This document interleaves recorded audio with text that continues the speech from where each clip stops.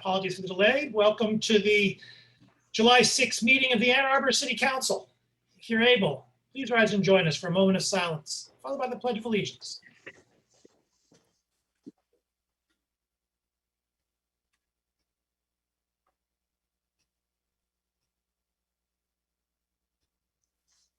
I pledge allegiance to the flag of the United States of America, and to the republic for which it stands, one nation, indivisible, with liberty, justice for all. Justice for all.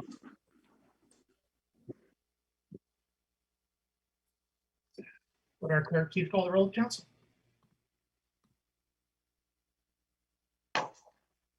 Councilmember Hayner, Here in Ward 1, Ann Arbor. Councilmember Dish, Here in Ann Arbor. Councilmember Griswold, Here, Ann Arbor. Councilmember Song, Here, Ann Arbor. Councilmember Grand, Here in Ann Arbor. Councilmember Medina, Here in Ann Arbor. Mayor Taylor, Here in Ann Arbor. Councilmember Iyer, Here in Ann Arbor. Councilmember Nelson, Here in Ann Arbor. Councilmember Briggs, Here in Ann Arbor. Councilmember Ramlawi, absent, and Mayor, I will try to, He's an attendee trying to get in. oh, there he is. I will get him in now. Thank you very much. We have a quorum. Excellent. May I have a motion, please, to approve the agenda? Moved by Councilmember Nelson, second by Councilmember Dish. Discussion? All in favor? Opposed? Agenda is approved. Do we have communications today from our city administrator? Yes, Mayor, I just wanted to make sure you all were aware that today City Hall reopened after a long pandemic related close. So we're open for business, online, on the phone, by mail. But if you'd like to come and see us, we are now here again. I also wanted to let council know that next Monday, July 12th, we'll be having an appreciation event for staff, with a variety of activities between 9 and 3 roughly, outside City Hall, and wanted to make you aware of that. And then lastly, we had a number of rainstorms, pretty intense, over the last week and a half or so. The city does not normally pick up bulk items, but if you're aware of residents who have rain-related bulk items that need disposal, the city is going to pick them up next week, but we do require that residents let us know that their address needs pickup. There's information on this on the city's website, a2gov.org. That's all, Mayor. Thank you. We now have our monthly update from the chair of our Independent Community Police Oversight Commission, Dr. Jackson. Dr. Jackson, you have the comment.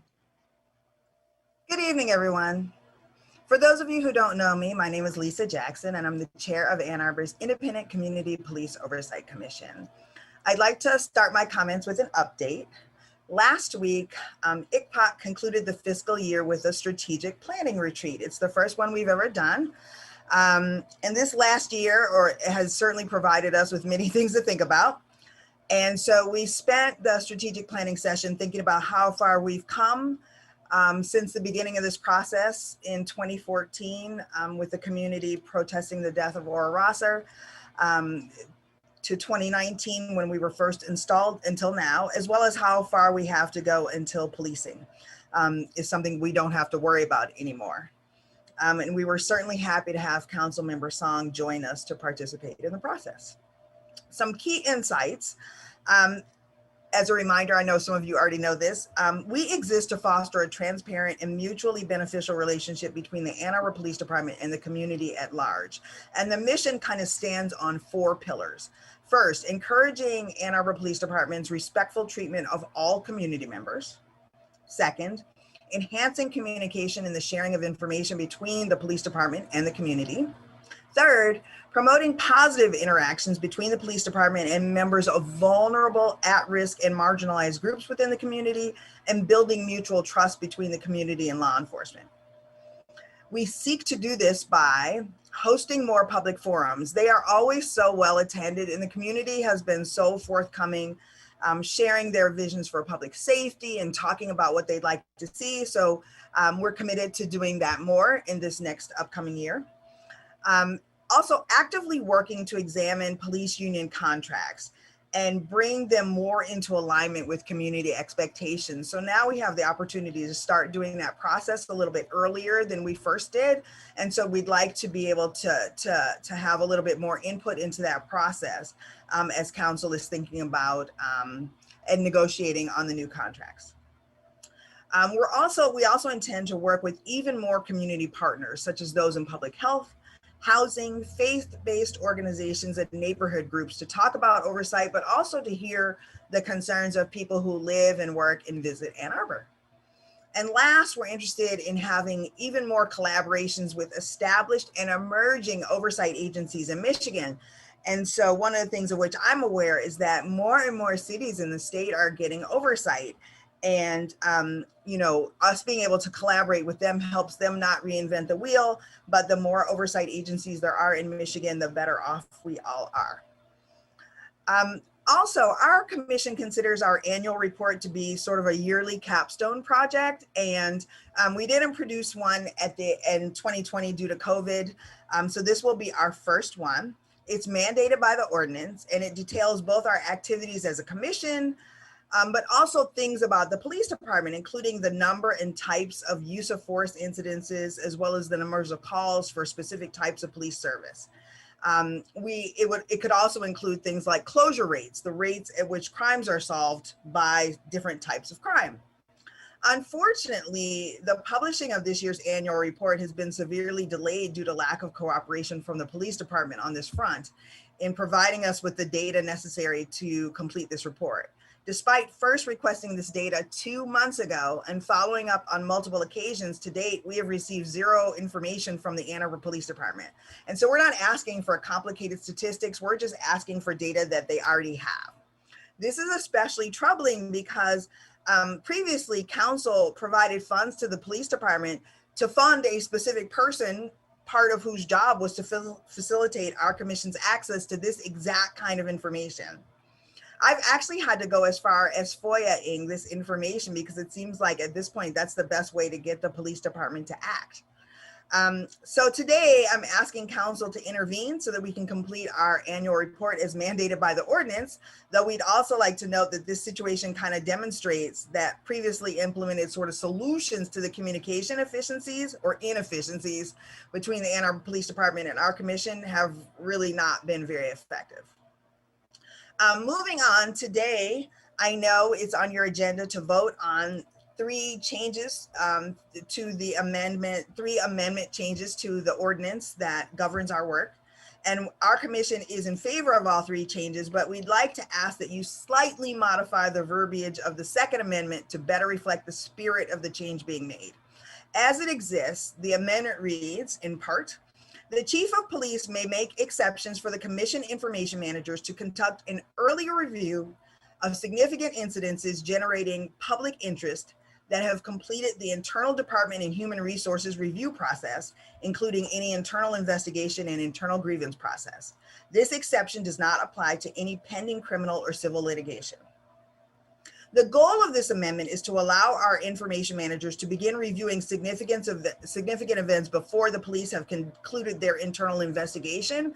But as it's currently worded, whether or not we're allowed to is up to the discretion of the chief of the police due to the use of the word may. While Chief Cox might be cooperative in such situations, if we have a future police chief, or if he decided if he were uninterested in cooperating with ICPOC, then that chief would have the unilateral ability to prevent us from performing our jobs in this case. Particularly given that communication between the police department and our commission is often less than ideal, we believe that the ordinance should be as clear as possible when it comes to defining our powers and changing the word may to will, as in the chief of police will make exceptions for the commission to conduct an earlier review for significant events generating public interest, would achieve, sort of alleviate this ambiguity. So we'd like you to consider that if that's something you can do, an amendment, changing the word from may to will. we certainly ask that you consider that. So thank you for your time this evening. As always, we look forward to continuing to collaborate with both City Council and the Police Department. And certainly, please let us know if you have any questions. Thank you. Thank you, Dr. Jackson. We now come to public comment reserve time. Public comment reserve time is an opportunity for members of the public to speak to council and community about matters of municipal interest. To speak at public comment reserve time, one needs to have signed up in advance by contacting our city clerk.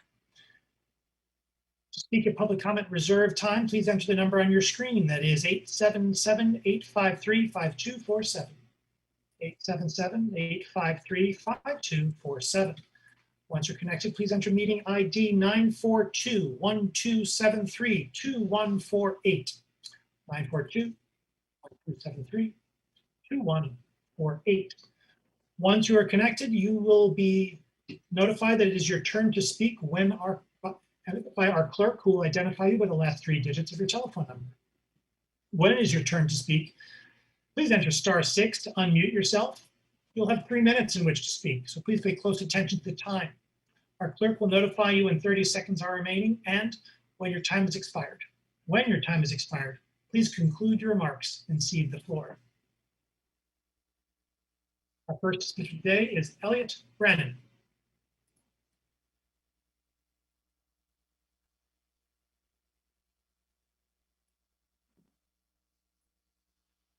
Elliot Brannon, phone number 833. If you press *6, you can unmute yourself. Go ahead. Thanks.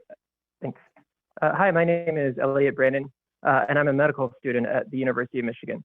I'm calling in support of item C1, the ordinance that council members Nelson, Dish, and Redina are introducing, which extends the time before rental units can be shown by landlords. I'm originally from rural Arkansas, but I've lived in Chicago, New Orleans, Tucson, Arizona, Santiago, Chile, Seoul, Korea, rural Tennessee, and rural Thailand, and I've never experienced the kind of pressure to hastily renew my lease like is the norm in Ann Arbor, Michigan. Working with housing rights groups in the area, I've heard countless stories from students and non-students about this issue. Over and over, I've heard that students have been forced to join a lease with people they don't know and don't have the time to get to know. One student recounted being locked into a lease with someone they discovered to be violent and abusive. From non-students, I've talked to people who plan to move to Ypsilanti or even Detroit because of Ann Arbor's tenants' rights crisis, the early leasing issue being part of that crisis. The new ordinance would certainly help to address this part, but folks I've talked to go on to point out that Ann Arbor does a housing crisis. The houses are there. I've heard from a number of folks asking how many properties the city owns that could be turned into affordable housing units. But maybe that's a different issue. Anyway, it's my understanding that GEO, Central Student Government, and a group of city council members have done an incredible amount of work to understand the issue, talk to renters, and agree that a timeline of 210 days for lease renewal would adequately protect renters. I urge city council members to continue to work to understand the issue from the perspective of renters and to support the ordinance to amend Section 8:530 of Chapter 105.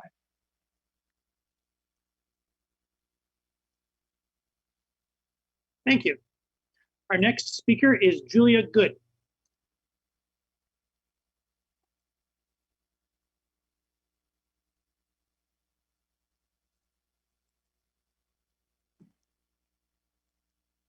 Mayor, I don't have the next several speakers on the line. They're logged in under a different login. I would need them to raise their hand. If you are is good, if you can enter *9. I'm sorry, to *9 to indicate that you wish to speak. I see 3 hands raised. Do you, Ms. Boji, do you identify all those 3? Yes, the next person I have identified is speaker number 5. Now there are 5 speakers.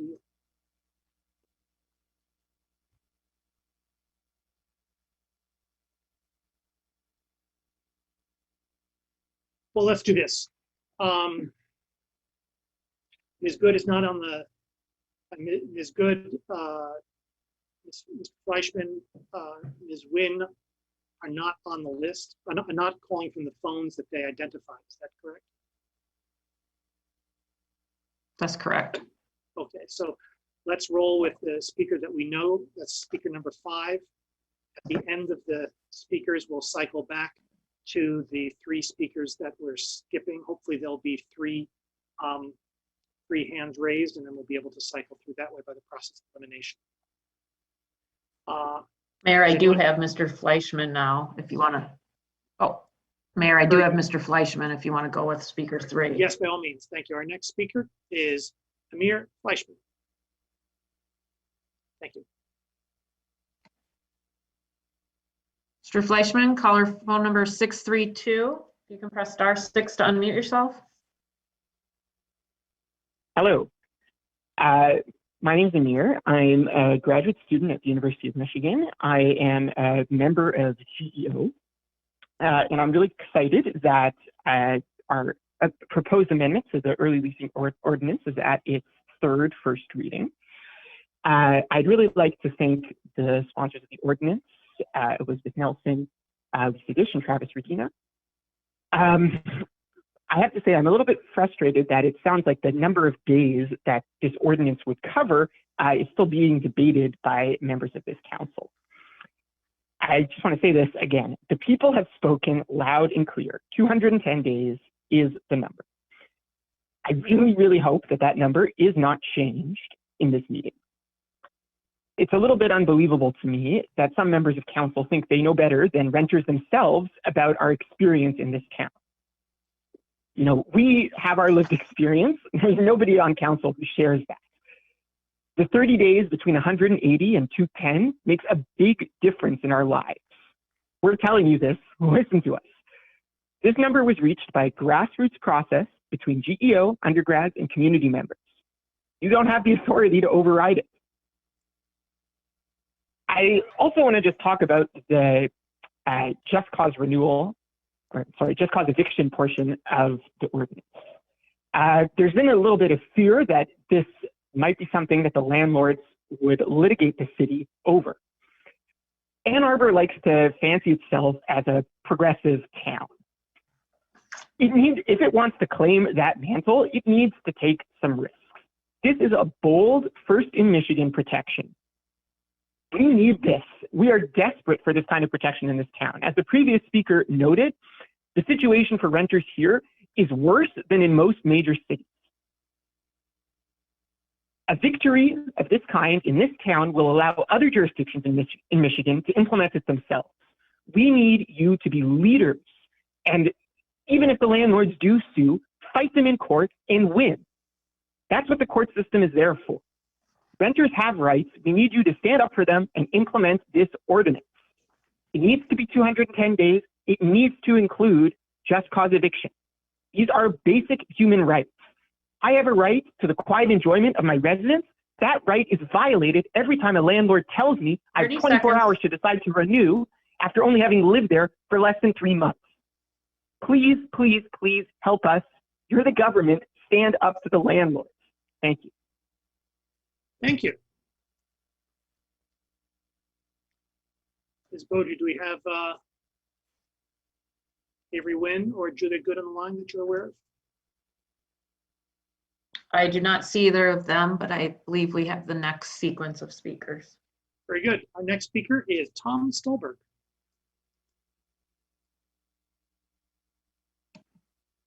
Mr. Stolberg, caller 534, can unmute your phone by pressing *6.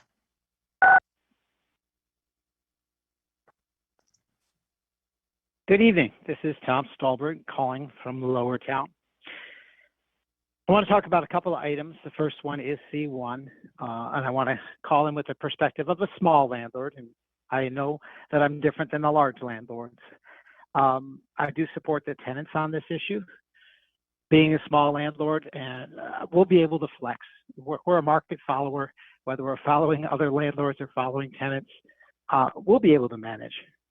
I'm not worried about the exact number of days. I do caution you about the level of detail in the law that you're writing. It's not a fight I'm going to take up, but it seems to be you're wading in pretty deep, and I think you just want to make sure that you get good legal advice in making law, like it seems like you're doing. I want to talk more about DC1. And I didn't really want to talk about this, but people have asked me to speak. People will call me. People stop me on the street. People are emailing me. Please, Tom, will you speak up? And why are they asking me? Because they are intimidated. They know I will stand up to bullies. They've seen me do it. They are intimidated. And that's what this really is all about. It's not really about the fully spoken title of a John Lennon and Yoko Ono song in a phone conversation between two people where that was contextually relevant to their conversation. This is about the bullying and intimidating, and not just of one council member, but of other council members and of private citizens, anyone who isn't on the mayor's team. This is just the latest in the history of bullying and lying and whatever it takes to win. We saw that in, and I won't say the word that starts with an S in that phrase, but we saw that in Est in the last election. And it's been going on for a long time for mayoral allies and his social media minions. I'll be attacked right now for what I'm speaking of. I've been attacked before. I've had to call the police.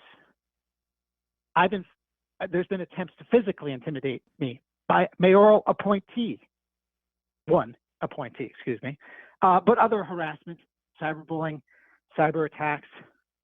But I stand up to the bully for the people who are too 30 seconds. intimidated to do so. What else is this about? This is about a diversion from other issues. There are serious alleged actions against another council member that have gone quiet. This is covering that. There are also campaign contributions from interests whose wealth will be greatly increased if you pass something that you're going to talk about tonight, and that's TC1. And I'll say a name right now of many names. No, I'll save the name. Time. You all know because you got the donations. Thank you. Thank you. Our next speaker is Michelle Hughes.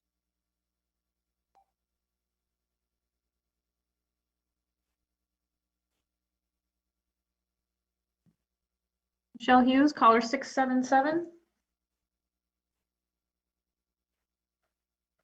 Hi, this is Michelle Hughes, and I would like to talk about what it's like being a trans person in politics right now in the city, and how Jeff Hayner has affected life for me.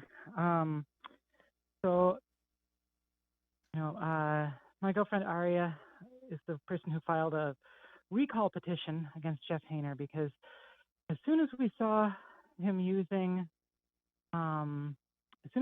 Hayner using homophobic language and not backing down from it, we knew that we were going to be put in danger because LGBT people, and particularly trans people, are already very precarious.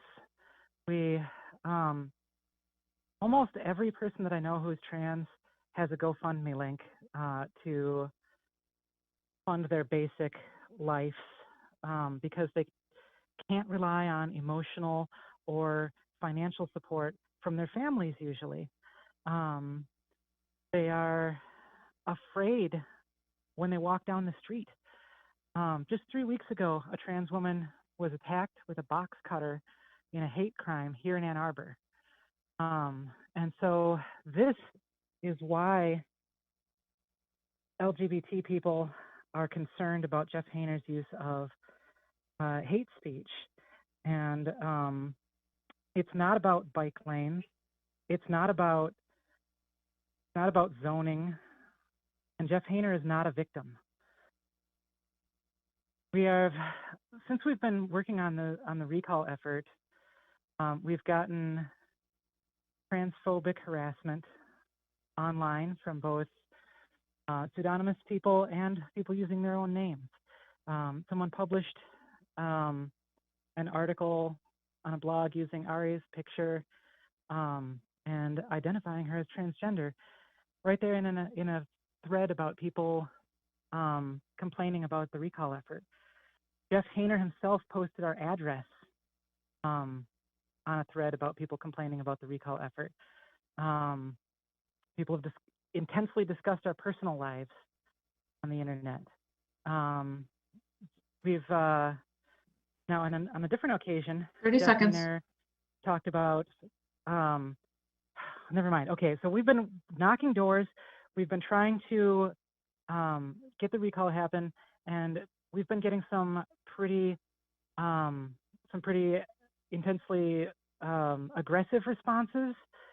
People have driven by and flipped us off because they knew who we are and what we're doing. We're being bullied. We're not safe. We're looking up. We're shopping for bulletproof vests when we go out there to fight for our own safety. And that's what this is about.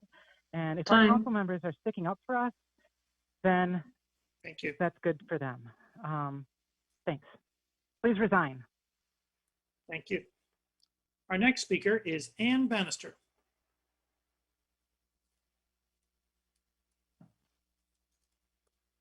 Ann Bannister, you can unmute yourself. Hello, this is Ann Bannister. Sorry, can you hear me? Yes, we can. Okay, thank you. I would like to give a shout out to all of the elected officials and residents who love Ann Arbor and are working to maintain our beautiful city and improve it. You know who you are. I'm calling tonight to urge council members to vote a powerful no on DC1, Julie Grand's complaint and request to reprimand Councilmember Hayner. I'm disappointed that Councilmember Grand and Mayor Taylor are dragging this issue onto yet another council meeting. This is a major embarrassment to the city of Ann Arbor to be playing dirty politics with lies and misrepresentation like this, when there are so many other critical issues facing our fine city of Ann Arbor, even on the agenda tonight. Hayner, this is a case of where Mayor Taylor and his allies are clearly trying for voter suppression. Councilmember Hayner was legally elected in 2018 and is the voice of the people that we cannot have be silent.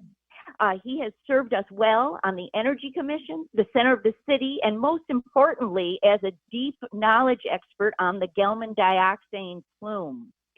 It's a huge double standard that in 2019, when another council member was arrested for driving 2 times the blood alcohol limit, we gave that council member the full benefit of the doubt and professional courtesy. We allowed him 5 weeks to leave his membership on the Independent Community Police Oversight Commission, and he never left the City Planning Commission. Currently, we have a council member currently serving who has credible charges about sexual harassment at her workplace, credible charges about false information on her campaign literature, and yet there's no talk about her and reprimanding conduct unbecoming those other council members. So other issues that I wish you would focus on, our storms in June have shown that the city is dramatically under-engineered for stormwater runoff. Wards 1 and 2 are having ongoing problems with stormwater runoff at Toll Brothers and Trinitas developments. Tonight, you will look at TC1 upzoning, which on paper looks good, but it will dramatically increase wealth for property owners without community benefits. And on and on. If you want to help Ward 3 African Americans in town, there's a lot of other ways to do it than this attack on Councilmember Hayner, not least of which would be to allow Tony Brown from Ward 3 a seat on the Residential Equity and Zoning Commission. Thank you. Thank you. Our next speaker is Julie Ritter.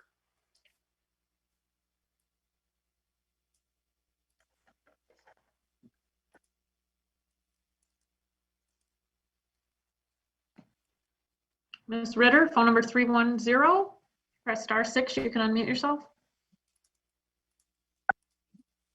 Go ahead. Good evening. As corporatization of real estate continues in Ann Arbor as elsewhere, there's a large group of citizens watching and keeping track of the way the city administration is implementing the disenfranchisement of residents and citizens from the planning process of their own future. Lack of proper planning, whether you call it a master plan or a city plan or something else, is driving piecemeal ad hoc planning by city staff that excludes stakeholders. Slicing and dicing the planning process into smaller, less accountable pieces hides the true intention and extent of the vision for massive high-rises across the city from the sight of the average person who is preoccupied with their everyday life. Staff and administration are doing major planning without the robust inclusion of all stakeholders.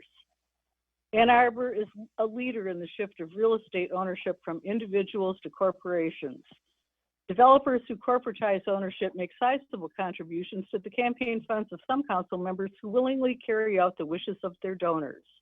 The endless cycle of donation and policy creation that leads to the extraction of wealth from individual owners and concentrates it ever upwards into the 1 or 10% is a sad part of Ann Arbor's increasingly dysfunctional political economy.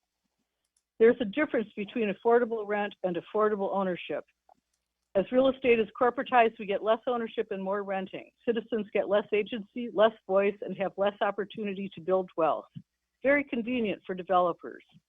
This disenfranchisement is not based on race, gender, or ethnicity, but is the result of the insidious influence of what is becoming an oligarchy here in Ann Arbor.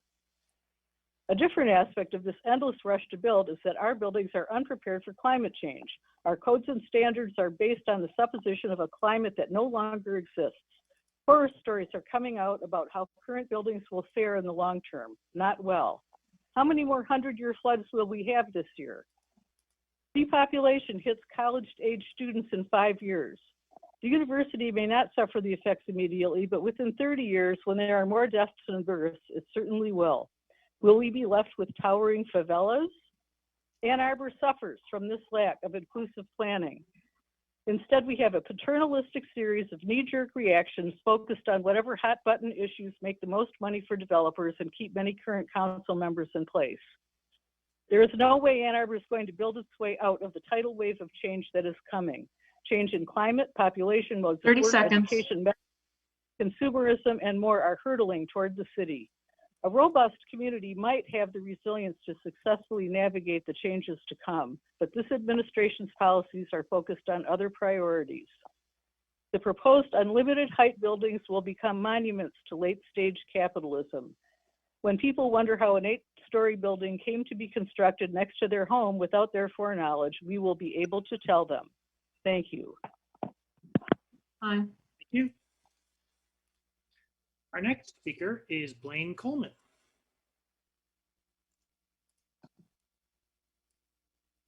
Mr. Coleman, phone number ending in 941. Press *6, go ahead. This is Blaine Coleman.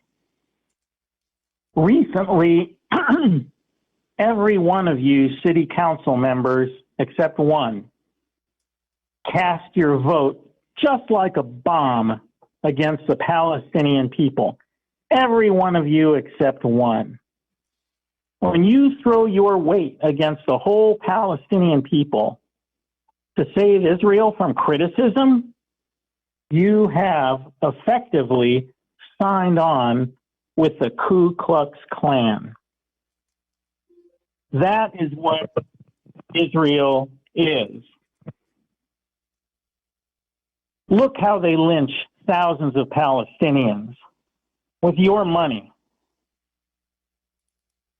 Council member Griswold, you broke your promise to bring the resolution against military aid to Israel to the city council. That resolution would have saved a lot of Palestinian lives. You smothered it. You got on your knees and apologized for even bringing any kind of resolution mentioning Palestinians to the city council. What a bloody shame. You'll live with that the rest of your life. Councilmember Hayner, you many times promised to bring the resolution against military aid to Israel to City Council. And you broke your promise.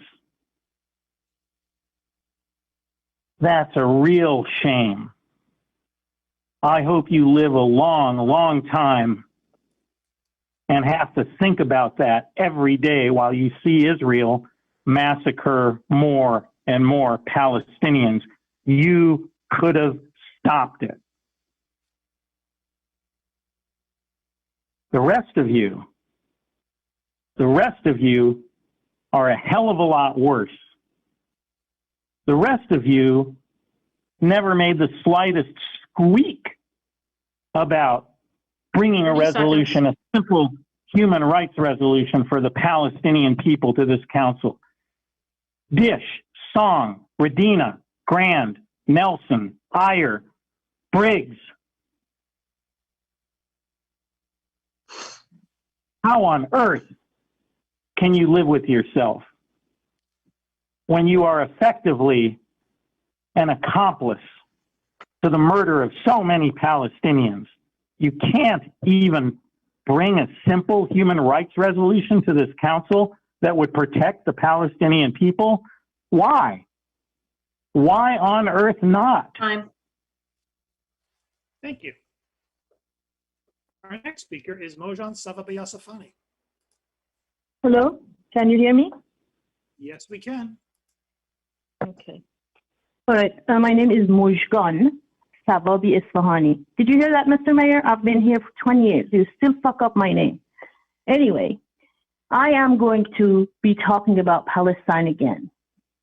The apartheid state of Israel is set to receive another 3.3 billion of our tax dollars to keep killing more people in the Middle East. This has come after an unprecedented Ann Arbor protest and global outrage calling for sanctions against that racist state of Israel. The 3.3 billion could have been spent on education, health, and housing right here in America.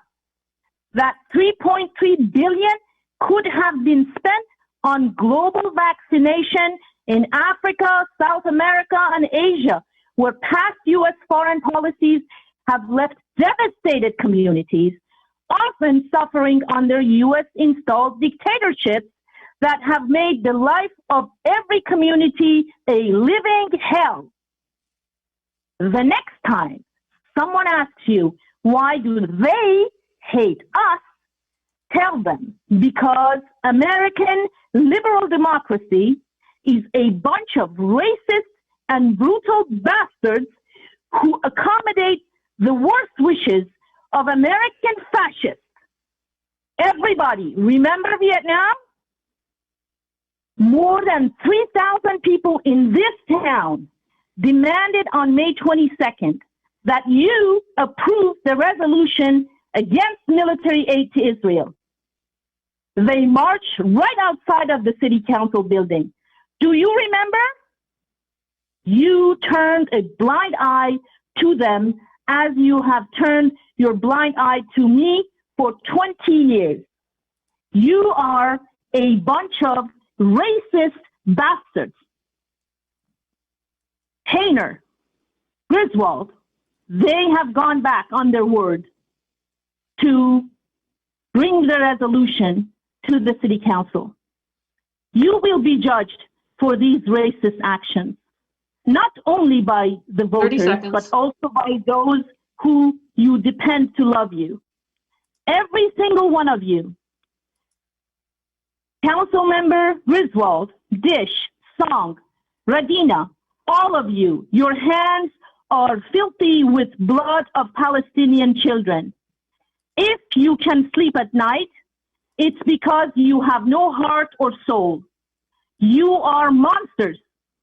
Elizabeth Nelson, you are a monster. Jen Iyer, you are a monster. Ali Ramlawi, you are a monster. You have the blood of Palestinian children on your hands. Erica Riggs, you are a monster. Pass our resolution to cut off military aid to Israel. Thank you. We now have two speakers who we were not able to address earlier. We have Julia Good and Avery Wynn. Let's roll with 604 perhaps. Or is that alternate 1? Ms. Boji, are you aware of? I have Miss Good on the line as well as our alternate. Very good. Our next speaker is Julia Good. Julia Good, phone number 728. Please press *6 to unmute yourself.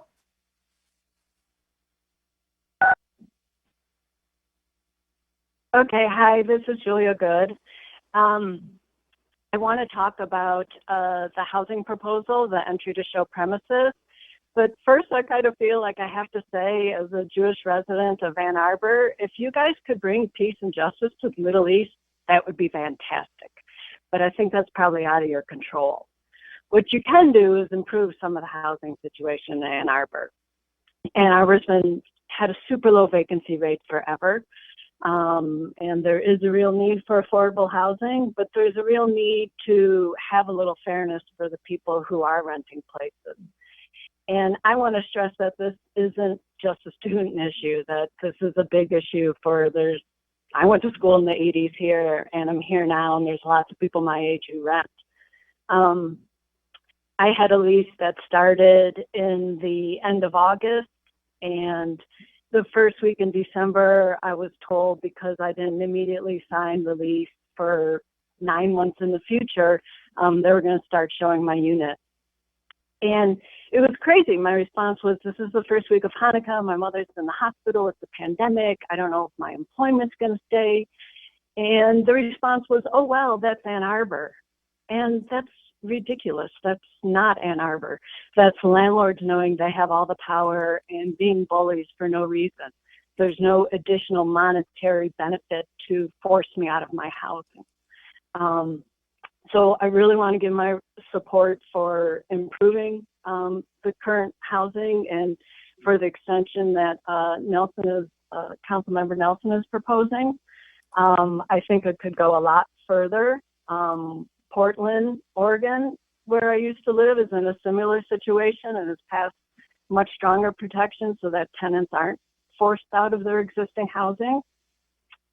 And it would be great if there was some inclusion in this proposed ordinance for saying that, huge rent increases are also a way that you force people out of housing. It's an easy way to practice discrimination because people think there's no way to fight when you get a huge rent increase, because landlords own it and they can do whatever they want. But you can make rules. Other businesses have rules. And I think that there's 30 really seconds. a lot can be done to improve the housing situation. And it is something very much that the council has the power to do. And there are a lot of tenants. The majority of the city is tenants. And I think it's time you started doing stuff for them and not just people with money. Thank you. Thank you. Ms. Boja, I gather Avery Wynn is not available. Is that correct? That's correct. I do not see Avery Wynn. Thank you. Our next speaker is Eric Lipson. Mr. Lipson, phone number ending in 604. You can unmute yourself, pressing *6. Hi, everybody. Isn't this incredible that we can all speak from wherever we are? I'm in Ann Arbor on Rosewood, and I don't know where you are, but it's great that we can all talk and hopefully have a civil conversation. It gets a little out of control sometimes, and it's scary sometimes. I agree with Blaine, but he's going a little over the top there, to say the least. It does no good. You guys can't solve the Middle East problem at this point, and we don't. The problem is such a huge one. Bringing it down to this level doesn't help us. Anyway, I wanted to speak on a couple of things. I'm just going to, hopefully in order.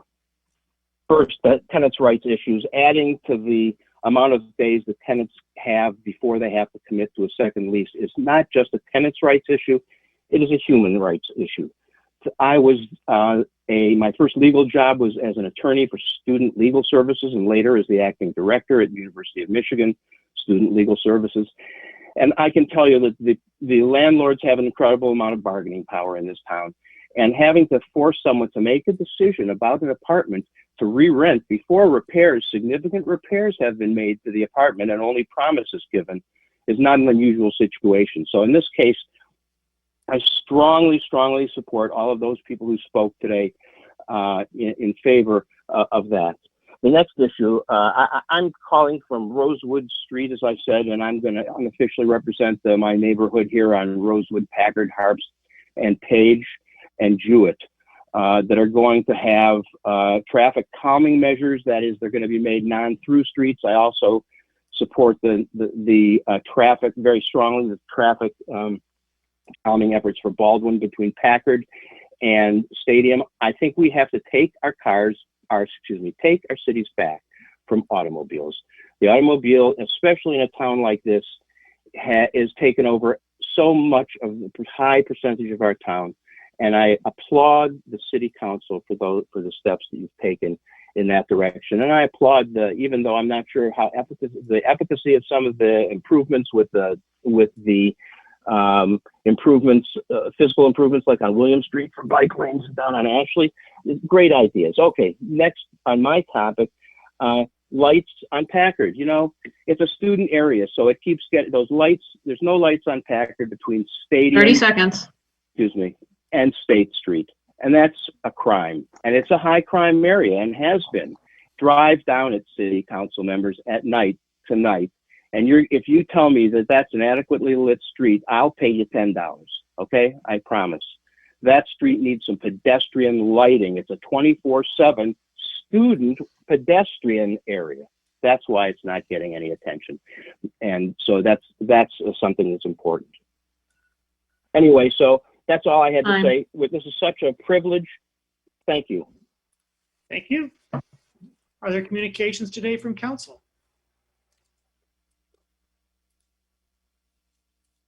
Councilmember Adina.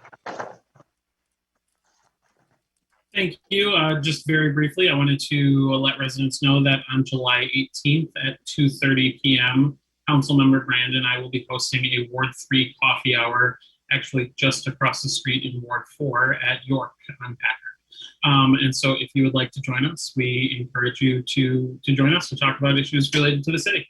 Thanks. Councilmember Dish. Yes, I wanted to, I was going to announce what Mr. Crawford announced, but my understanding of the timing was different. So if I am wrong, please correct me, but I wanted to let residents know that that bulky waste pickup will be happening this week by request. It started today and will extend through Saturday. The service will be limited to items that suffered water damage in the rain events of June 25th and 26th, but you need to request this by phone, and you can do so at 734-794-6320. So this is a big help for people who are, I just can't imagine. My basement didn't flood, but my 240 volt things got knocked out in some kind of power surge. So we are all dealing with aftermaths here, and I hope that's helpful.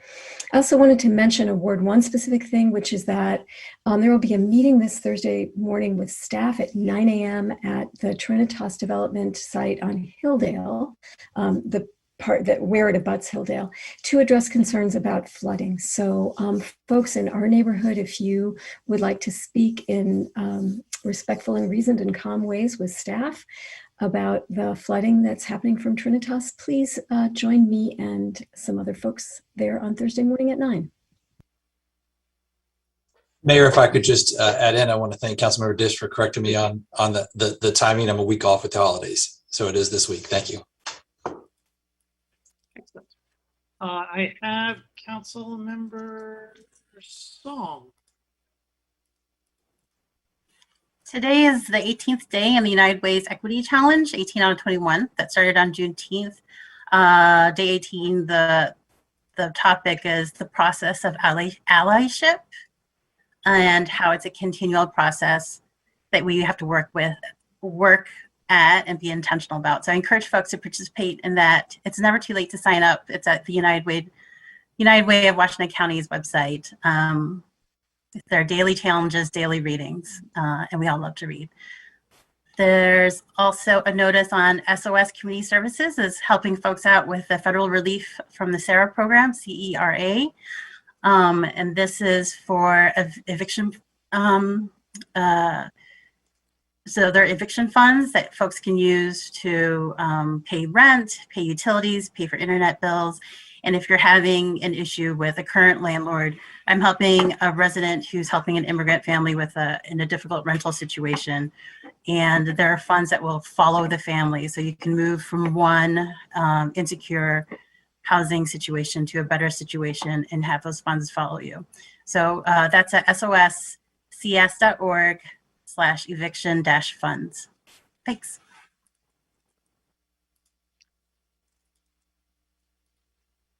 Councilmember Nelson. Thank you. I've heard from a few residents in Ward 4 who were curious about why the construction on Scioto Church that we were expecting this summer was delayed. And I just today, the city updated the page about that construction, but I just wanted to offer a little explanation to anybody who hadn't seen it just yet, because it's literally hours ago it was posted. So the Scioto Church project will now take place over 2 construction seasons due to delays and coordination with the hauling operations of the Churchill Downs Basin project. So it's going to start after Labor Day this year, and including the reconstruction of South Maple and the Scioto Church intersection. And then in 2021, there's going to be a detour to continue the milling and the paving. So that is delayed somewhat just so we can do a better job of coordinating it with the Churchill Downs Basin project. That's it. Thanks. Next speaker is Councilmember Iyer, or rather Councilmember Iyer.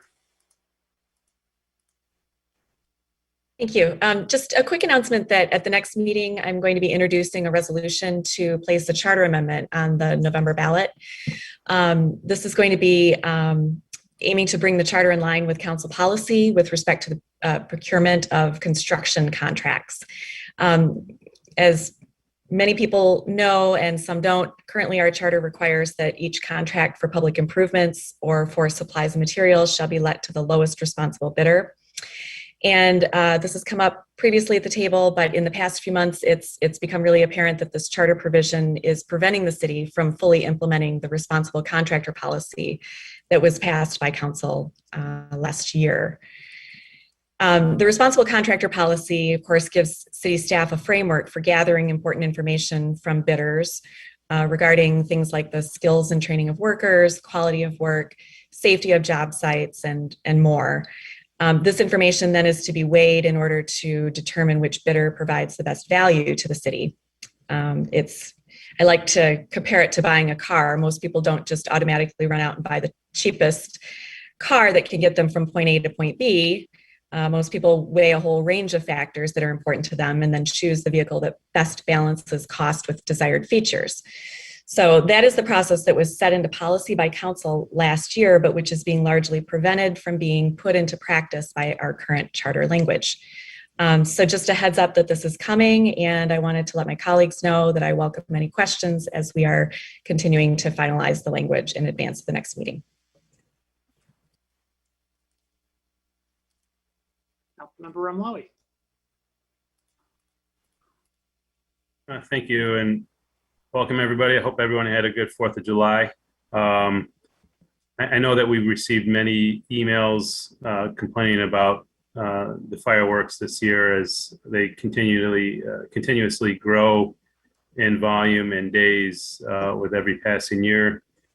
I think we might want to do a better job heading into next year's season with explaining some of the rules, requirements, laws, and just giving some people some proper etiquette so some folks are not affected as greatly as they have been.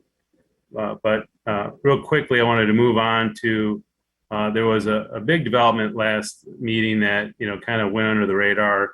And that has to do with trash collection in the downtown and the business district areas of our city, may include parts of Central Campus, I imagine. But we are finally seeing the wheels of City Hall move in the right directions when it comes to trash pickup. And there will be soon 20 dumpsters, I believe, located in areas once the staff and reaches out with the right stakeholders, and placing 20 dumpsters throughout our city to have Sunday service, which I think will dramatically improve the sanitary conditions or lack of in our alleys and streets throughout our city, as much of the waste is produced on the weekends. So I want to put some light on that. It took many conversations and many years to have that breakthrough. And lastly, I know a lot of people have been afflicted in Ward 5 and throughout the city with the road closure of Maple Road due to the water main break. I'm hoping that project can be repaired as fast as possible. I know it sustained significant damage, but hopefully we can work on getting that repaired, because we are getting lots of reports of unsafe motorists driving through neighborhood streets. Thank you. Councilmember Hayner. Yeah, thanks, Mr. Mayor. First thing I'd like to do is dedicate tonight's moment of silence to former First Ward Rep Bob Johnson, who served the city from 2001 to 2007 in the First Ward. He was a pretty hardy steward of the public land. He saw the implementation of the green belt, and he also stepped in and established the Bluffs Park, which is I think it's going to serve a critical open space need along the North Main corridor as the city continues to develop. So I just want to say, he will be missed, and his service will be missed, and folks of his stature and character don't come along too often. So I sympathize to his friends and family and people in the community who knew Mr. Johnson, and thank him for his service. Secondly, I want to address a caller's concern. Under the changes to the state recall laws that were passed by the Republican majorities back in Lansing a few years back, I think it was 2016, folks have a right to petition people to try and force a recall election. Indeed, petitioners or their paid circulators are allowed to roam the neighborhoods, knock on doors, ask for signatures on their petition. It's part of our state laws. And, actually, I've been hearing from folks in Ward 1, and, the petitioners are also exercising their right to, say what they want about me and about the city and about other folks on council. In some cases, it appears to me to be they're exercising their right to distort, mischaracterize, or even lie about my speech, but that's okay. That's allowed under the law. So if you're a Ward 1 resident and you have no interest in signing this petition, just be polite to these people, because they're acting within the law. If you don't want to sign the petition, be polite and ask them to leave. There's no need to display any kind of anger or contempt for their efforts. I think it's the least we can do to recognize that there are mechanisms in our democracy that are designed to function a certain way, and we need to let that go on. So I just ask folks to be decent out there. Thank you. Councilmember Grant. Thank you. I was really thrilled to see in our equity and inclusion report really robust efforts from a couple of commissions that I'm lucky enough to be liaisons to, and staff that I've had the pleasure of working with for a long time. The Ann Arbor Housing Commission and the Parks Department. So just wanted to recognize those efforts. I also wanted to recognize the efforts, because she was not willing to do it herself. Councilmember Song was really instrumental in getting out a survey that's circulating in the community about needs for childcare before and after school. And she worked, I know, with Liz Lynn and with Trustee Dupree and some others. And I don't need it myself, fortunately, because my kids are bigger, but I read it today, and that was a survey by people who knew how to write surveys. It was really comprehensive and inclusive and easy. So thank you for that, Councilmember Song. It was outstanding and really important work addressing a need that we continue to hear from so many members of our community. I will also be working with Mayor Taylor in the weeks to come on drafting, I don't know if it's exactly called a statement of solidarity, but standing with those members of Beth Israel congregation who, while legal, have been subjected to really deplorable behavior for the last 18 years. And if anyone's interested in joining us, you are certainly welcome to do so. And looking forward to seeing constituents with Councilmember Medina on the 18th. I appreciate his efforts in keeping us organized, and looking forward to our first in-person coffee hour. And I do want to just say, speaking of in-person, I have caught that cold that's going around now that we're not wearing masks all the time. So if I do turn my camera off momentarily, I apologize to my colleagues. I'm just trying not to subject you to my virtual germs. Councilmember Griswold. I have a couple of thank yous and a couple of statements. Now that we're staff's back in the building, I want to acknowledge the work of the administrative assistants during the pandemic. They were in many ways a connection between council and the city, and I really appreciated everything that they did. I also want to thank the community members who submitted videos of the stormwater runoff and explained how they were actually standing out in the middle of the storm trying to keep the water flowing into the grates so that they didn't clog. I usually, before a storm, go out and clean the grates in my area. But with this storm, it took multiple times. I ended up having a log that was 6 feet somehow in the middle of my yard. I have no idea where it came from, and a couple of other logs in my backyard that I do know where they came from. So this was really a powerful storm. I will be working with the Environmental Commission on an amendment to the A20 plan to add the language to not only monitor stormwater and flooding, but to manage stormwater and flooding. We need a plan to do that. This storm has shown us that we cannot be resilient without better stormwater infrastructure. And lastly, I would like to invite the mayor and council members to an on-site visit to the crosswalks on Huron Parkway at Glacier to see exactly how they are operating, the speed of the vehicles, the fact that drivers are passing on the right-hand side, not the left-hand side. 2 lanes are slowing down. Anyway, please join me and let's look at what's actually happening. Thank you. Councilmember Briggs.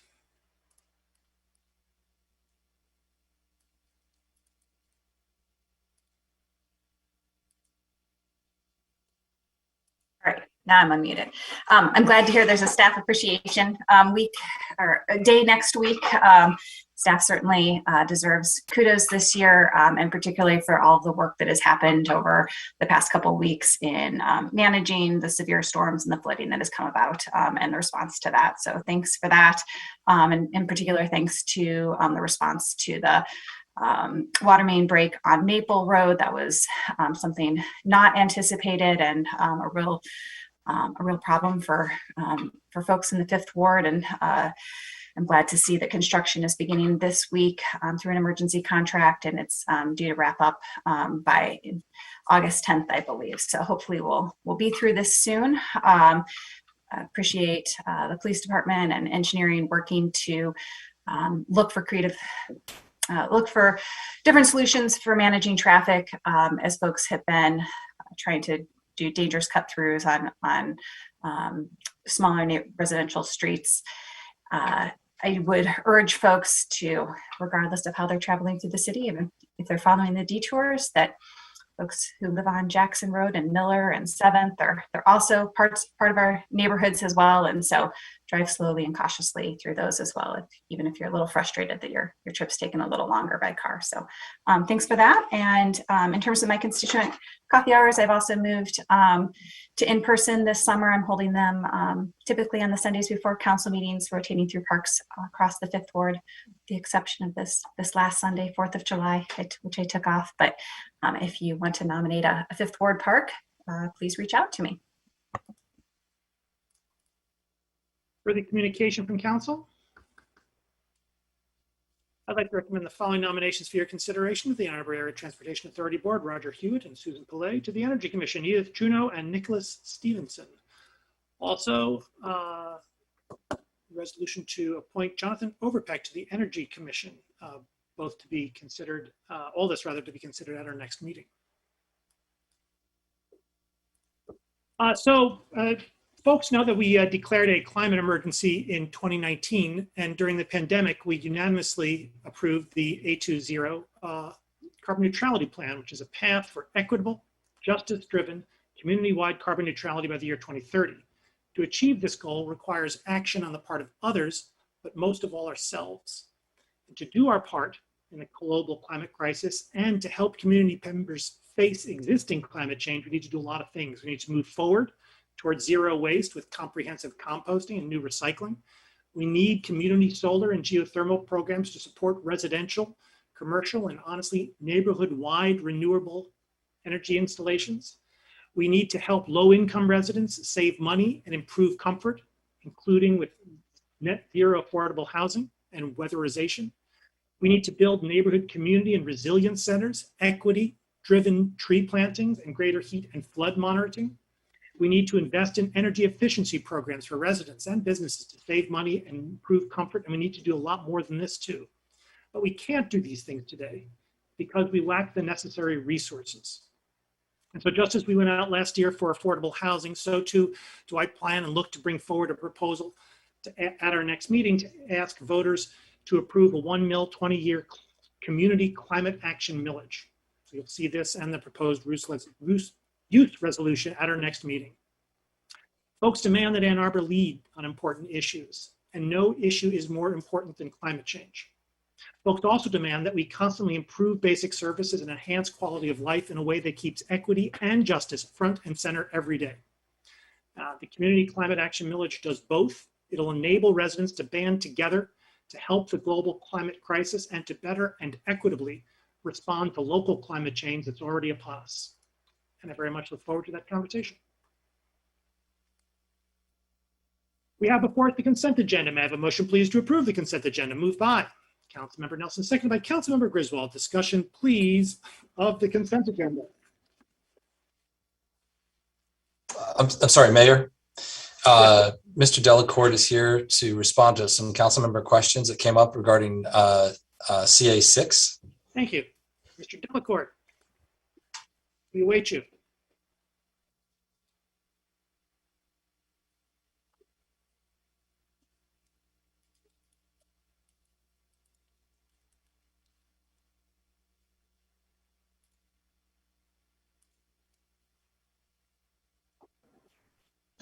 Good evening. Got here as fast as I could, Mayor.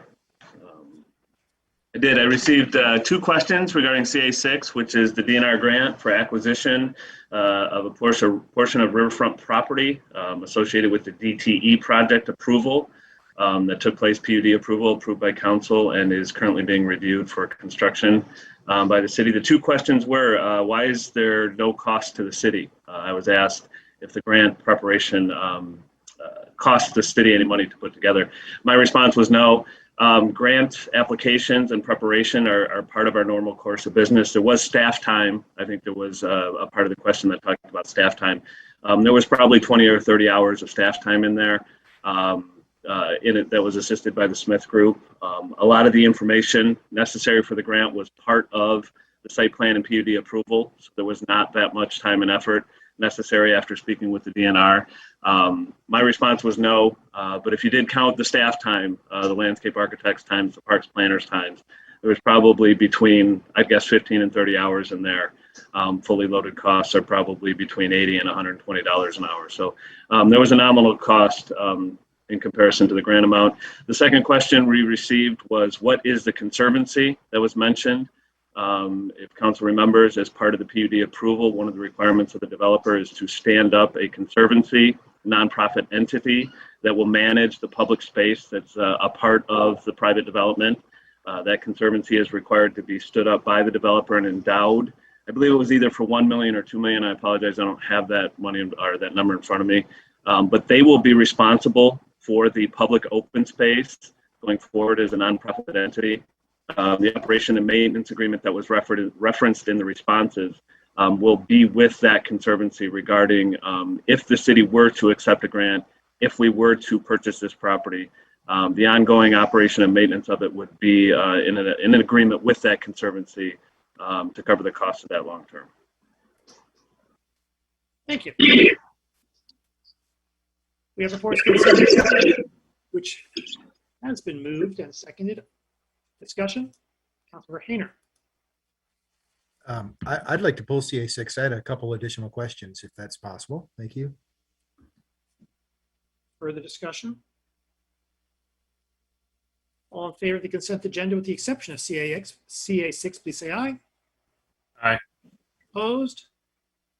Consent agenda with the exception of CA6 is approved with 11 council members present, all voting in the affirmative, thus satisfying the 8-vote requirement. With respect to CA1,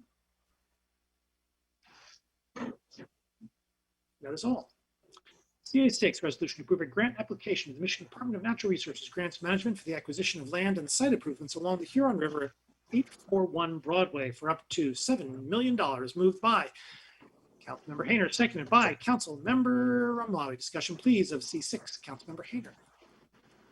Thanks, Mr. Mayor. Thank you, Mr. Delacorte, for being here for a second. So I've had a couple residents reach out to me and ask about the boundaries of the potential acquisition of this space. And is there a way that, despite that, you know, I mean, the city approved this site plan. Is there a way to adjust, negotiate, or otherwise try and modify the boundaries of the property that the city may purchase or ground lease or whatever the case may be moving forward, either after this grant is hopefully approved or before we vote on, before we vote to accept the grant? In other words, is it set in stone what we're going to purchase with this money if we do have the good fortune to receive this money? It's a good question. I don't 100% know the answer to it. It's something I can look into. We are submitting the grant application and the resolution. We are not accepting the money. There is the opportunity for continued discussion and dialogue with the DNR. I would have to check with them.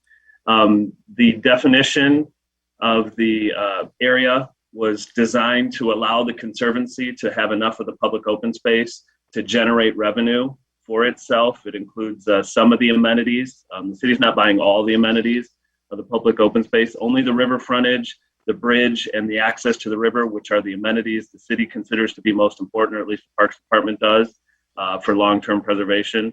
So those areas are set aside for a reason.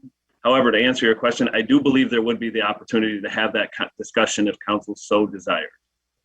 So I mean, just not to put too fine a point on it, there's a lot of folks who aren't happy about the notion of development going right up to the riverbank, essentially, and wish that the city would control all of the access to the riverbank or to the river by the riverbank. And in looking back over the site plan that we, that we essentially approved with the approval of the PUD, it showed that there was like a restaurant and a hotel like place basically right on the river. And so do you think that it's just speculation at this point, but the concerns were, should the city maintain access to the public waterway, and are there any state considerations of access to the public waterway on both sides of that site? Now, I know that there's all kinds of places up and down the Huron where there's individual houses and that's their front yard, essentially, like out closer to Fuller and so on. But I'm just wondering if there's any, on behalf of his residents' request, if there's any consideration that I would like to have a conversation about what we may or may not purchase with this money and how much access we might want to have. Yeah, I don't want to give any false hope. We are purchasing the space between the proposed development and the riverfront as part of this. On the other side of the proposed restaurant and hotel, there's a continuous connection. That's part of the desire of the state and the DNR to use this acquisition money because it maintains that trailway. If we were to get into potential purchase of portions of the ground that are approved for development as part of the PUD, that would have significant repercussions on the financing of the project, not only for the developer, but for the TIF and the remediation. Because sure. Yeah, I'm sorry to interrupt, but I think the consideration was access to that riverfront is all. Yeah. Make sure, because I couldn't find a map. I was looking, I couldn't find it. So perhaps you could forward a map. It would help with my conversations with these residents. Nope. We have one for sure. Thank you. Yep. Further discussion? All in favor? Aye. Aye. Opposed? It is approved. We now come to a set of public hearings. Public hearings are opportunities for members of the public to speak to council and the community about a specific item on the agenda. That is to say, the specific subject of the public hearing. Speakers at public hearings do not need to sign up in advance, but their speech must relate to the specific subject matter of the public hearing. To speak at a public hearing, please enter the number on your screen, 877-853-5247. 877-853-5247. Once you're connected, please enter meeting ID 942-1273-2148. 912-1273-2148. Once you are connected further, please enter *9 to indicate that you wish to speak at that particular public hearing. *9. When it is your turn to speak, our clerk will identify you by the last 3 digits of your telephone number. When it is your turn to speak, you will have 3 minutes in which to speak, so please pay close attention to the time. Our clerk will notify you when 30 seconds are remaining and when your time has expired.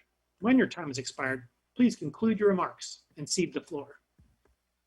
Public hearing number 1, ordinance to add sections 5.12.9 and to amend sections 5.15, 5.16.3, 5.17.4, and 5.20.4 of Chapter 55, Unified Development Code of Title 5 of the Code of the City of Ann Arbor. Is there anyone who would like to speak at this public hearing?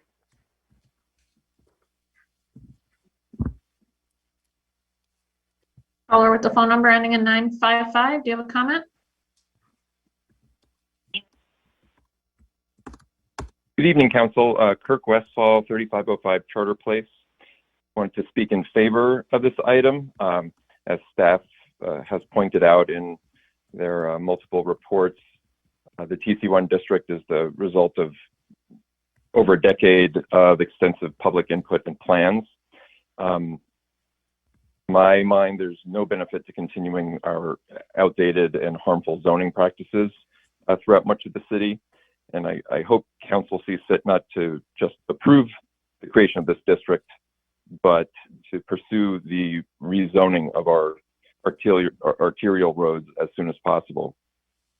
Clearly, they're quite low density, unwalkable, largely non-residential, car dependent, and polluting. There will always be a market for the type of establishments like these in our neighborhoods.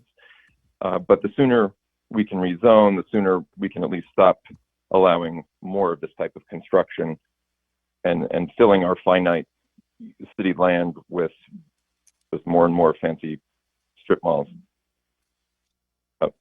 Rezoning won't be a silver bullet, and we may not see results for years, but I think this is an important step and an effective tool in allowing car-light, transit-supporting housing that will finally start to relieve the upward pressure on rents. I urge your approval, and thanks for your time. Thank you. Is there anyone else who would like to speak at this public hearing?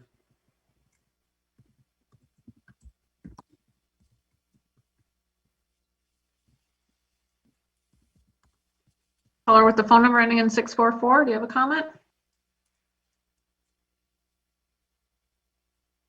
Yes, can you hear me? Yes, we can. Thank you. My name is Kathy Boris. I live at 1726 Charlton. Mayor, City Council, and neighbors. Several years ago, one of our renowned former City Council members objected that the city was taking what she called a ready, fire, aim approach to expanding the AATA.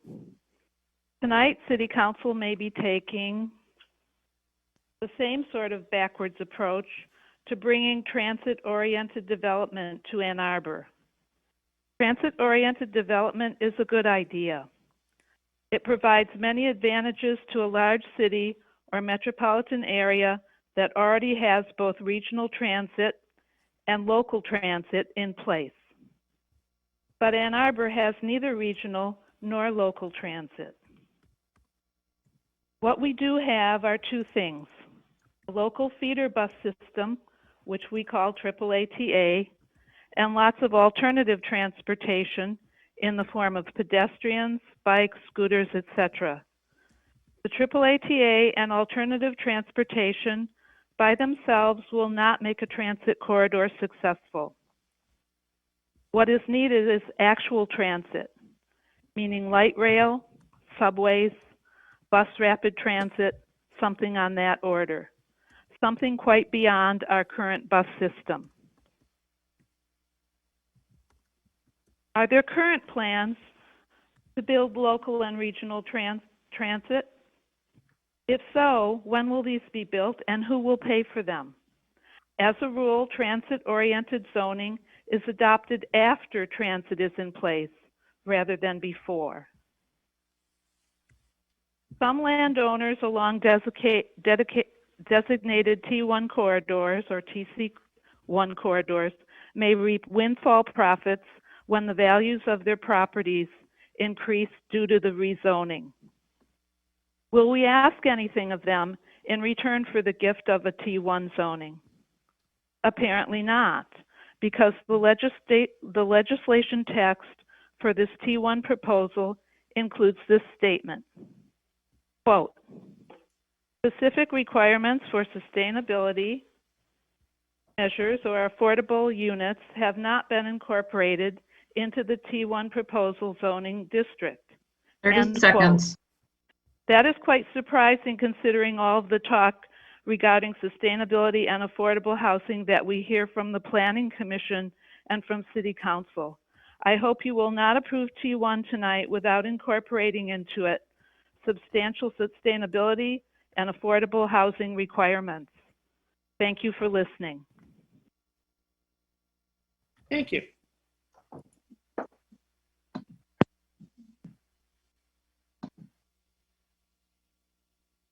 Adam Jaskiewicz, you can unmute yourself and speak. Hello, thank you. My name is Adam Jaskiewicz. I live on Las Vegas Drive in Ward 4, super close to the West Stadium corridor that's part of this. And I just wanted to call in and mention I'm super excited for this. I support it wholeheartedly. And I am looking forward to being a short walk from one of these TC1 zones. Thank you. Thank you.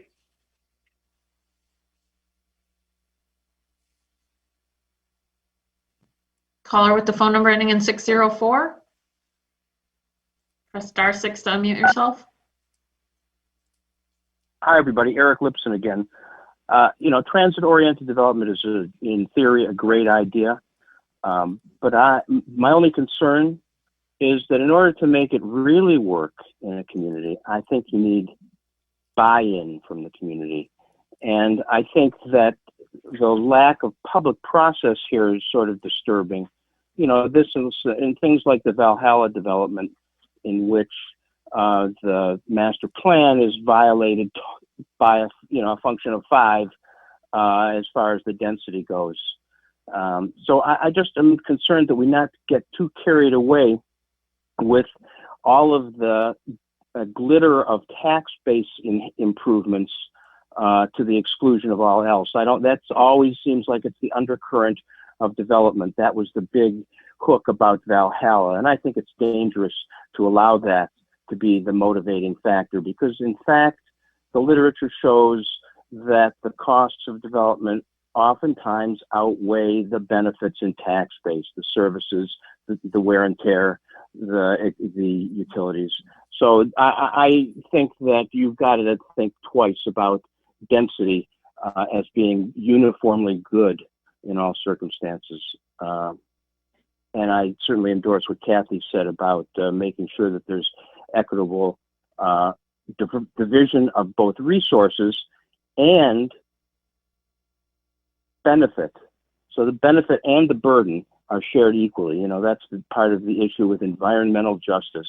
You know, who is it, what neighborhoods will suffer at the benefit of the high-rise buildings or the, you know, all of the questions about the traffic that's generated. That is always a function. You hear that's the probably, when I was on planning commission, that was the probably the number one thing we heard about was people's concern about traffic. So I think this can alleviate some of that if you funnel traffic in the right ways, not down the side streets, as Councilor Grand said. Please don't just cut through those side streets, these residential streets that are not designed for it and are dangerous with the capacities of cars and traffic going down them. So, you know, it's in theory a good idea, but I think we need more public input and a lot more thought. You know what? There's no hurry here. The land isn't going anywhere. The developers are all going to be chomping at the bit because yes, the property values will go up. So let's have a real process. Let's have the community buy in. Do something like the Calthorpe process when I was on planning commission, which was a series of public charrettes. That's crucial, and that's what the city council needs to know. It's not just your decision. Let's make it all together. Thank you.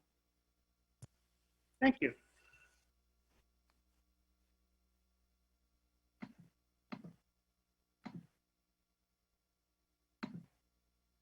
Caller with the phone number ending in 534. Do you have a comment? Press *6, unmute yourself.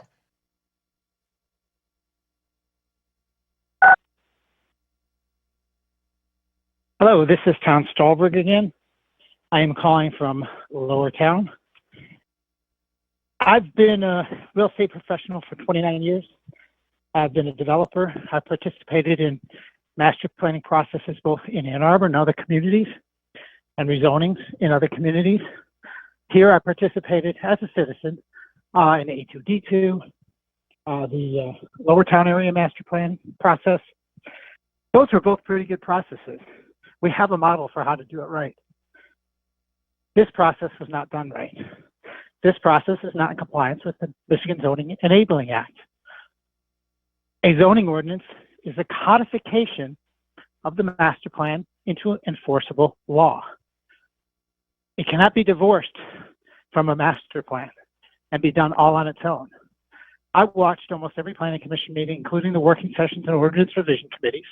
And essentially what we had is we did have a master plan revision process, but it was done by the planning commission and a very limited number of people instead of, as could properly be done, by the community at large. So what did we end up with? We ended up with a proposal which enriches individuals and companies who, not coincidentally, are the main donors, large donors, to many council members in the mayor's campaign. These development interests will see their wealth increased day one because land speculation has always occurred. Back to the founding of Ann Arbor, as soon as you grant this potential, their land becomes worth more overnight. They can sell it the next day for more money than it's worth today. This is not progressive. The citizens of Ann Arbor are progressive. We taxed ourselves for affordable housing. This is not a progressive piece of legislation.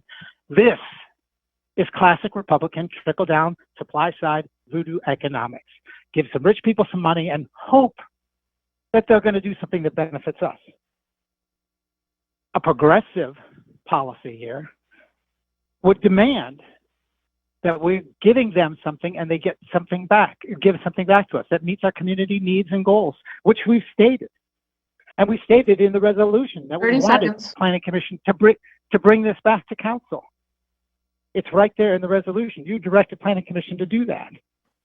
They did not do that. Send it back to Planning Commission, have them do their job, include some kind of premium or trade-off, or what we see with the replacement for mass plan project modifications to get some affordable housing, sustainability measures, mixed use where it's not otherwise required. And please, please add additional stormwater management. We cannot make up for the existing infrastructure that's out there unless we get it from new developments. We can't make them do it, but we can incentivize them to do it. So please do that. Thank you.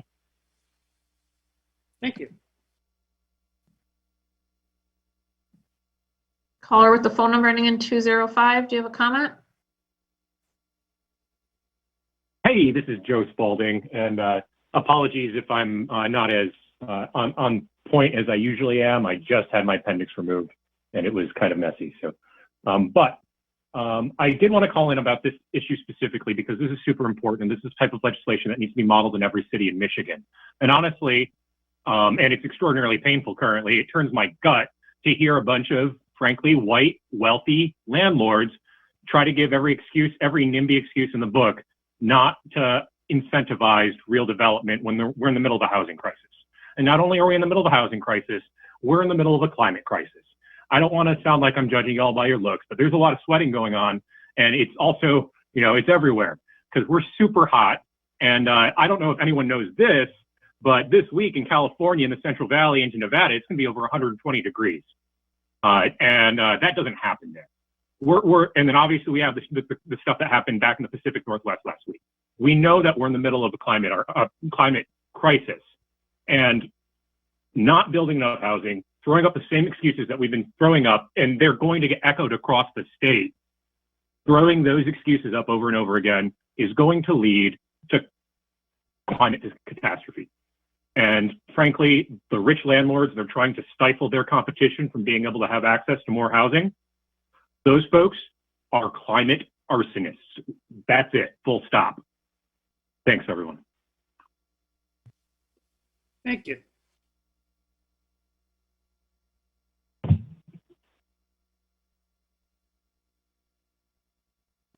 Caller with the phone number ending in 677, press *6 to unmute yourself.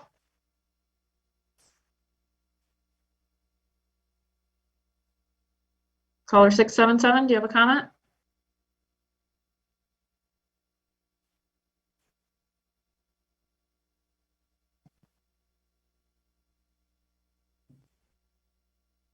You can press.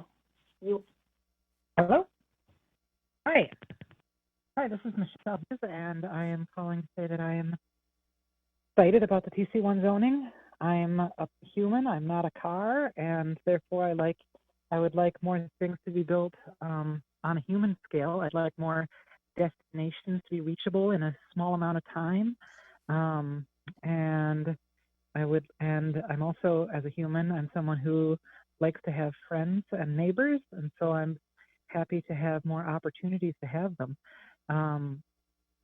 When I talk to people who don't, who were not lucky enough to buy a home when houses here were affordable, I don't think it makes much difference to them, like whether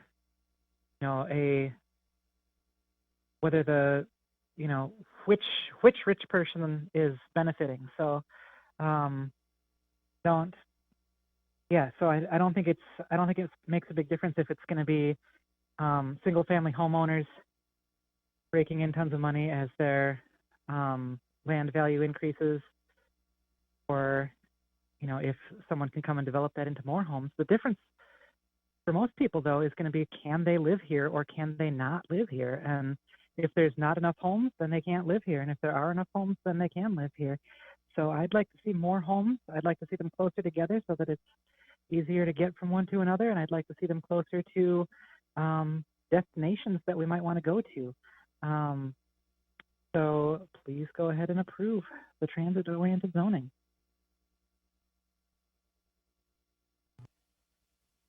Thank you.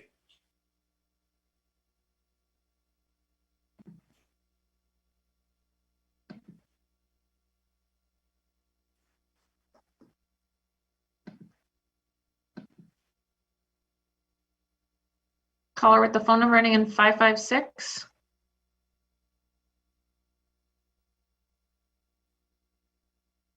Hello, this is Ralph McKee, 1116 Red Oak. Can you hear okay?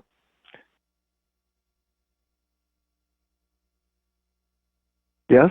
Yes, we can. Yes, go ahead. Sorry.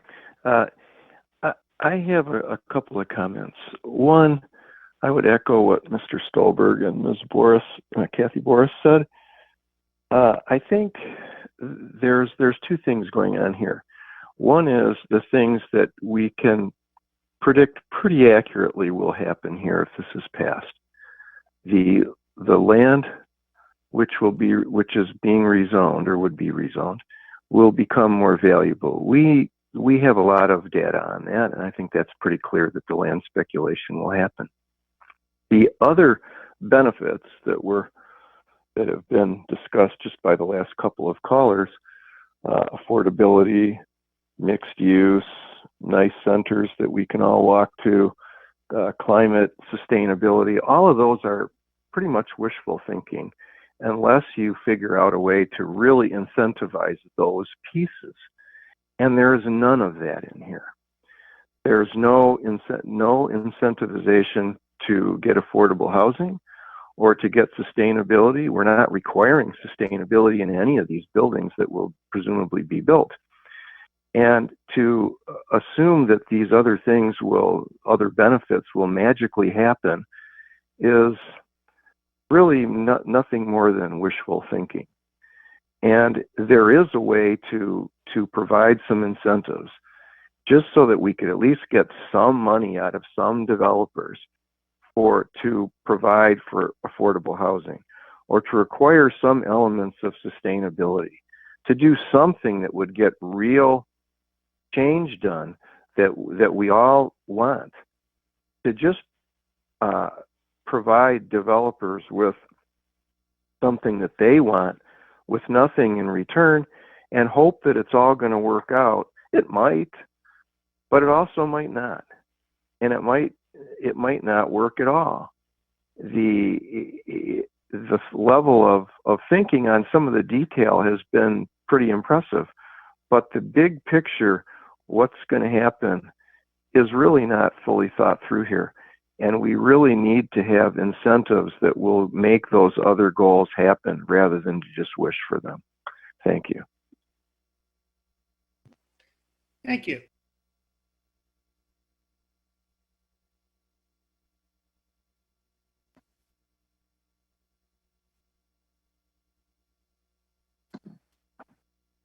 Caller with the phone number ending in 556, do you have a comment?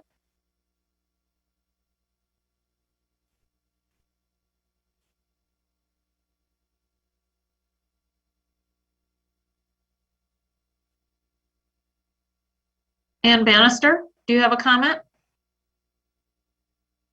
Hello. Properly placed transit corridor development is a good thing.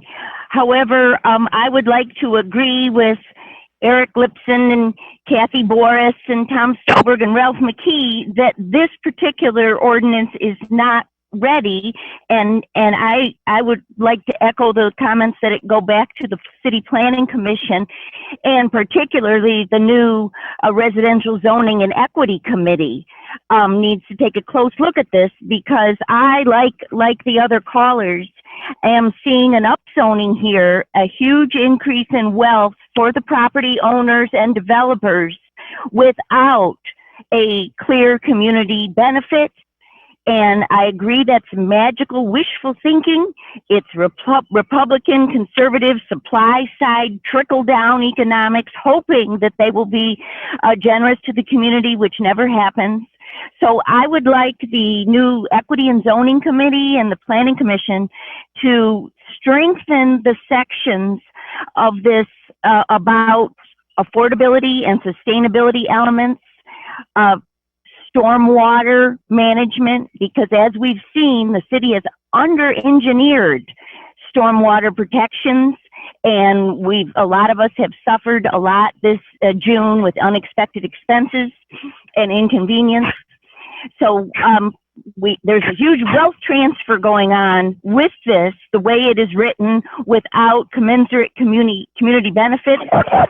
And I agree that if we were to look closer, if we asked staff to prepare a list of what property owners are benefiting, we would find not coincidentally a huge overlap with the mayor's donors and related attorneys and developer interests. So please send this back to the Planning Commission and the Residential Equity and Zoning Committee. Thank you. Thank you.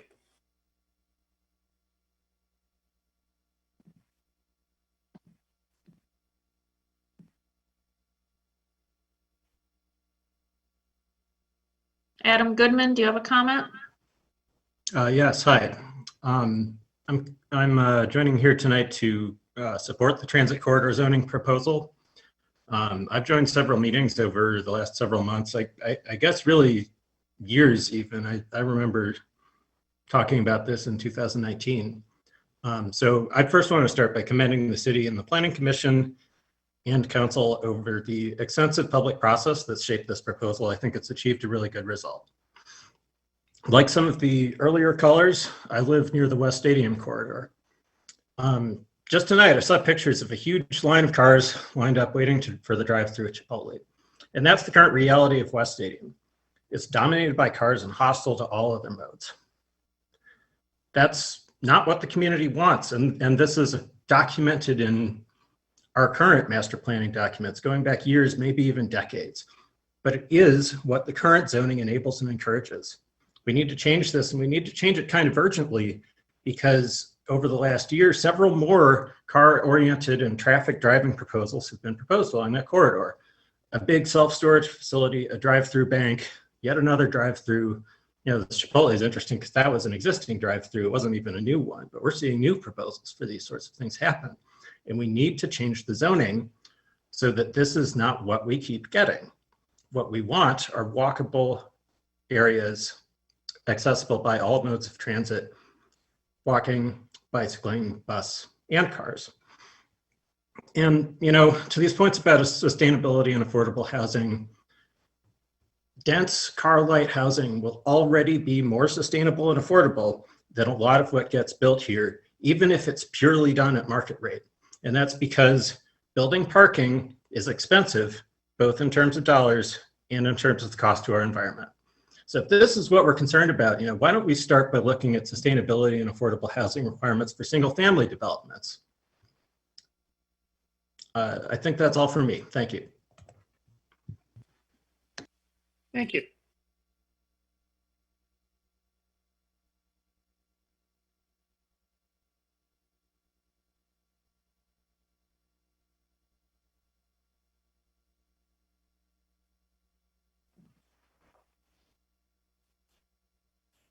Caller with the phone number ending in 379. Do you have a comment? Press *6 to unmute yourself. Go ahead. Hi, this is Lynn Borsett. Can you hear me? Yes. Yes. Thank you. Lynn Borsett, I live in Ward 5. I'm not a landlord. I have grave concerns about this transit-oriented zoning proposal. I think that it needs to go back to Planning Commission. The concerns that I have is that it's supposedly, according to the intent statement, going to improve affordability and improve sustainability, but there are no requirements whatsoever in this ordinance that would bring those things about. There's a lifting of height limits. There are no limits on the floor area ratios, so these buildings can be extremely large, minimizing parking requirements, but there's absolutely nothing that's actually going to cause these benefits in the ordinance. So we are opening the door for developers to come in without ensuring that we're going to get some benefit from what happens here. I don't see anything in it that would in the least reduce traffic. Not that I think you can zone that, but on the other hand, there are things, if we want to achieve certain goals with this change, we need to include those specific things in the ordinance. And that has not happened here. It therefore needs to go back to Planning Commission. And I disagree with one of the previous callers saying that there's been a great deal of public engagement. I think that the vast majority of people who live in the city know nothing about this and will not be very happy when they see it. Thank you. Goodbye. Thank you.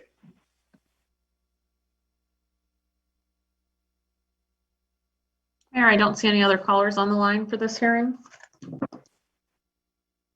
Oh, one more.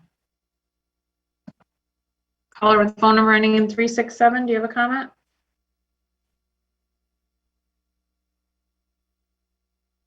Yes, this is Brian Chambers at 2815 Ember Way in the 3rd Ward. My understanding of this ordinance resolution is that it's being done in advance of the city master planning process.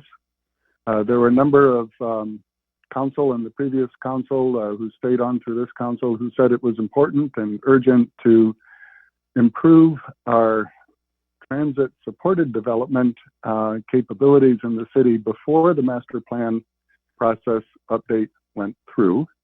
And that's my understanding of how it got to this council. Many are new to this council, but they clearly are looking forward to it. And I'm actually supporting it. At first, I was concerned because it didn't strictly follow transit-oriented development frameworks and capabilities. Transit is not detailed, sustainability is not detailed, affordable housing is not detailed. Heights are unlimited. It's not the idealized version that I would have suggested, but we don't live in an ideal world. I'm a bit concerned about people calling in and decrying it who themselves in the past have not actually advocated for increasing density across Ann Arbor. In fact, they've been on council, they've called in, they've repeatedly advocated against housing density. So it doesn't surprise me that they've called in once again with regard to this T1 district proposal. I still am not sure I'm hearing them advocating for density either in this instance.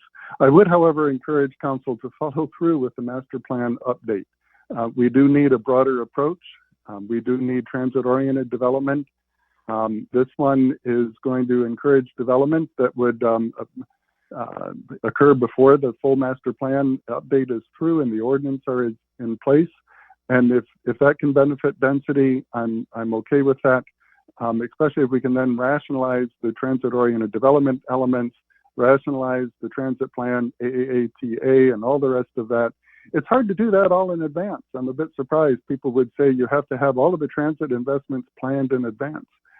We don't live in a socialist state. I'm surprised I'm saying that. But I don't know what central planning capabilities people are inferring we have the ability to do. 30 seconds. It just doesn't make sense. So I think that our evolution as a city is going to evolve over time. Transit will follow density. Density will not follow transit. And that's okay if we are moving forward a master plan update. And this thing I would is Arbor is a love to all of us. And we value it and we want to increase its value. And yes, developers have a role in it. So to come out as an anti-development statement is shocking. It's not the type of economy we live in. It's not how progress occurs. And I'll leave it at that. Thank you very much. Thank you.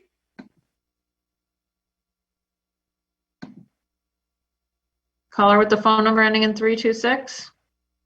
Press *6 to unmute yourself. Go ahead. Hi, this is Jamie McGarrett from the 3rd Ward.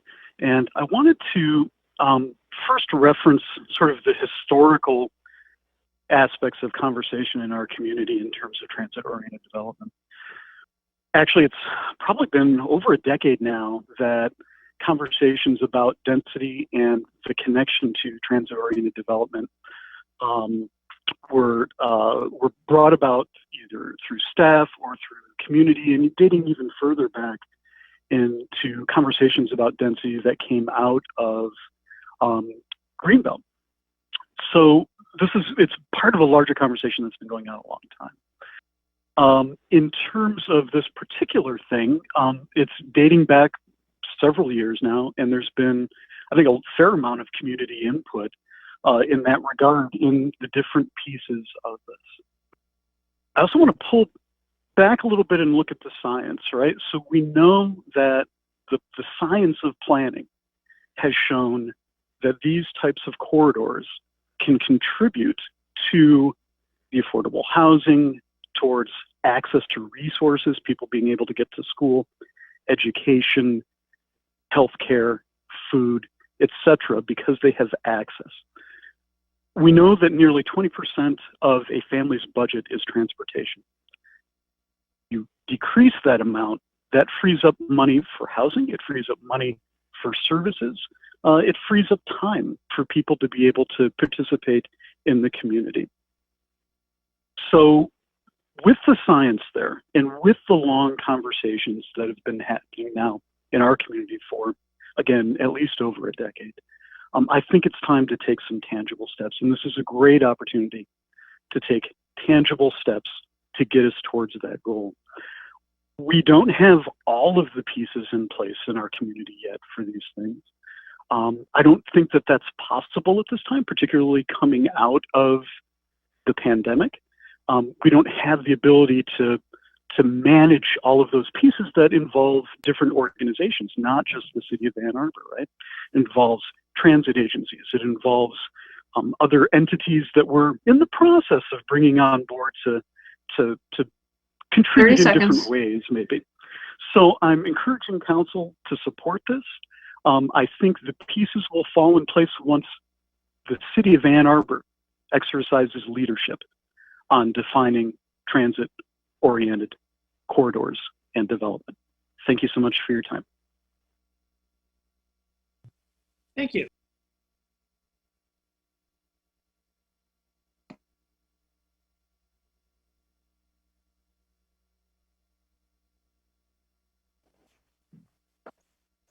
Brandon Dimchoff? Hi, yeah. I just wanted to very briefly call in support of the TC1 corridor. I've been following this for a while, and I think it's on balance a good thing for us to do here. I guess if I had one complaint, it doesn't go far enough, but that is what the comprehensive land use planning process is going to hopefully do in the coming year or so. So I'm also looking forward to that. I will also say that as a homeowner in Ann Arbor, almost certainly I am one of the biggest beneficiaries of a constrained housing market, and just trying to equate the existence of supply and demand to some Republican talking point is disingenuous, and like supply and demand exists whether we like it or not, and we do not have enough housing supply here, and as a result, my house is inexplicably worth like a ton more money than it was 2 years ago through no fault or good actions of my own. And so while I suppose I should be thankful, I also am worried about all of the people who can't afford to live here but want to. And so hopefully this makes some sort of impact in that, but we're years and years behind the number of units we need in order to keep up with the number of people who want to live here. So let's get going. We elected 5 of you with like a 2-to-1 majority. I think we trust you to make this decision, and I look forward to seeing this happen. Thanks. Thank you. Is there anyone else who'd like to speak at this public hearing? Mayor, I don't see any other callers on the line.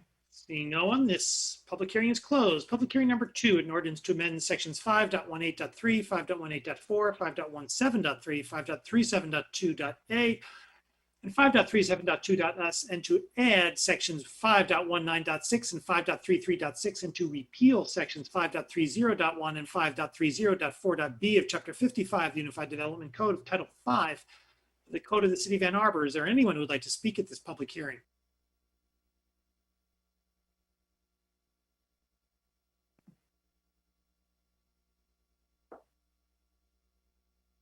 Mayor, I don't see any callers on the line with their hands up for this hearing. Seeing no one? Oh, Oh, I have one. Caller 534, do you have a comment?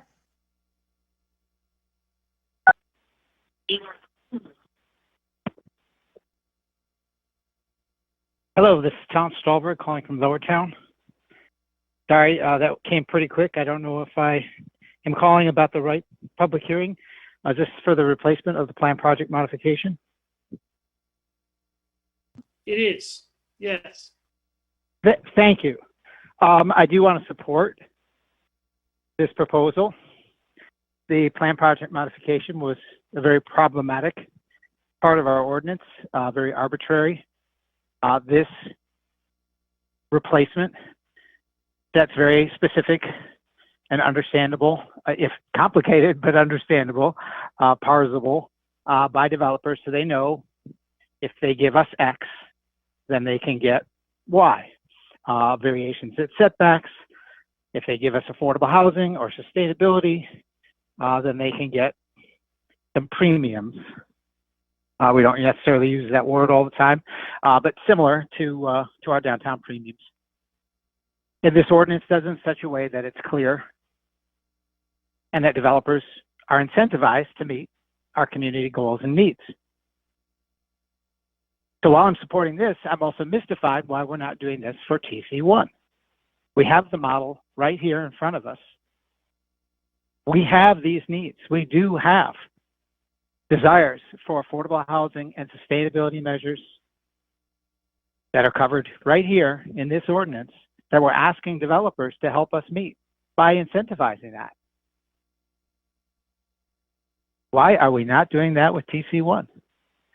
We have our downtown premiums for D1, D2, C1A, and C1. We have TUDs.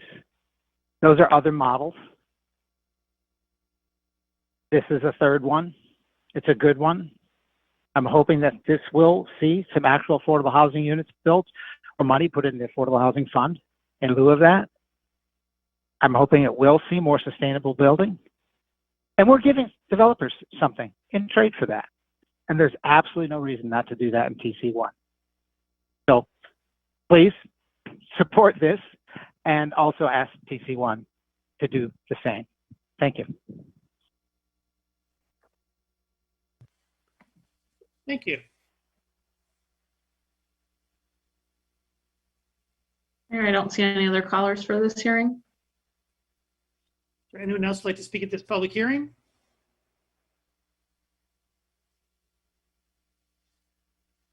Seeing no one, this public hearing is closed. Public hearing number 3, an ordinance to amend Chapter 8, the organization of boards and commissions, Section 1214, 1215, Title 1 of the Code of the City of Ann Arbor to amend commission appointment process, add exceptions to allow earlier review of incidents and limited cases, and increased number of information managers. Is there anyone who would like to speak at this public hearing?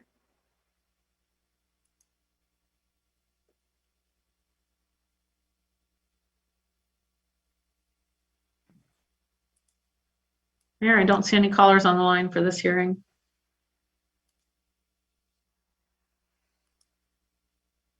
Seeing no one, this public hearing is closed. A1, we have before us the work session minutes of June 14 and the regular session minutes of June 21, 2021. May I have a motion, please, to approve these minutes? Moved by Council Member Nelson, seconded by Council Member Song. Discussion, please, of A1. All in favor? Opposed? They're approved. B1, an ordinance to add sections 5.12.9 and amend sections 5.15, 5.16.3, 5.17.4, and 5.20.4 of Chapter 55 Unified Development Code, Title 5 of the Code of the City of Ann Arbor.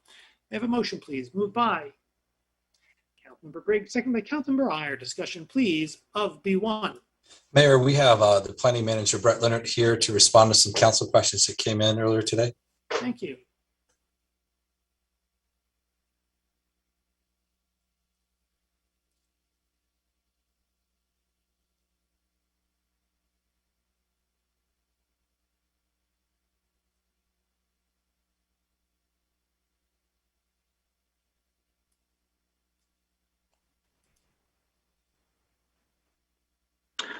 Good evening, Mayor and council members. I'm Brett Leonard, the planning manager. We received several questions on item B1 that I will go through. First, in response to written questions to the agenda, height limits relative to proximity to residential were offered in feet. Please convert those numbers into approximate measure of stories and a comparable building of that size that currently exists in Ann Arbor. That is approximately how many stories is and what is a comparable existing building at each height.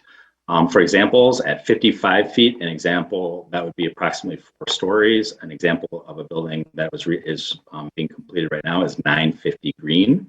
A 75-foot building example would be the Yard at 615 South Main. That's a 6-story building. 120 feet building example would be the 13-story Hub building at 603 East Huron. And a building at 300 feet would be approximately 29 stories. At 300 feet, that would be a building similar to the Tower Plaza at 555 East William if you added an additional 3 stories to that building.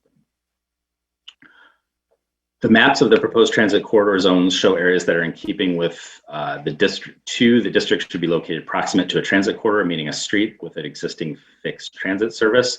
All areas of parcels zone TC1 should be no more than a half mile from a transit stop, but it does not cover all the areas described. Virtually every parcel in Ann Arbor would be eligible. The focus should be on the corridors as shown on the maps, but what is keeping a developer from asking for TC1 outside of the mapped areas? Will these maps be added as reference documents for the comprehensive land use plan? Nothing would prevent an owner from petitioning for any property to be rezoned TC1. The city doesn't have the ability to prohibit that, but any, of course, response to that would be reviewed according to the city's policy documents, and ultimately, the city council would make that determination whether or not that rezoning should be considered or should be approved or not. These proposed maps are not being added to the master plan. The master plan processes would be updated through the normal prescribed process for that. Council Resolution R2439 asks for mixed use, but I can't find the requirement of 100 feet in the proposed ordinance. Can you point this out? Absolutely. In Section 6 of the proposed ordinance, there is a table that identifies non-residential uses are required on the first floor and any portion of a building located within 100 feet of an intersection of 2 public rights-of-way. Furthermore, townhomes and apartment buildings, which would be all residential buildings, are prohibited to occupy that same geography within 100 feet of 2 public rights-of-way forming an intersection. Council Resolution R2439 asks for sustainability measures, affordable housing, and public open space, yet these are not considered. Can the resolution be set back to planning for addition of these critical elements?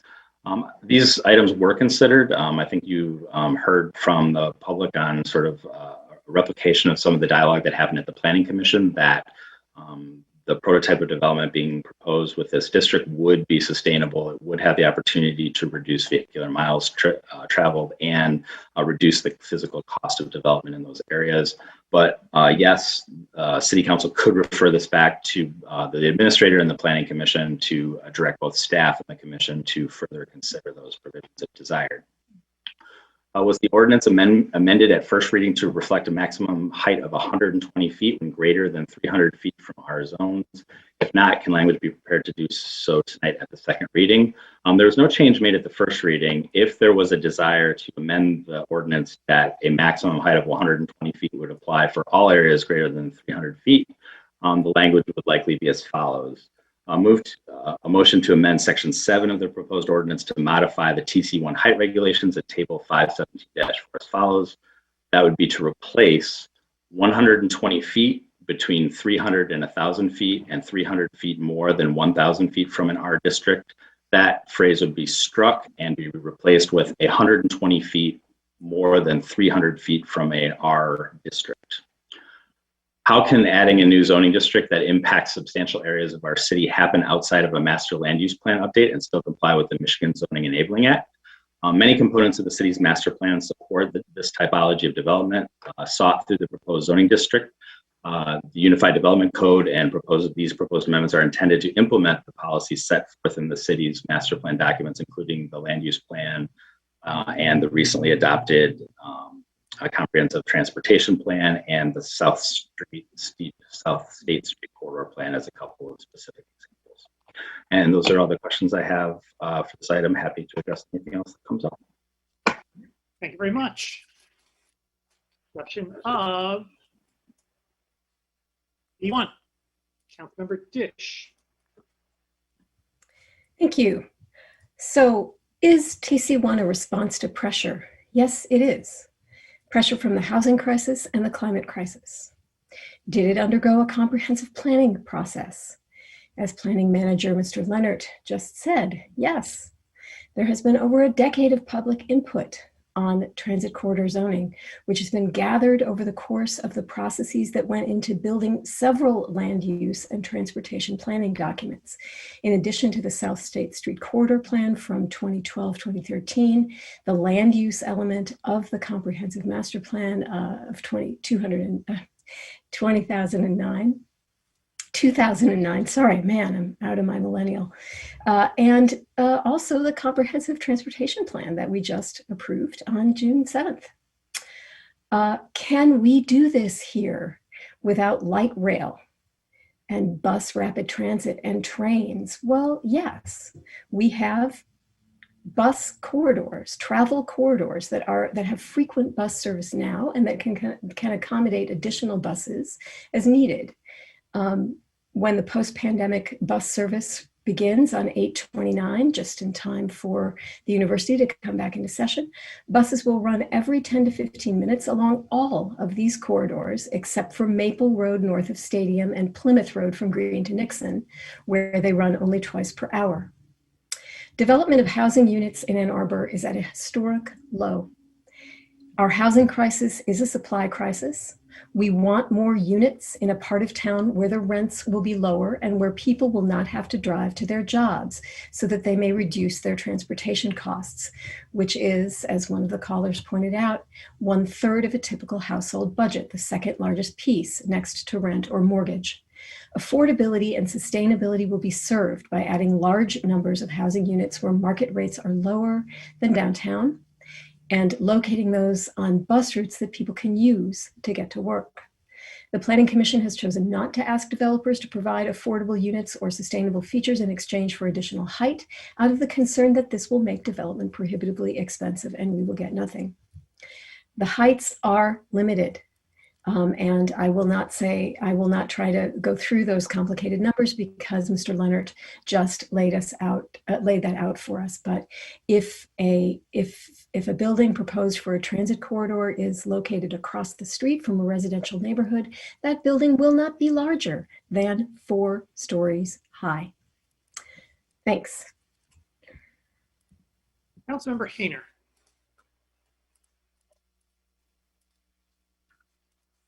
Thank you, Mr. Mayor. I listened to these callers just like you all did. I've done my research on this. I've tried to view and follow as many of the meetings and ordinance revision committee meetings and so on as I can and sum it up. And, my takeaway is that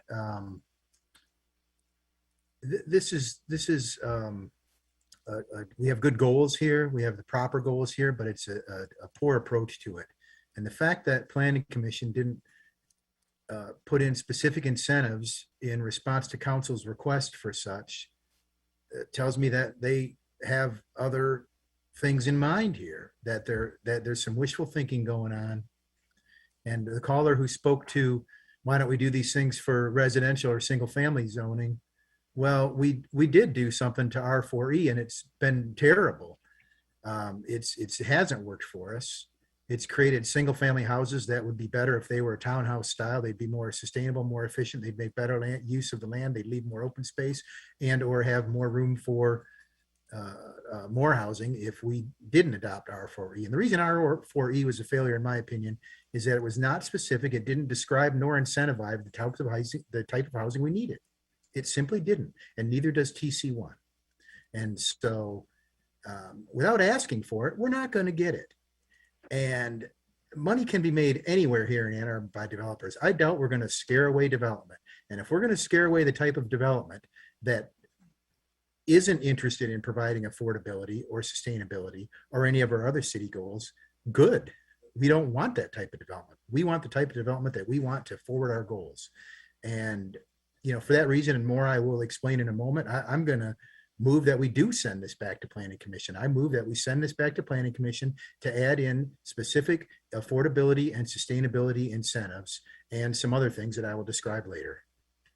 Is there a second? That motion to refer back to planning, second by Councilmember Mlawi. Councilmember Hayner, you still have the floor.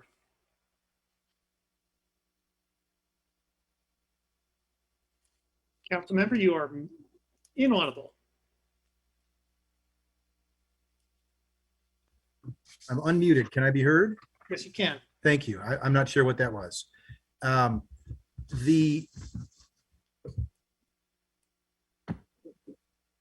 There's some things in here, and I think you all saw the email from Mr. Will Leaf, who was a former First Ward resident, and he made a really good point to me that we have lots of things in this zoning that are not helpful, and one of them is this 2-story minimum. And you may have seen his email, and I hope you did, that showed fine examples of 1-story buildings that would be considered non-conforming if this passed in these new zoning districts pass. And those are buildings that are, you know, essential buildings to the fabric of our community. Stadium Hardware, Kroger's, Argus Farm Stop, buildings like that. And so I think the 2-story minimum building requirement needs to be reconsidered. I think we need a full mapping of potential TC1 zones. I think we need to ask to incentivize. I think we should lower the minimum heights and incentivize, on top of that, things like increased stormwater management, increased affordable housing as a percentage of total units, increased adoption of mixed-use site plans, increased use of electrification or other necessary A20 goals, and any other considerations that are keeping with our community goals. This doesn't come forward with that. That's why I'm asking it to go back to planning. I have Briggs, Grant, Griswold, Rumlawi on going back to planning. I think people probably have an understanding how they're going to vote on this, so can we just move this along? Councilmember Briggs. On back to planning. Yeah, thank you. Regarding that topic, I have no interest in seeing this move back to planning. Planning Commission has done its work. This is, you know, the criticism that there is no process on this is just, it's not founded. We've heard about the number of plans that this is in. We've got at least six of our city plans that support this zoning. And quite honestly, one of the most frustrating things for me when serving on Planning Commission was to see us do incredible planning work and not translate that into action, into code. And that's our responsibility. It's to use the work and these planning processes and the public feedback that we get and to move forward with it. So I'll save my other comments for later. Councilmember Griswold on the referral back to planning. If this is going back to planning, I would like staff to consider the site distance triangles at intersections as well as the setbacks, because what may be appropriate downtown where you normally have traffic signals, I don't see that happening. And I know we had lengthy discussions about the gas station on the corner of Packard and Stadium and the problems there. So I'm wondering if Mr. Leonard could better define what needs to go back to planning.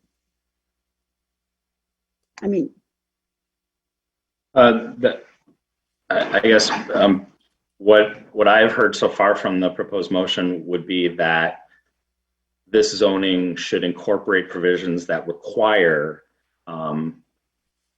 building efficiency that is beyond the minimums established by code and affordability specific requirements in order for any development to occur, or for a or for some tiered approach, perhaps similar to the downtown premiums. So I guess as to what I'm not asking for anything. That's what I'm hearing, that if it were to be referred back, that the direction is to investigate. As it relates to visibility, we have visibility requirements that are part of our site plan review requirements. Those are incorporated in our specifications. So those are going to apply unilaterally across all of our development review. So are you saying that the site distance would be the same, say, along Stadium or along Washtenaw that exists now in the downtown area? I think that it would be reviewed by the same standards. I think they take into account the right of way, obviously the width of the sidewalk, any buffer, and how that would function. But I can say that, you know, I don't conduct that engineering civil review, but those are being looked at now. Those would be continued to be looked at to make sure that they're functioning in an appropriate manner. Okay, thank you. Councilmember Amali.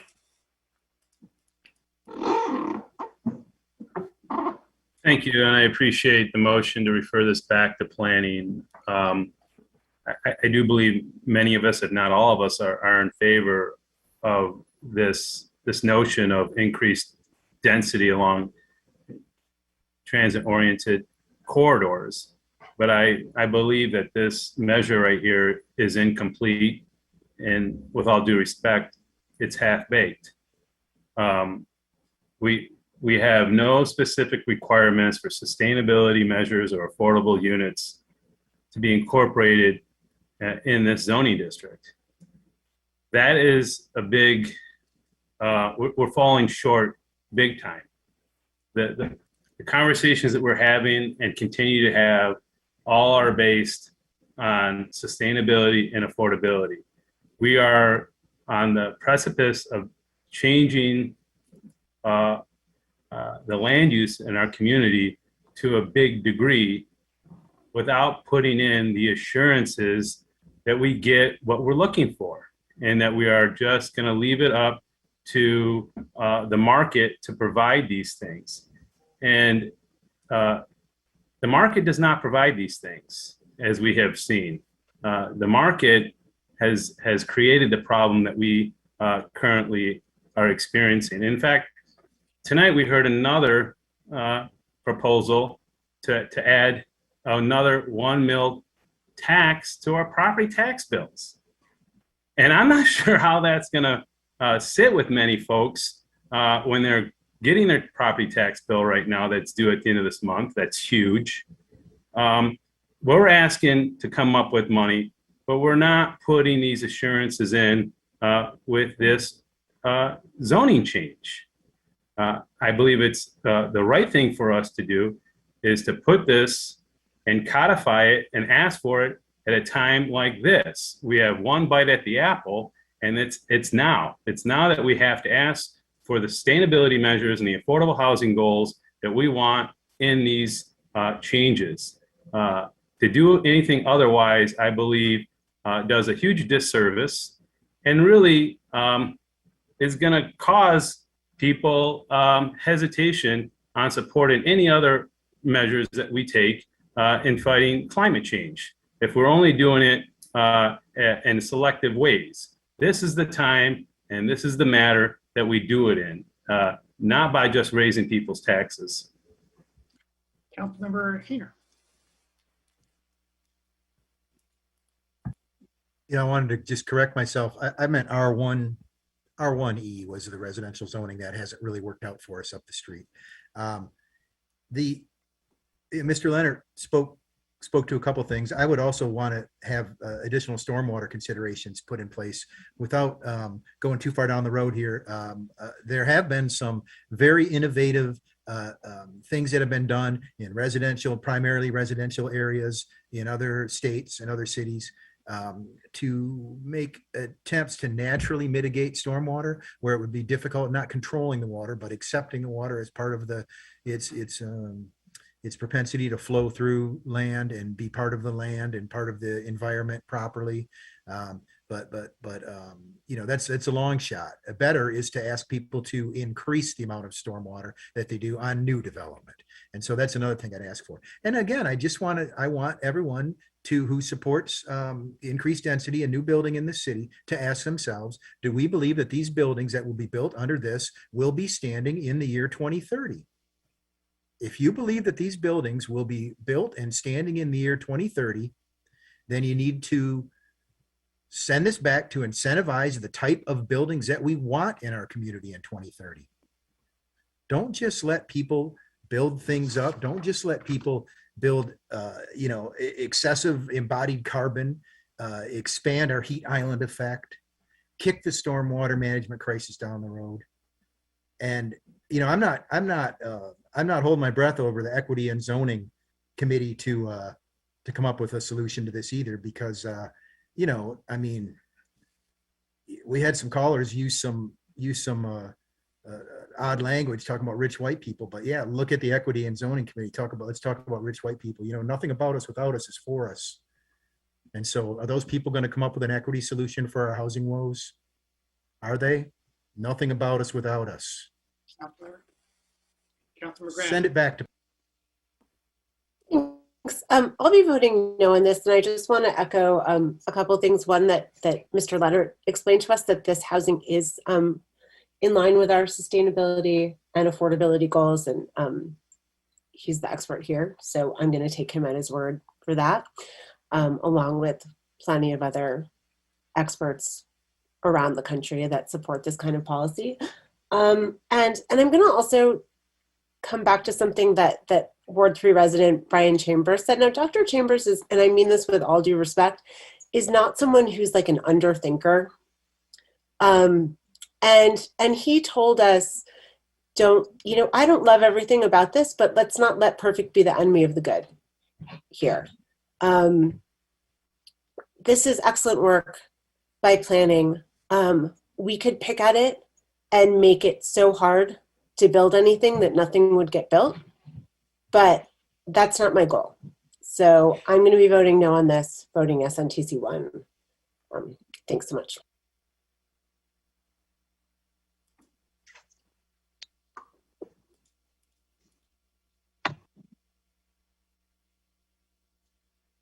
Further discussion? Roll call vote on the referral back to planning. Starting with Councilmember Nelson. Councilmember Nelson? Yes. Councilmember Briggs?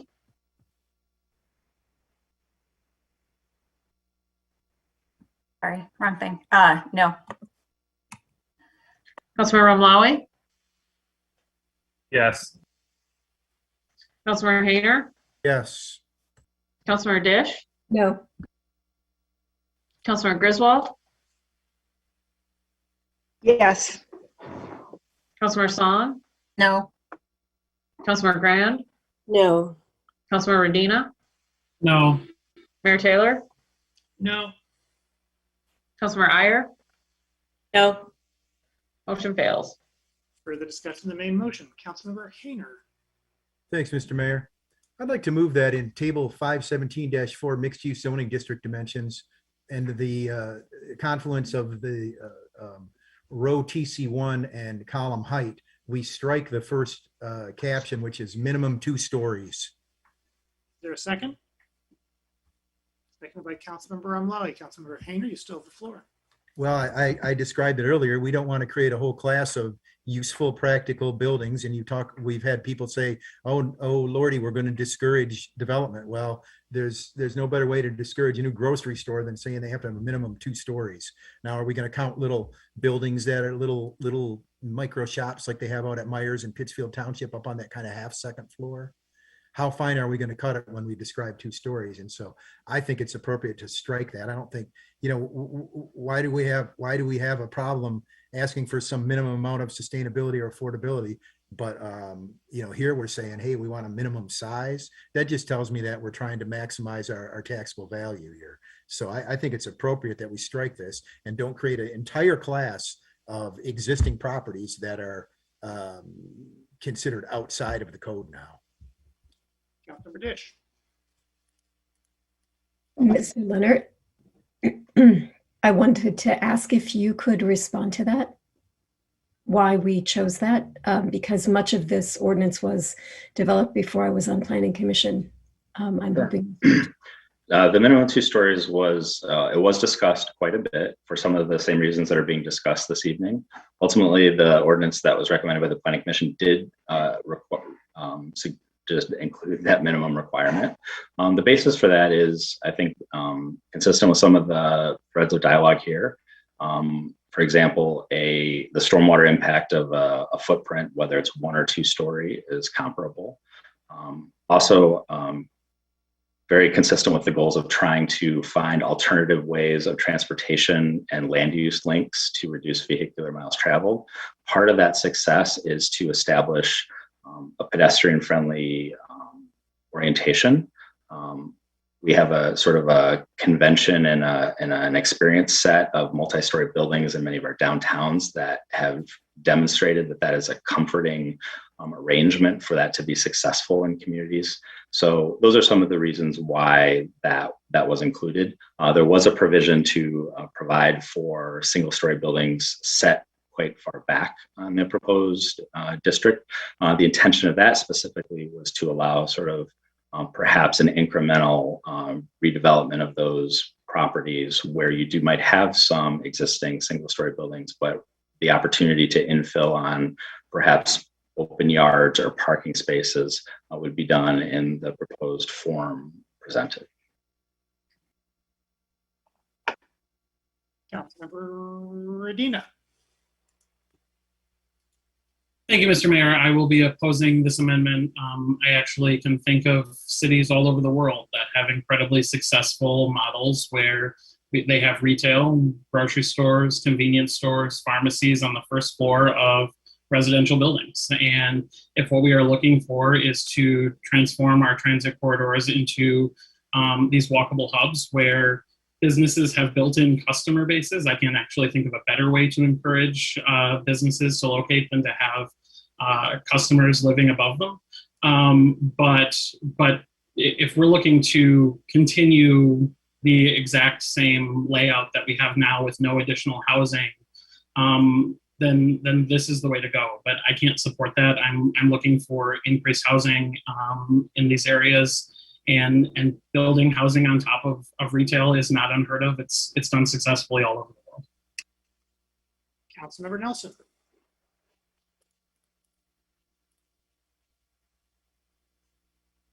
Councilmember, like your. It takes me a while to get the button pressed. I just want to come at this from a different angle. If the concern is about creating many buildings that are non-conforming, I can speak from the perspective of having sat on the Zoning Board of Appeals, where we're constantly looking at non-conforming properties and the kind of decisions that have to be made related to that particular category. And I just want to say that I think it's a bit of a red herring. It's not concerning to me that these properties would be non-conforming. They're non-conforming properties all over the city, and that just isn't really an issue for me. And I do want to thank Councilmember Medina for bringing up the idea of housing on top of commercial use. It's very logical. If there's a commercial use that's open during the daytime, that's a logical time when a resident is likely not home, and then at night that space above is useful for them. I'm not going to be able to support this amendment because 2 stories is perfectly sensible. Further discussion? Roll call vote, please, starting with Councilmember Nelson on the amendment.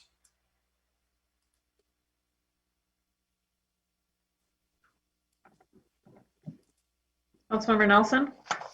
No. Councilmember Briggs? No. Councilmember Maui? No. Councilmember Hayner? Yes. Councilmember Yes. Dish? No. Councilmember Griswold? No. Councilmember Song? No. Councilmember Grand? No. Councilmember Medina? No. Mayor Taylor? No. Councilmember Iyer? No. Motion fails. Further discussion of the main motion? Councilmember Amlani. Thank you.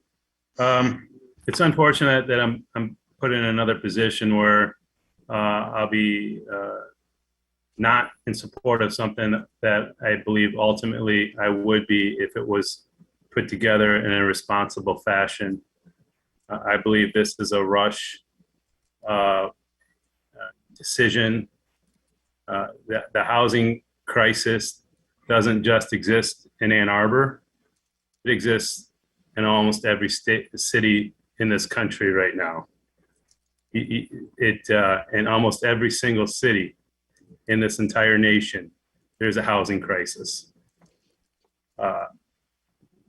And we have, an environmental crisis. We're witnessing it on a daily occurrence these days. And yet, we're not putting in the assurances that would get us to our goals. This is a giveaway without the assurances put in place to get the public benefits.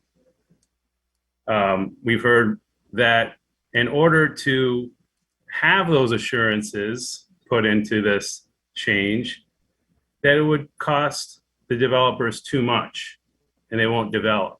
They won't do the things that we need. Well, who does that cost fall onto? Who bears that cost? It's the rest of the community and the environment. We're not asking developers to pay the actual cost that it does to develop responsibly. And I cannot, in good conscience, support something that is not fully baked. What we could do with this and that we're not doing with it, I think is a travesty and will not get us to the goals that we want to get to if that's truly what we want. And it's unfortunate that I'm put into this position, but I can't vote for something that is irresponsible in getting us to our goals that we claim that we want to get to. This is not going to get us there. Councilmember Griswold. I agree with what's just been said, and I guess I'm really confused, and I'm very familiar with the Austin housing market, where they're actually putting in a subway system. They're building houses and high rises as fast as they can, and the property values went up over 40% in the last year. According to my son, who bought a house a year ago and has benefited from that. But I think it's irresponsible to pass a policy that we know staff cannot implement simply based on wishful thinking. If we can't put equity, affordability, sustainability, and especially stormwater management into our transit corridor policy, why would we expect it to get done? And yes, we've had a long planning process, but it hasn't been a formal planning process that our constituents expect. And what this really is, it's an excellent return on investment for the wealthy landowners who donated to previous campaigns. Let's call it what it is. It's a return on investment. And I just can't believe the mayor is talking about a millage for affordability. So we're going to tax the middle class and the lower class who are lucky enough to have a home. We're going to tax them out of their homes in the name of what? It just, I can't do the math. Sorry. Councilmember Briggs. Thank you. I think it's important to acknowledge what the status quo is right now, and whether or not we're satisfied with it.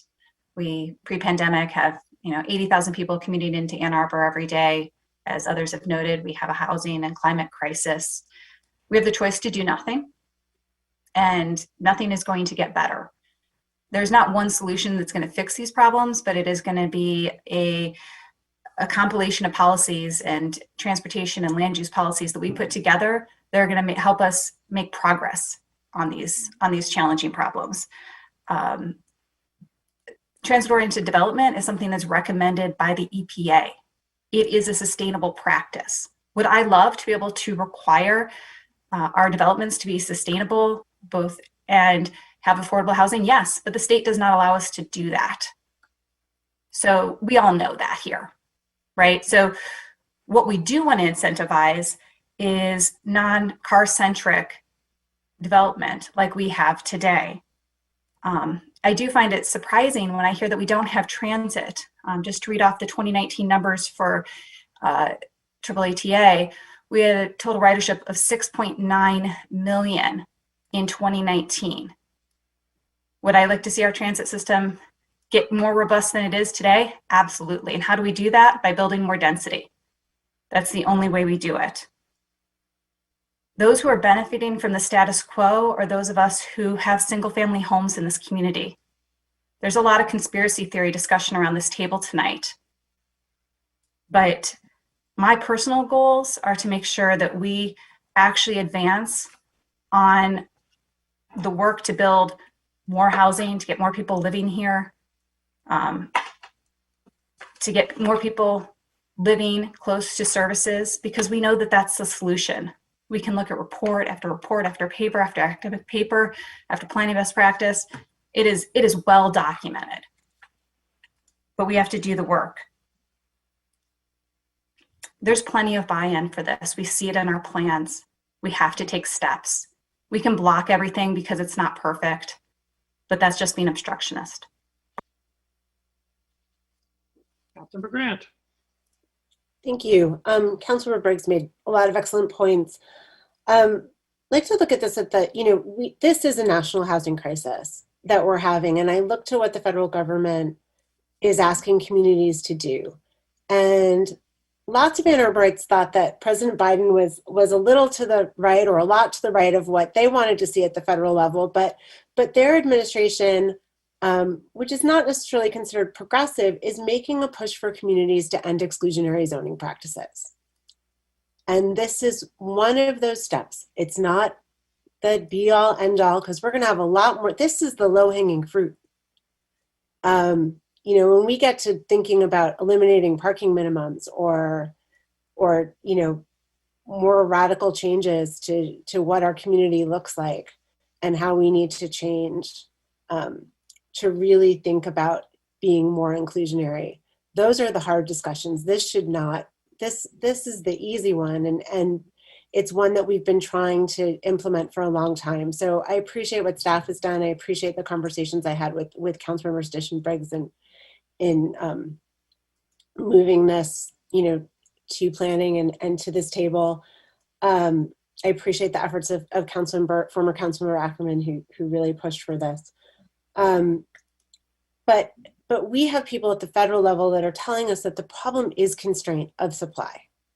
And that constraint of supply is an equity issue also, because when you have more constrained supply, when you're talking about issues with rental and landlords, the potential for discrimination goes up. And so if we care about equity, putting more supply into the system is also important to do that. And as Councilmember Briggs said, we need to try. Having us come forward and just, and the main argument is it might not work or it's not as good as I want it to be, that is obstructionist. And I'm not going to be obstructionist. And I also just want to point out, not that I want to go down a big rabbit hole about it, but we just had a Councilmember Griswold, say that some of us are a return on an investment. And I see some of my colleagues nod their heads in agreement. That's inappropriate at this table. I'm not for sale. And my colleagues are not for sale. And to suggest so is, I just don't have a lot of words for it, and I don't want to keep talking about it other than to say, that these kinds of conspiracy theories and accusations don't belong here. And I hope that we can do better. Councilmember Hayner. Thanks. You know, when I worked for Roger Penske, we had a mantra around the shop, and it was continuous improvement. Asking for improvements and asking to put forward zoning law that is better than what we have before us, that has more possibilities and is more keeping with our community goals, is not obstructionist. It is continuous improvement. It is asking for us to do our best, not our half best, or not our, well, it's better than nothing. Is it too much to ask that we have some excellence around this table? This isn't really transit-oriented development. Why is it we're choosing to incentivize one thing, no parking minimums? Why are we choosing to incentivize something that makes it cheaper to build, hoping that the savings will be passed on to the future tenants, commercial or residential? When has that ever happened in a community? Were our water rates eaten up by the landlords when our water rates continue to go up and up and up? Or do you think that the renters are paying that? Do you think the renters pay more as a percentage of their total housing expense in taxes than single family homeowners do? So yeah, I'm looking out for the renters too, because they're going to get burned on this one. How this ends in exclusionary zoning, I have no clue, because it's market rate. It's market rate. Unless we incentivize, yeah, the state says we can't require, but we all know we can incentivize, because we're doing it with PPM, we're doing it with PUDs, and we're doing it with a bunch of other things. But for some reason, we're not doing it here. Well, that's a shame. And it's just a shame. And we know this is going to pass. It's a fait accompli that this is going to happen. And that's fine, but I'm not going to put my name on it. Councilmember Amai. Yeah, I will just echo a lot of what was just said. You know, I don't have a PhD or anything, but I was raised with a pretty simple saying that if you're going to do something, do it right or don't do it at all. And this is a case where this isn't right. And I don't want my name associated to it either. We have an opportunity to actually make a meaningful impact on our goals, codify it, require it, and get it at this moment, or if we were to refer it back to planning. We are not going to get what we are asking all others to pay for and to do. To suggest that we want to improve this and get the assurances put into the language of this change is not obstructionists. I take objection to that we're being obstructionists here. We're actually trying to get assurances. People say we have a mass transit system. Well, I'm not sure when the last time anybody on this body has ridden the bus, or how many of the people on this body don't live in single family zoning, or how many people on this body don't own 1 or 2 cars. This body does not practice what it preaches. Our mass transit system showed its vulnerability in the pandemic. Services were cut, some were eliminated, some are not being restored. It is not what you think it should be or could be, and it's not going to service the folks that are on these corridors to the level that they're going to be willing to live on them. We need $1 billion. Our A20 plan calls for $1 billion need for our transportation system. Where is that $1 billion? Where is that going to come from? Councilmember Nelson. Thank you. Some of what I was going to say has already been said. I do appreciate the clarification that we are talking about incentivizing. We're not asking or suggesting that council try to do something that is prohibited by state law. So I think that's an important clarification so that we're clear about what we're talking about. I actually do plan to support this because I agree with arguments that the transit often follows the density. And I think selectively in some of the corridors, it's going to make a lot of sense, one of which is in Ward 4, South State Street. But we will see facts on the ground in terms of who profits from this policy, and that will not be conspiracy theory. Those will just be facts. And so I will encourage everyone to pay attention to that. Thank you. Councilmember Griswold.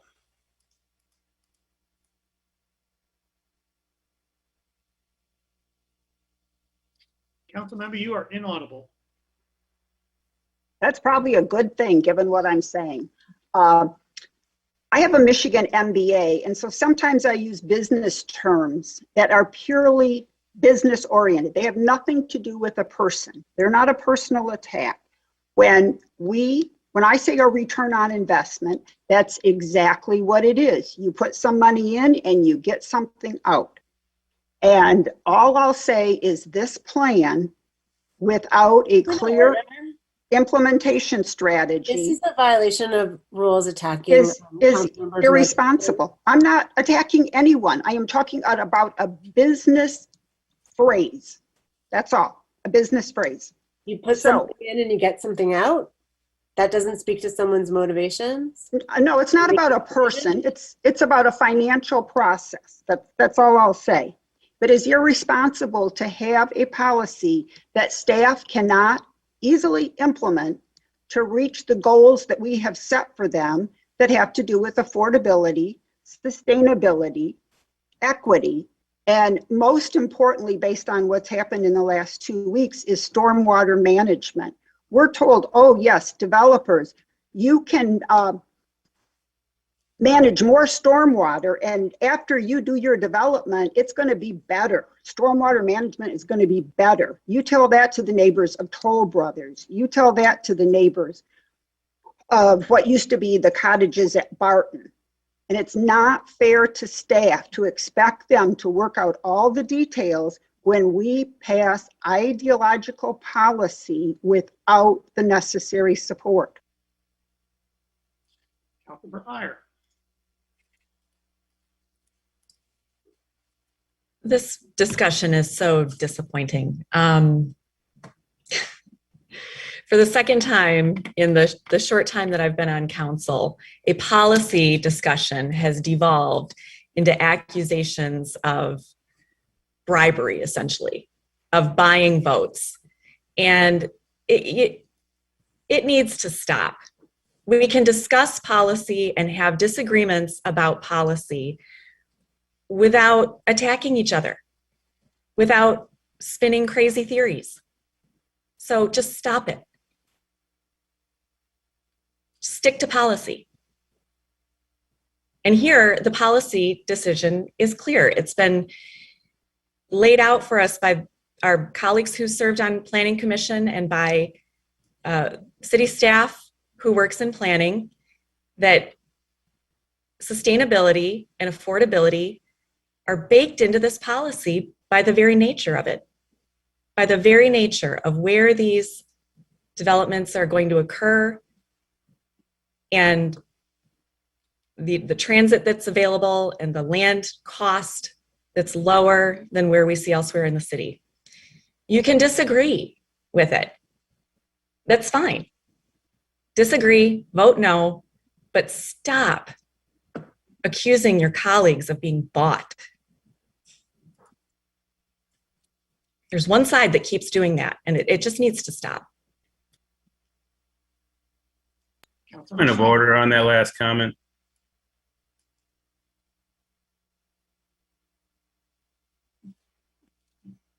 Request a point of order. There's nothing. I mean, to suggest their sides. I mean, I'm sorry. Council member, this is not a point. This is not a legitimate point of order. Councilmember Song.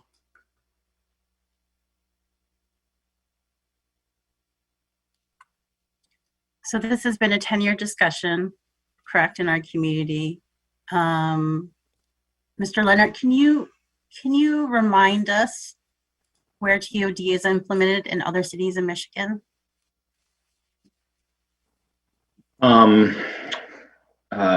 Grand Rapids, for example, has done a lot of development around their Silver Line, increasing density.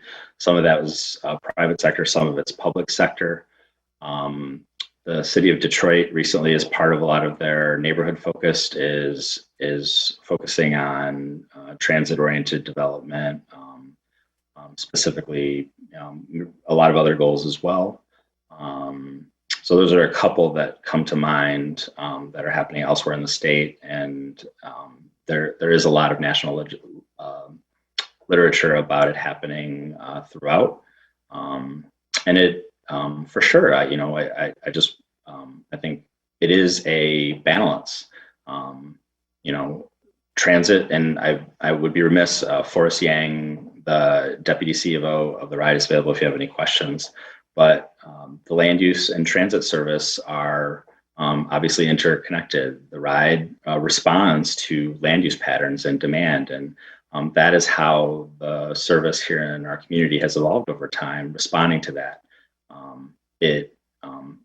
I think that the declarations are accurate.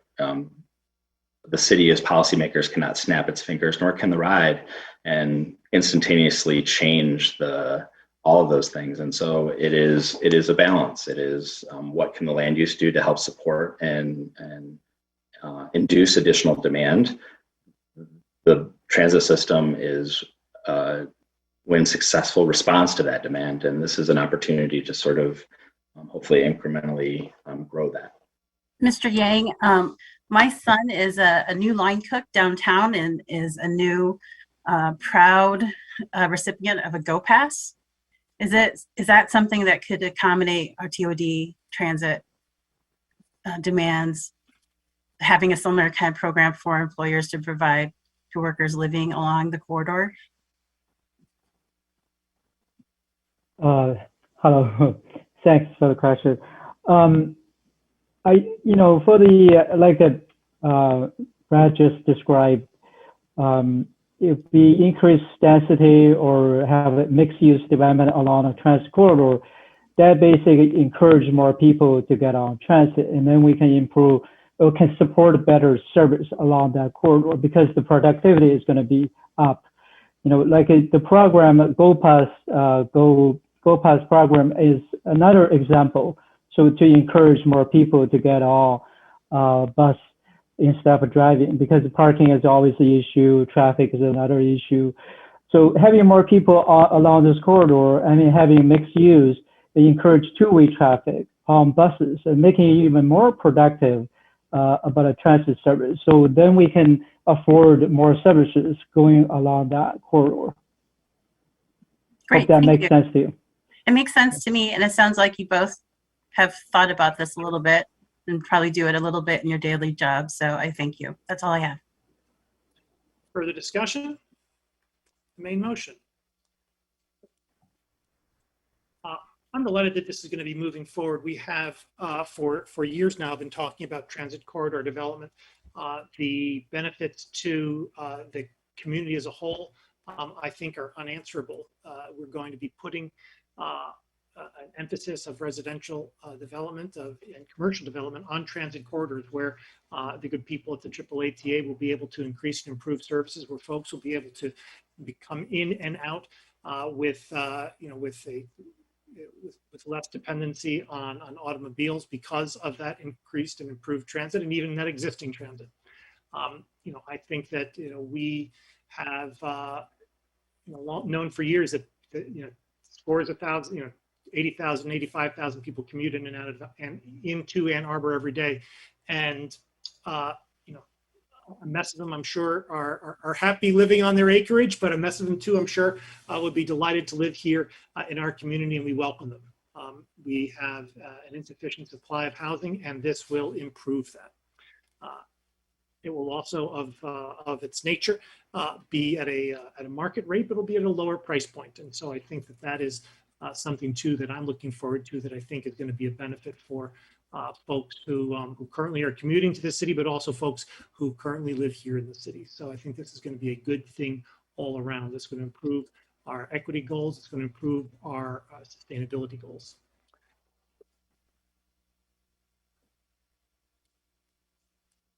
Further discussion?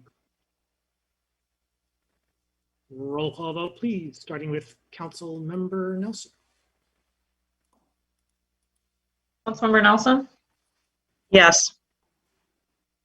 Councilmember Briggs, Yes. Councilmember Rumlawi, No. Councilmember Hayner, No. Councilmember Dish, Yes.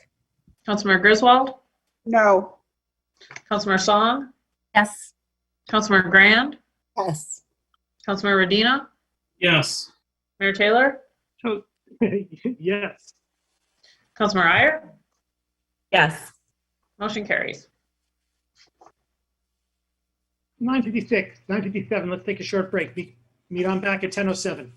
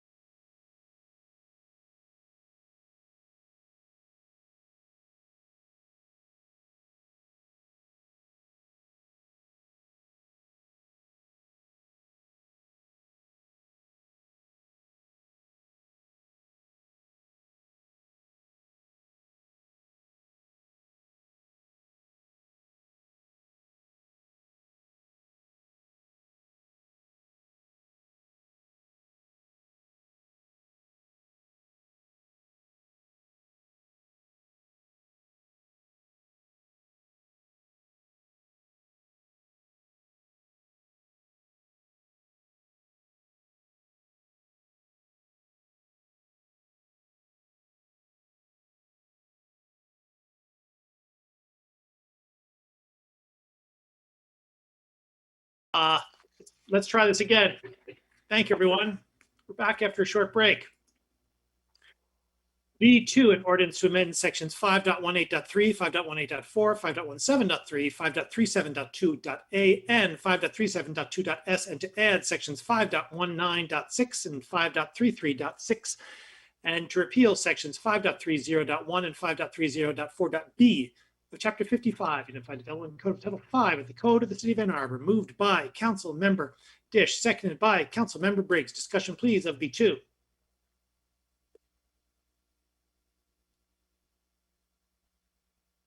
Mr. Leonard, did you have? I did have some council questions forwarded this morning, if you'd like me to address. Please. First question, can the Transit Corridor 1 and Plan Project Modification or Replacement be used together to create unknown or unexpected types of buildings?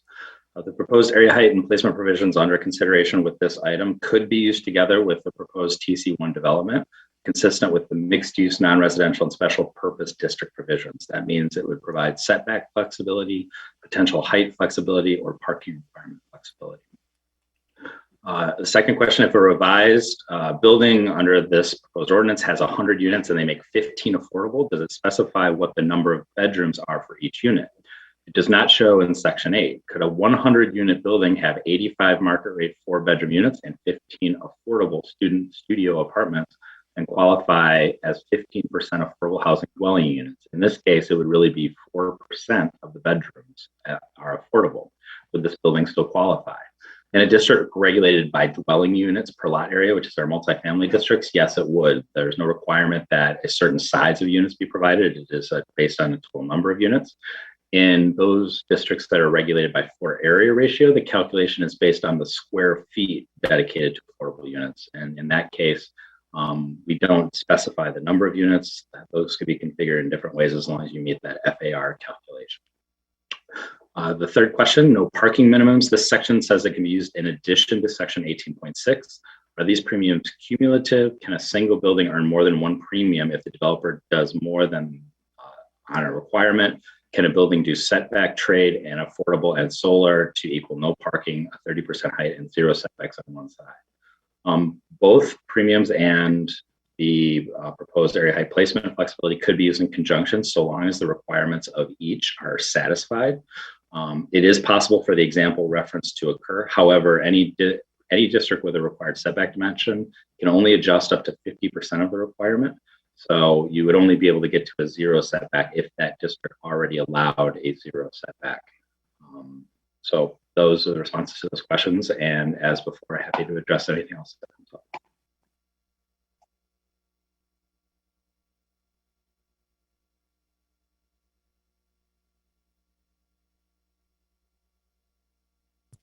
Now I'm inaudible. Councilmember Hayner. Oh, thanks, Mr. Mayor. Thank you, Mr. Leonard. Those are my questions because I really like to read this and study this to follow what's going on. I feel it's part of my job here. And, you know, we may have some interesting outcomes. Well, I think this planned product modification is the right way to go because it incentivizes the types of things that we need. I wanted to check into that and just see what types of forms we may end up with, you know, with these working in tandem with other types of zoning that we're creating now. All that being said, I just forwarded something to Ms. Beaudry, and with the hopes that she could send it about. I'd like to propose I'd like to move to amend section 8 of this language. Section 8 reads that the affordable housing component, when and where at least 15% of all. Well, should I read it so we can see if there's a second, Mr. Mayor? Sure. Okay, it's simple. I want to say whichever is greater. So when and where, in light of Mr. Leonard's answer, when and where at least 50% of all dwelling units or 15% of all floor areas devoted to affordable housing dwelling units, or when a payment in lieu has been made to the Affordable Housing Fund in the rate or amount established by a resolution of the council. I want to add whichever is greater. So is it 15% of the dwelling units or 15% of all floor area, whichever is greater? Is there a second? Let us pick. Seconded by Councilmember Nelson. Discussion, please. Councilmember Koenig is still. I guess I would just say let us, the developer can decide, but I think we should ask for whichever is greater. We're not going to reach our goals unless we set goals, and the people who are building these buildings that will help us reach our goals need to be guided towards what those goals are. It's just that simple. Unless we tell all these 80,000 people to leave their carbon footprint and their cars behind when they move to Ann Arbor, we're not going to get what we want out of just bringing people here and building buildings for them, unless they're the type of buildings we need. And so I would like to modify that to add whatever is greater. Or they can do a payment, and we can establish by resolution what that is, and it should be substantial. Thank you. Councilor Nelson.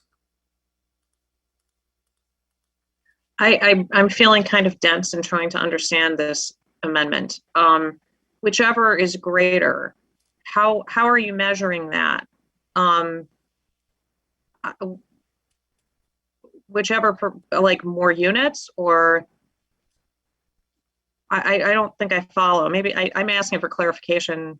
I want the affordable housing component to be whatever's greater, either 15% of all the units or 15% of the floor area. Like, if they're going to pick one, I mean, we want the most we can get for this, don't we? So are you Right now, conceiving it doesn't. of a are you conceiving of a situation where 15% of the floor area would provide fewer units, or that they would be 15% of units would be so small that they would be less than 15% of the floor area? That's what you're Yeah, it would. If we built like in the example that Mr. Leonard answered, if we built 15 studios and the other units were massive 4-bedroom units, it would really only be 4% of a 100-unit building. Of 4% of the beds would actually be affordable. So I'm just trying to improve this language so we get the most we can get for these PPMs. Now, maybe I haven't done it properly, and that's fine. We could vote it down like the other ones, but I just, there's Scrivener's errors and other things in here. And so when going through there and trying to correct those and find those, it occurred to me that we should seek the highest return for our request when it comes to affordability, because that's our goal. So maybe Mr. Leonard could make a better suggestion than I could, knowing this much better than I do. Councilor Dish.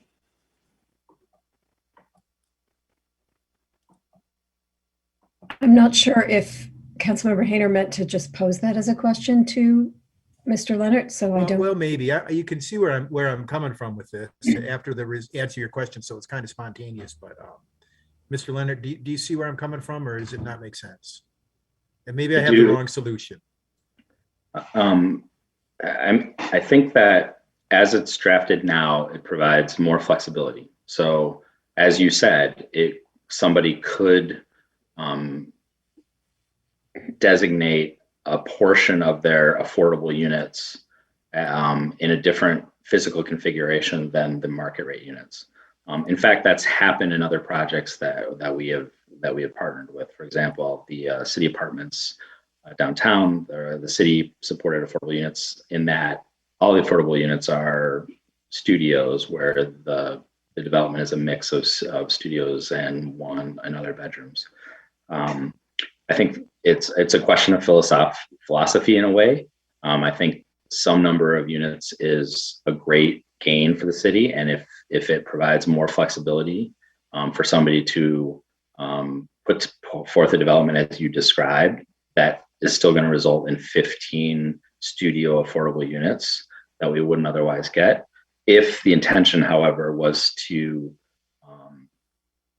I think it would be a higher standard. I off the cuff, I can't imagine a time where the number of units would be greater than the floor area because of that scenario that you provided. So I think if the intention was to set a higher bar for that standard, it would probably just to limit it to 15% of all floor areas devoted to affordable units.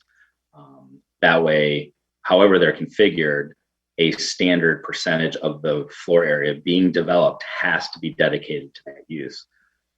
The downside of that is they could decide to go the other way and say, we're going to do all 1-bedroom units, but for the affordable, we're going to do 2 6-bedroom units.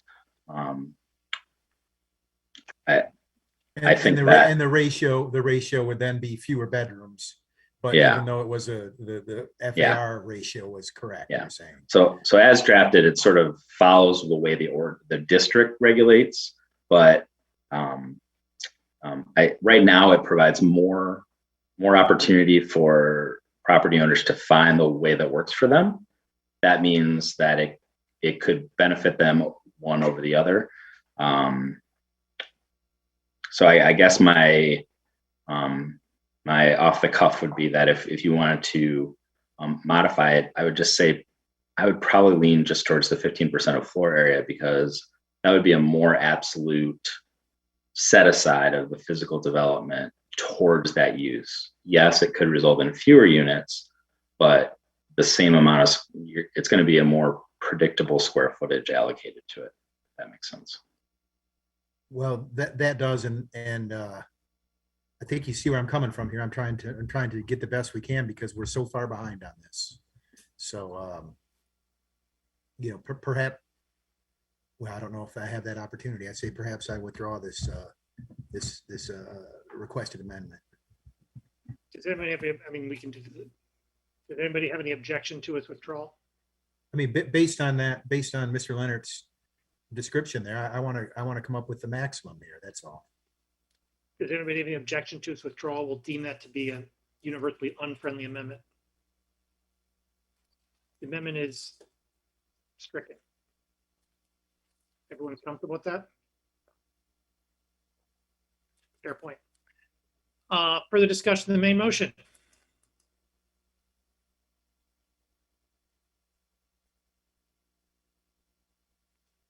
Councilor Hayner. In the same section 8, has the rate or amount been established by resolution? That's the one we're working with. Is that correct, Mr. Leonard? It's the one that we established a couple of years back. The rate is currently $126 per square foot. Okay.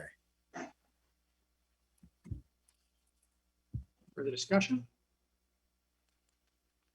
Roll call vote, please, starting with Councilmember Nelson. Councilmember Nelson, Yes. Councilmember Briggs, Yes. Councilmember Ramlawi, Yes. Councilmember Hayner, Yes. Councilmember Dish, Yes. Councilmember Griswold, Yes. Councilmember Song, Yes. Councilmember Grand, Yes. Councilmember Medina, Yes. Mayor Taylor, Yes. Councilmember Iyer, Yes. motion carries. B3, an ordinance to amend Chapter 8, Organization of Boards and Commissions, Section 1214 and 1216, Title 1 of the Code of the City of Ann Arbor, to amend commission appointment process, add exceptions to allow early review of incidents in limited cases, and increased number of information managers. Moved by Member Song, seconded by Councilmember Dish. Discussion, please, at B3. Mr. Crawford. Mayor, one of the provisions of this ordinance expands the opportunities for the city to share information on a complaint. I just wanted to point out that I brought this forward proactively because the increased transparency goes to build trust with the public, and this is something the city seeks along with the department and ICPOC. And so in looking for these opportunities, that was brought forward. The difficult part of this is that, well, I should clarify that the ordinance itself still says until all proceedings are completed, the complaint cannot be picked up by ICPOC. An exception is created by this language. That exception is for significant events. The difficulty in making it mandatory that materials are shared on these significant events is that it is somewhat subjective on what is a significant event. And so I just wanted to point that out, that this was designed to, we want to bring this forward. I want to bring this forward to help transparency, but I do think that it is an area that requires some judgment to be made by circumstance that we'll find as things transpire, because every incident is not the same. Thank you.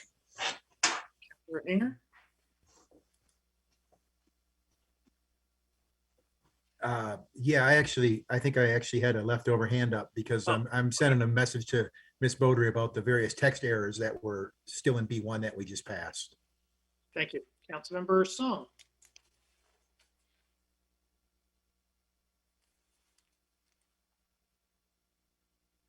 Councilmember, you are inaudible. Sorry about that. So Dr. Jackson at the top of the meeting had said that there was a request from ICPOC to change language, and I had originally thought about introducing an amendment to this on the incident review portion of the ordinance change, and but it looks like it needs a bit more review from the city attorney's office. So I'd like to ask that we postpone this and have ICPOC work more closely with the city attorney's office on the language on the chief of police may make exceptions for the commission. Information managers to will make an exception. So if we can piece that out and bring it back, I think both parties would be happier. Is that a 1 month postponement? I think that's enough. Yeah. Motion to postpone to the first meeting in August. Is there a second? Second by Councilmember Grand. Discussion of the postponement. Councilmember Amlali. Yeah, thank you.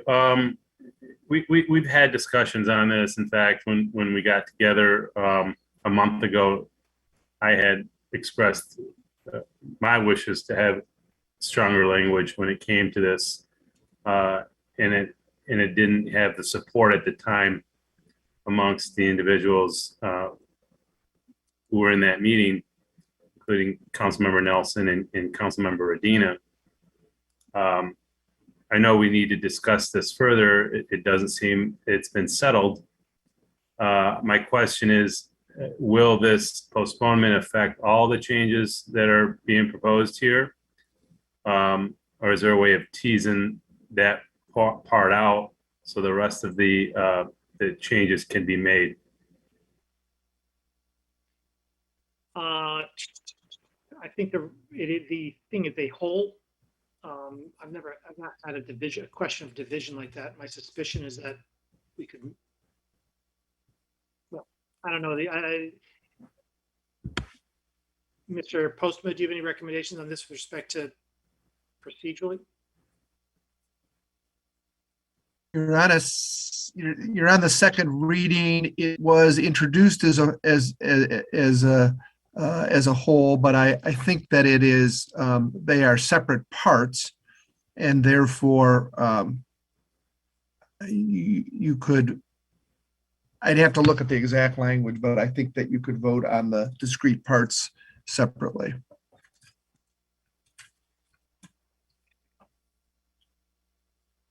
Okay, Councilor Briggs is on trying to figure this out. Councilor Briggs. Thanks. I do have I'm also listening to you. Yeah, thanks. I do have questions about the membership section, depending on how this gets divided up. I think I raised it at the last meeting. So there's a recommended change that essentially the council liaisons are required to follow the recommendation of the commission in terms of what the appointees are coming forward. And I'd love to hear a little bit more discussion around that, especially if this is going to be divided up in terms of, I appreciated Dr. Jackson's comments on that earlier. I fully understand the need to have input into what sort of talents might be useful to have on the commission. But in terms of, my understanding is, in terms of successful police oversight commissions, one of those key pieces is that we work to make them as the least political as possible. And this seems to interject another sort of political component where, and also a lack of accountability for the elected officials in terms of, not having discretion. So I just wanted to understand a little bit more about, for those who are serving as liaison to this commission, why he may be supporting this, or why my worries may be unfounded. Mayor, may I comment on that?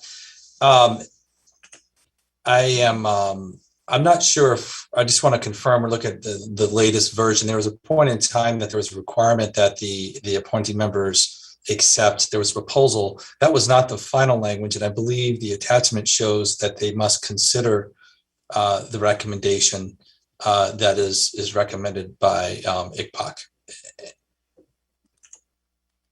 Now, unfortunately, I don't see Dr. Jackson on, or Margaret, but Yeah, I don't think that's the draft that's in front of us.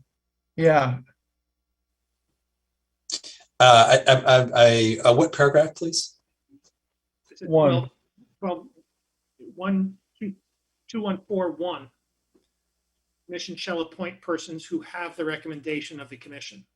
Right. So what that means is the intent of that is that the recommendation, you must receive a recommendation from the commission to be considered for appointment. It does not mean that they're basically appointing them. You still have the ability to choose to not move forward with a candidate, to have additional questions, to ask for additional candidates. I know Councilmember Dean was also in this conversation. I see him looking to comment as well, but.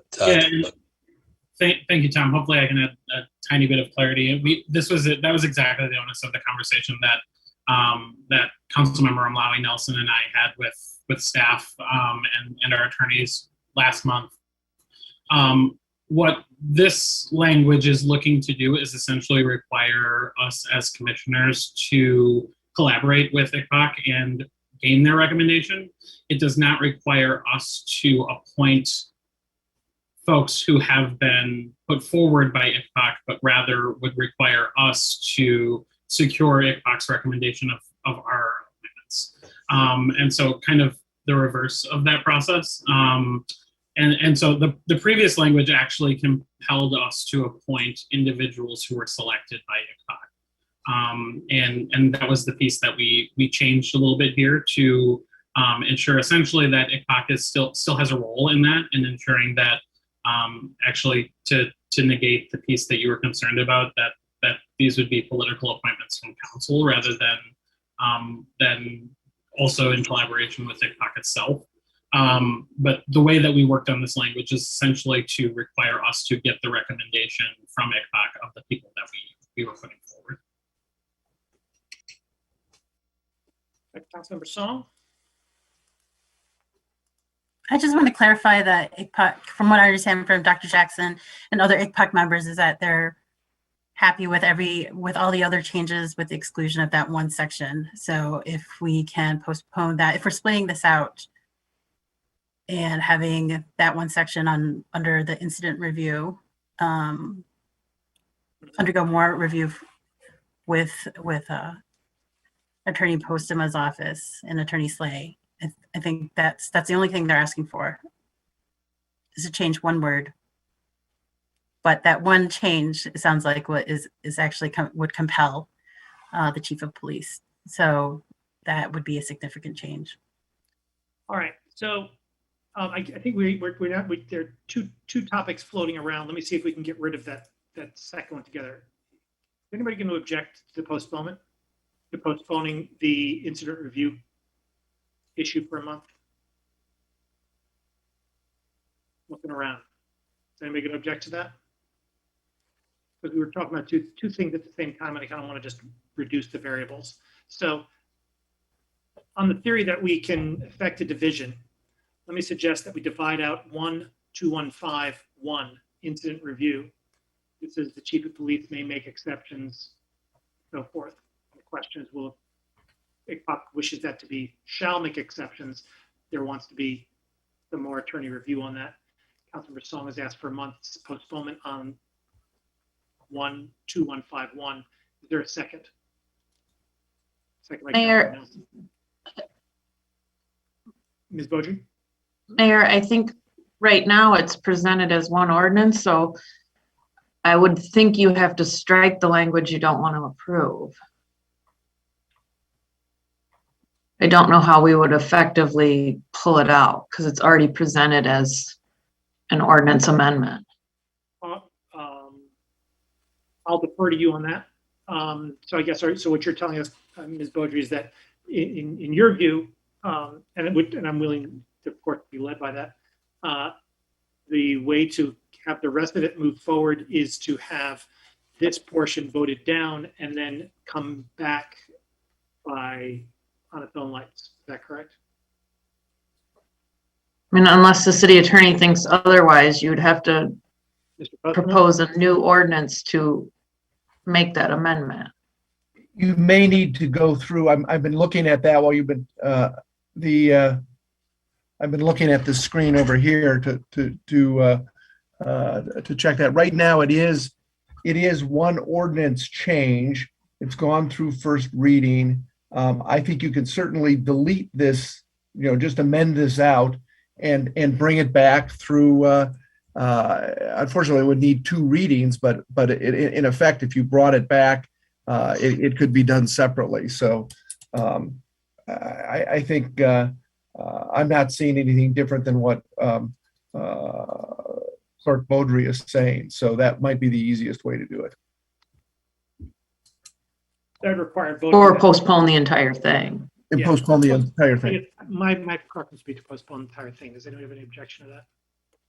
I'm sorry, I didn't hear you.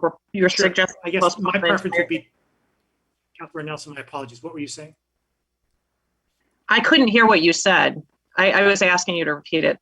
So I guess I would, hearing what Ms. Beaudry and Mr. Postman have indicated, that we cannot affect a division, that the cleanest thing to do is, and that there are 2 alternatives, are to vote part of it up and part of it down and or to postpone the thing in its entirety for a bit. It strikes me that postponing the thing in the entirety for a bit is tightest.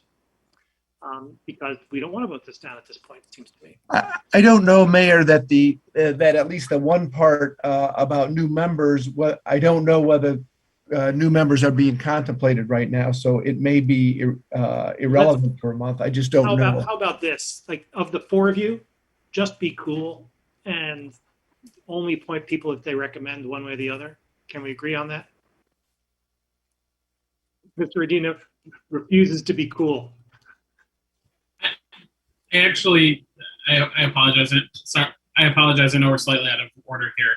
I am concerned with postponing because of the information manager piece. I know that that's a pressing concern for the council as well, or the commission as well.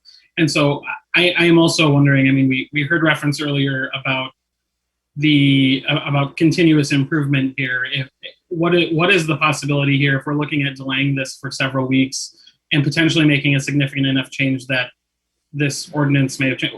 We could also, a third option would be to pass this and to bring back a 1-word ordinance change. Yeah, I think that would be better to do in one sense, because if you make that 1-word change, I will say that is substantive enough to move the whole thing back. And so, yes. Fair point. All right. We're kind of off cycle here, but I think this is constructive. I'm going to take that as the sense of the body that we kind of all want to move forward on this, and that we're going to vote on this without amending the incident review section, on the theory that that's going to be brought on back from interested ICPOC representatives. Can I suggest something? That do we not have a postponement on the floor? Did the postponement? I don't know that it's been seconded. It was not. It wasn't. Okay. All right. So, Councilmember Song, is that cool with you, since you have made mention of a postponement? I'm going to just check in with you before proceeding. I spoke with Lisa earlier, so they from their end, from ICPOC's end, there's no rush, and they'd be okay with a postponement. So I don't know where there's been miscommunication earlier. I mean, I was not in that meeting earlier with the co-sponsors. So I'm conveying what I'm supposed to be conveying as liaison from ICPOC.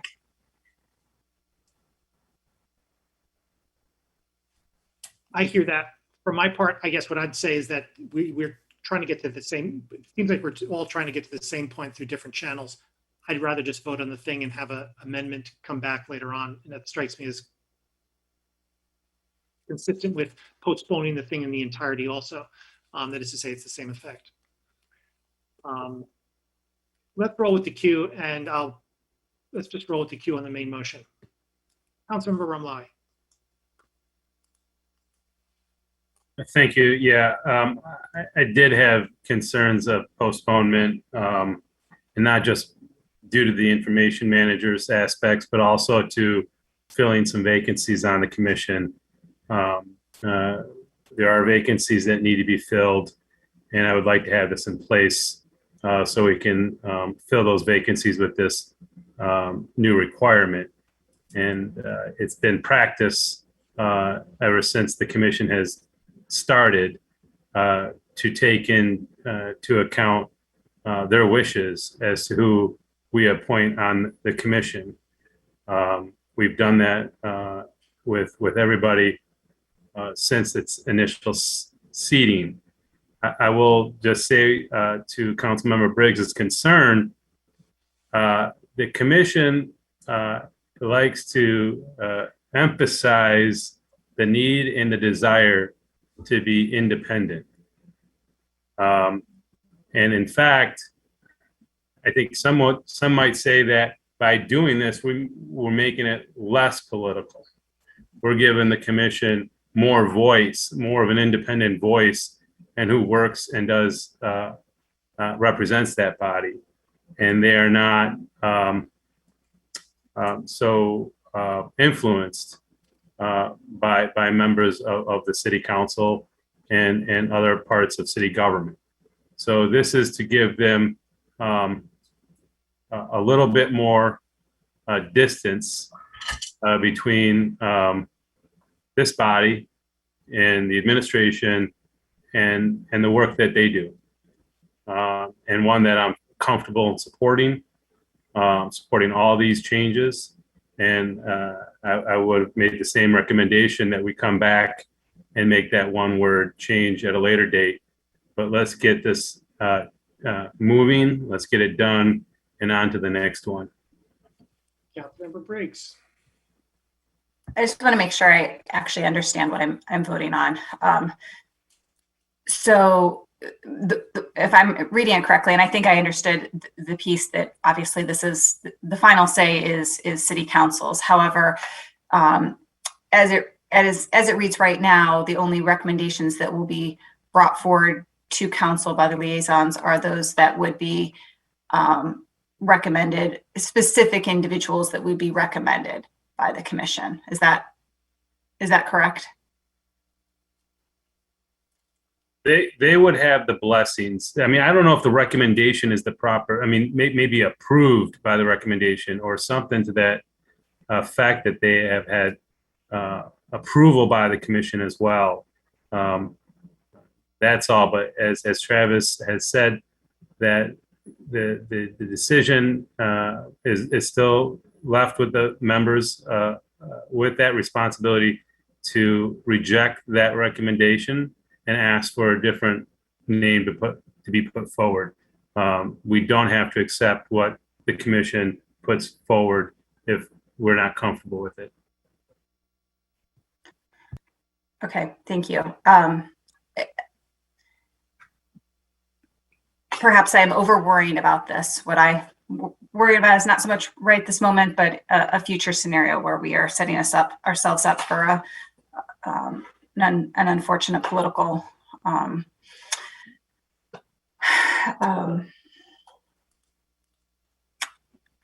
situation that maybe is not the best. I'm not being very articulate right here, but anyway, I will think about it, and I appreciate the feedback. Councilmember Nelson. Thank you. I just want to reiterate the point that Councilmember Radina made, which I think was a really good one, that this is really about collaboration. It's not about who got the idea first. It really wouldn't matter if the idea for a person for an appointment originated with the council member liaison or the commission. The point would be that there would be a point of agreement, that the commission agreed that this person was a good idea and the council liaisons agreed that it was a good idea. So it really is just promoting collaboration. It's not about picking a top dog or a chief person in the decision making. It really is about collaboration. And I also want to loop back a little bit, since we are now moving in the direction of passing this whole and not sort of quibbling over the one word. I want to loop back to something that Mr. Crawford said, which is a thought that I had early on in our discussions around this. There is a certain amount of discretion that is baked in to this. And so the idea of will or shall or must, or I mean, it is functionally may, simply because there's such subjectivity to defining a significant event. And so I know that Councilmember Romlawi and I had this exact conversation early on about this one word, and I told him that to me, functionally, it didn't matter, will or may or must or shall, simply because it's defined in a way that's going to be discretionary. That's just my take on it, but and I think this is a conversation we can have in the future. We pass it whole, and then we decide about amending that one word if that seems like a meaningful difference. Thank you. Further discussion? I'm going to be delighted to support this. I'll note the language could be clear, and so I'm just going to say that I'm voting on it with the on the interpretation that council liaisons shall appoint persons who have the recommendation of the commission. Means to me, council liaisons shall only appoint persons who have the recommendation of the commission. I can imagine a scenario in which the commission recommends a one person, and does not produce some sort of option set, and that the council liaisons then read the ordinance and say that they shall appoint the person, inferring that it's obligatory. I'm not reading it that way. I'm reading it to mean council liaisons shall only appoint persons who have the recommendation of the commission. The purpose of that is to give ICPOC what I think is unique but also appropriate, essentially veto control over their members.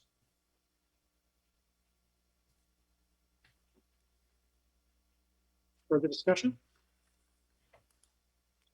Roll call vote, please, starting with Councilmember Nelson.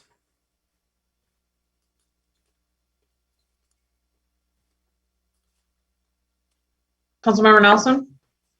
Yes. Councilmember Briggs? Yes. Councilmember Romlawi? Yes. Councilmember Hayner? Yes. Councilmember Dish? Yes. Councilmember Griswold? Yes. Councilmember Song? Yes. Councilmember Grand? Yes. Councilmember Medina? Yes. Mayor Taylor? Yes. Councilmember Iyer? Yes. Motion carries. C1, an ordinance to amend section 8530 of chapter 105, housing, entry to show premises and time for rental agreements of title 8 of the Code of the City of Ann Arbor. Moved by Councilmember Nelson, seconded by Councilmember Dish. Discussion, please, of C1. Is there not an introduction for this, or I don't know. a staff introduction? I didn't want to jump ahead. Okay. Councilmember Nelson, I'm sorry, C1 does not have an introductory item that I'm aware of. Okay, I thought there might be. I am happy to introduce this. So we first proposed a policy to extend our early leasing ordinance, extend the timeline. That came up on April 5th. And in that proposal, we were just talking about substituting a number and substituting 240 for what currently exists as 70. And we postponed it, and we talked on April 5th about incorporating a right to renew. And on June 7th, we did not yet have language for right to renew, and so we postponed it to July 20th. I mentioned this because when we got language for this ordinance last week, it was an opportunity to get this in public discussion earlier, and we seized on it. And I want to thank Councilmember Medina for urging us to get it on this agenda, because it really has been a long extended discussion, basically since April 5th. So we have had nearly 3 months of discussion of this ordinance among community members, tenants, and landlords. And where we are at now is we've arrived at a compromise based on significant discussion. What started out as a suggestion of 240 days is now 210. I appreciate that this is unconventional and not how we typically like to do things, adding things late to the agenda so that there wasn't time for questions to be asked. But in deference to the fact that we have gotten so much communication from the community, there's so much support for this policy. I think we all know this based on our email boxes. And this really has been a topic of discussion for so very long, longer than would be usual in, well, typically. The basic premise for that, I'm asking my colleagues to please pass this at first reading and just get us a little step further. And it may be that in the intervening weeks between now and July 20th, the changes may have to happen so that it goes back to first reading. But tonight, I hope that we can pass this at first reading, basically as is. The basic premise of it is that the existing ordinance restricts both showing apartments and leasing apartments for just 70 days, which has not been effective. Staff told me there's been zero enforcement of it. It's basically voluntary. Tenants say the landlords are driving it. Landlords say the market and the tenants are driving this pressured market. Basically, we cannot just impose a timeline and hope that it sticks because we don't have good enforcement mechanisms. And this ordinance as proposed really is an elegant solution where both landlords and tenants are protected. It's going to be fair. It's going to apply across the board. Landlords have to provide notice of renewal terms and tenants have a right to renew. And so that right to renew is going to be approximately 7 months into a year-long lease. Landlords can change terms. They can adjust rent higher. They can change. Okay, I'm running out of time. But the point is that the terms that they're going to offer their current tenant are the same that they would offer to a prospective tenant. This ordinance has a lot of language that's borrowed from other ordinances and other municipalities. I want to thank Councilmember Regina for his support. I hope everybody can stand behind this. Thank you. Member Regina. Thank you, Mr. Mayor. And I want to thank Councilmember Nelson for her work on this for several months now. I got involved with it later than she did in kind of digging into it, but there was a ton of work that has gone into this. A lot of stakeholders have been engaged. And I want to also thank all of the hard work and by staff and our legal interns and things like that to get this ready. As Councilmember Nelson mentioned, the reason that we did bring this forward late, and I thank Councilmember Dish for joining us as that third co-sponsor to put this on the agenda, was really to make sure that we finally had something that the community could start discussing and talking about. And even if we do have to extend this out over a period of meetings with additional amendments, ultimately that probably just gets us back to the original time frame, but now we're actually all operating off of the same understanding and the same document, the same proposal. Before we get too far into this, I do have a minor amendment that I've passed on to the clerk. There was an oversight in our work when we were changing the timeline to be reflective of the end of the lease rather than the beginning of the lease. In section 1A, it should read no later than 180 days. And so I've asked the clerk to pass that around if she has it available. But it's a relatively minor change to reflect kind of the change to moving numbers or counting back from the end of the lease to account for longer leases than 12 months. Is there a second? Second by Councilor Nelson. Is that friendly to the body? Friendly to the body. Councilor Regina, still the floor.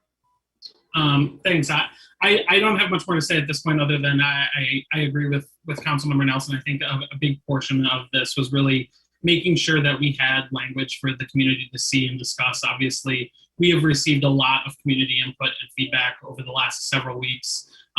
Unfortunately, we have not all been operating kind of from the same language and the same document. And so we wanted to move that forward tonight and make sure we were giving everyone ample time to consider this.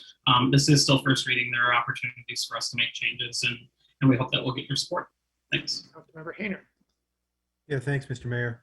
I mean, I'll support this on first reading the consideration of not hustling these tenants to sign a lease. And I mean, I mean, Councilman Nelson knows, and we spoke about this quite a while ago, that the suggestion that we count backwards from the start of a lease came out of a landlord that I do maintenance work for in Ypsilanti, who owns a couple places out there. And you know, that's how he does it with his tenants. And I think that's the right way to do it, because you know, you don't know what kind of leases people are sitting on, and some people sign multi-year leases, of course. The only concerns I have are about the creation of tenant landlord law that's going on here. I think that it's always appropriate to review and strengthen tenants' rights. We know that renters are a big part of our community here, and that traditionally tenants' rights are pretty weak. I think in some cases Ann Arbor has decent protections, and in some cases they don't. So just generally my concerns about it, which I spoke with Assistant City Attorney Reiser about earlier, are about our creating of the tenant landlord law. And I'm hoping that if this passes tonight, that in the period between readings, we will be able to reach out to our legal staff and find out if there are any considerations of unintended consequences from this creation of landlord tenant law that we have going on here. That's all. I'll let it. I'm going to let this go to a second reading. I'm sure we'll be hearing from folks in the meantime, and but I think we should be prepared for some potential changes to reflect the legal memos that we may or may not be receiving. Thank you. Dr. Briggs.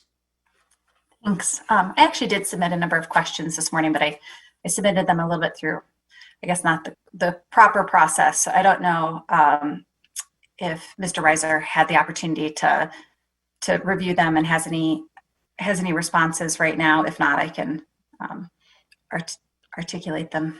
A couple things. First, to answer Council Member Hayner's question, yes, we will be providing an updated legal memorandum. We provided one in March based on the 70 to 240, but here, now that we're taking it from the end, and not only is the time period changing, but also the just causes for eviction, those have been added. So we're going to be updating that memo in light of a court decision that I shared with you a few weeks back. So that will be forthcoming. We'll also be addressing some of these. With respect to your first point, the no sooner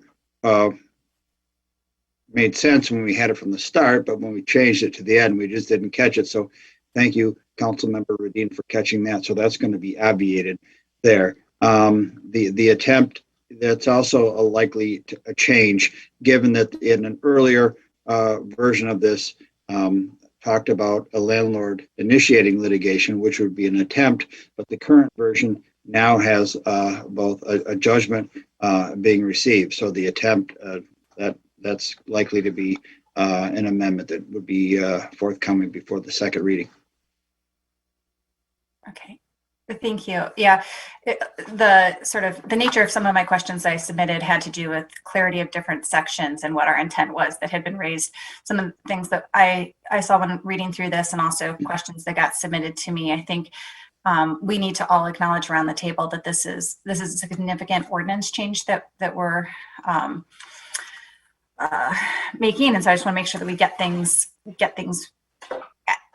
The wording is tight and really aligned with our intent. I greatly appreciate all the work that the sponsors have done on this and the advocacy of GEO to bring forward this. I mean, I've heard no concerns from folks in the community, anybody, that the 70-day time period is just simply unacceptable. One of my concerns remains is the time period that we've settled on. We've certainly heard significant support from renters around the 200 and around the current time period. But we also have heard from at least a segment of the student population, the Pan-Hellenic Society, that they're supportive of more of a February time period. And we've certainly heard from a number of landlords that they're supportive of a time frame more aligned with 140 to 180 days. The time period that I've heard from students is anywhere from maybe 160 to 270. And so, you know, when we're looking, one of the concerns that I have, given the where this is intended to help out is around campus or properties around campuses, is that we're essentially condensing the entire rental period to 3 weeks in April for those who are renewing leases, which, so I may have a motion to change language later depending on other comments. Councilmember Briggs, you also had a question, I believe, in those series of questions that I don't think the attorney's office can answer. It was really about the definition of, it was your last question, the definition of re-renting to some people over other people. And that is probably more appropriately directed at the sponsors.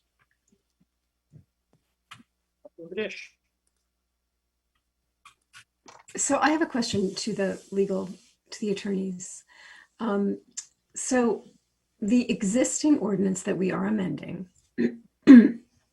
prevents landlords from pressuring tenants to renew a lease until 70 days into the term of the lease has passed. And I think we all agree that 70 days is a silly, way too short amount of time. But the thrust of the existing ordinance is to create a period of time where people are not pressured to renew a lease. And my understanding is that currently it would be an infraction of the existing ordinance if landlords were to extend housing contracts to tenants before the 70-day mark. So this ordinance proposes to change that to that mark to either 150 days from the end of the lease or 210 days from the beginning of the lease. It's so so current lease, yeah. It doesn't use the word pressure. It prohibits a landlord from doing one of two things: from entering the premises for the purposes of showing it to a prospective tenant, and second, entering into a leasehold or a lease agreement with another tenant until that 70th day has passed. Okay, so entering into a lease agreement with another tenant. Mm-hmm. That's right. Okay, so so a landlord would be in violation of the amended ordinance if they entered into a lease with a prospective tenant prior to that 210-day mark. That's correct. Okay, so are the two parts of this ordinance separable? Can we achieve one of the goals, which is to have a longer period, without doing the right to renew part? And that's a policy question for you, is do we need both a change in the extension of time as well as a just cause provision? Is that sort of what you're asking? Yeah, I mean, yes, that is what I'm asking, because I'm concerned that we're trying to put too much into this ordinance, and I'm afraid that it may, that just cause eviction is more vulnerable than the time limit. That is something that council can do. You can amend the time period as you had originally proposed, or you can do that along with a just cause provision. Now, there was input from student groups as to why the just cause eviction was important to them and how it better protects them from a policy perspective. But to answer your question directly, yes, you could do it one or both ways. Or higher. Thanks.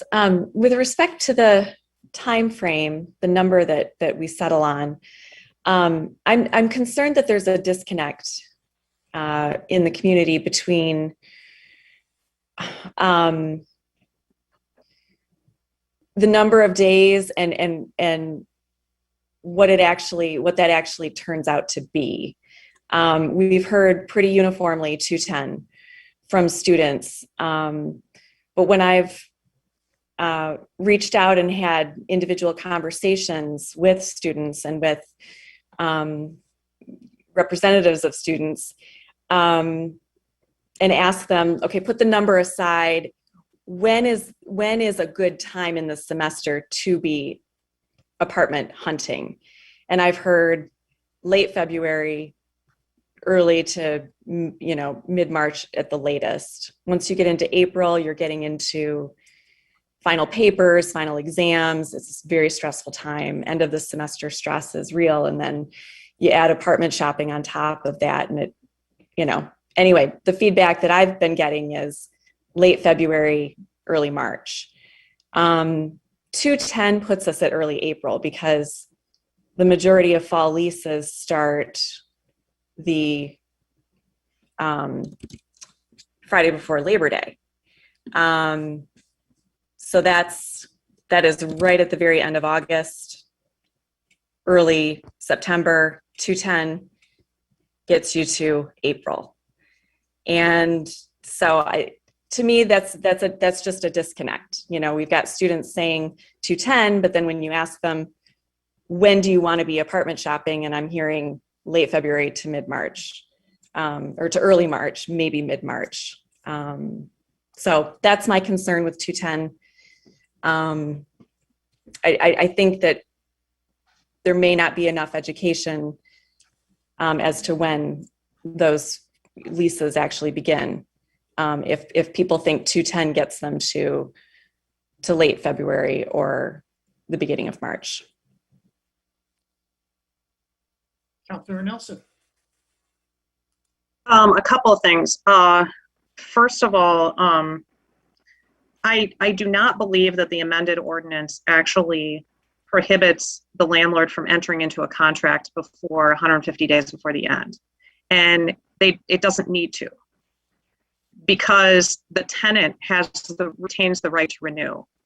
And when we first talked about extending the timeline and the same restrictions that apply to 70 days, the first answer that I got back was, well, gosh, the 70 days might not even be legal. And the only reason that it's standing is because people are willingly agreed to it. So I think that is a difference that is meaningful, and that's what makes it difficult to separate the two. The right to renew is exactly the enforcement mechanism that maintains the timeline. I don't think you can take away one and have the other stand. So the point is that if the landlord did enter into a contract with somebody else before the 150 days before the end of the term, the tenant would then have a cause of action, because they can assert their right to renew, and then there's a conflict, and the conflict is that the landlord clearly violated the tenant's right to renew. It's not right now, the way our 70-day ordinance is written, the landlords are in violation of a city ordinance, and theoretically our city building department could find them in violation, but that simply doesn't happen. It just doesn't, there's not an enforcement mechanism. I guess the other point that I would make is that one of the reasons that there are leadership bodies within the university community is that they are representing their colleagues. And so I cannot overstate the significance of the leadership and the collaboration that happened between GEO and CSG. And so I really, really hope that we can respect that and not hold up anecdotal conversations as evidence to invalidate the collaboration that happened there, the compromise that happened there to arrive at the timeline we're on. I will not support an amendment to the timeline, because I know how much work went into it. Further discussion? Councilmember Briggs.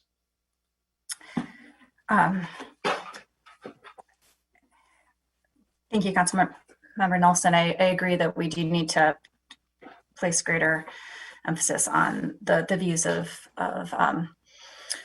membership organizations. They are trying to speak for a larger body, and we did pretty uniformly hear from the CSG and GEO around the 210-day time frame. We did, however, for another organization, Panhellenic, hear a different number. And in conversations with them, they didn't realize that that the number was negotiable in some ways. And so but I think that our responsibility in crafting this ordinance is to make sure that we are thinking about the multiple interests that exist within our community, both small and large landlords, renters all across the community, student and non-student renters. There's a lot of interest to be balanced here. And my desire is to make sure that we're enhancing tenant rights and we're improving upon current conditions, and that we have an ordinance that can be that generally has the support of our community so that it can move forward and be there for years to come, because that's what we want is an ordinance that stands the test of time, and that can improve upon conditions. And so I'm going to make a motion to change the time period. I'm sorry, I had this crafted as language and then I lost the email. So I'm going to state it orally, and hopefully it's two numbers that I'm trying to switch. In section 1, where it reads 180 days before the end of the current lease period, that would be moving to 210 days before, which is 7 months before, where somebody could get notice. In section 3, where it says 150 days before, that would move to 180 days before, which is 6 months prior. So that would move September 1st dates to March 1st as opposed to April 1st. And then in section 4, I am proposing moving that from 150 to also to 180. There a second? Second by Councilmember Iyer. Councilmember Briggs, you have the floor for a little bit longer on that if you wish. Thanks. I'm sorry about not having language to send around. I assume that was confusing, and please let me know if I've stated one of those numbers incorrectly. The intent of this is to essentially just move up by about a month the time frame that is existing within the ordinance right now, to better balance the sort of multiple viewpoints that are existing in the community, to get to reviewing the information that we've received, where there seems to be support for a time period between 140 and 180 days from many parties in the community, and to hopefully move forward an ordinance that significantly enhances our tenant rights. Councilmember Adina on the amendment. Thank you, Mr. Mayor. While I recognize that any period greater than 70 days is an improvement, I won't be supporting the amendment. I agree with Councilmember Nelson that the 210-day, the 180 and 150-day periods that are currently in the ordinance are the work of a compromise between graduate students and undergraduate students, student renters who came together and decided on a number that met in the middle of where they initially started. I do want to caution us. I want to be careful. We have heard a couple of times folks mention that the Penn Hellenic Society had spoken out in representing students, and I think one of the things we need to be careful about is the number of groups that are speaking out on behalf of students rather than allowing students to speak for themselves. And the Penn Hellenic Society that reached out to us is the Penn Hellenic Alumni Society, and so in my view, most of them are probably actually no longer student renters. And so while I think their experience is valuable, I value and appreciate the work that went into this from Central Student Government and from GO in crafting an ordinance that was reflective of students. I think we've heard from from hundreds of students who have emailed us asking us to support the current number. And so while ultimately I think Councilmember Briggs's suggestion would still be better than the status quo, I'm comfortable moving forward with what is in the draft. Further discussion of the amendment? Roll call vote, please, starting with Councilmember Nelson.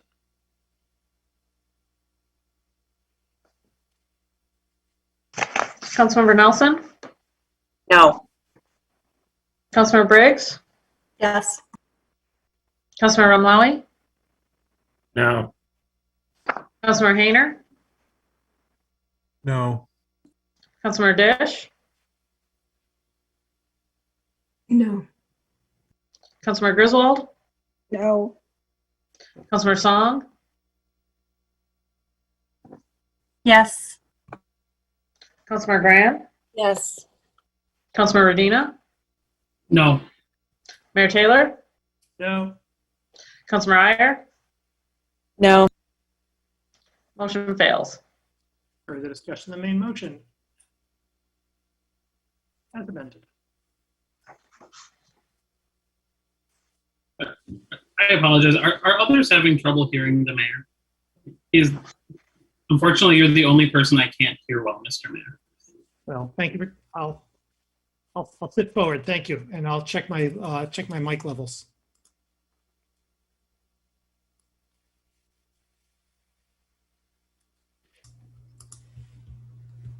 Excellent. Thank you. Councilmember Dish. Yeah, so I agreed to co-sponsor this because I did want it to get on the agenda so that it could move forward in time to have to be effective for the beginning of the term. I am concerned about I don't know on what basis we're creating a right to renew. I don't know where the basis for law or in city authority there is for that. And I'm not sure, it was suggested earlier that we ought to be bold in standing up for renters' rights and letting ourselves be sued and win and blaze a trail. And I'm perfectly happy to blaze a trail, but I have a rule that I don't want to let us be sued when I think we cannot win. And so I'm happy to pass this on for second reading, but in the interim, I will need clear legal advice regarding whether this is a thing we can champion and win, or whether this is a thing that will expose the city to financial damage. Further discussion? Roll call vote, please. Start with Councilmember Romali. I just quickly want to just say thanks to everybody who's been working on this. Been a heavy lift and a lot of work and a lot of time has gone into it. So appreciate the work that my colleagues are taking on and doing this. Thank you.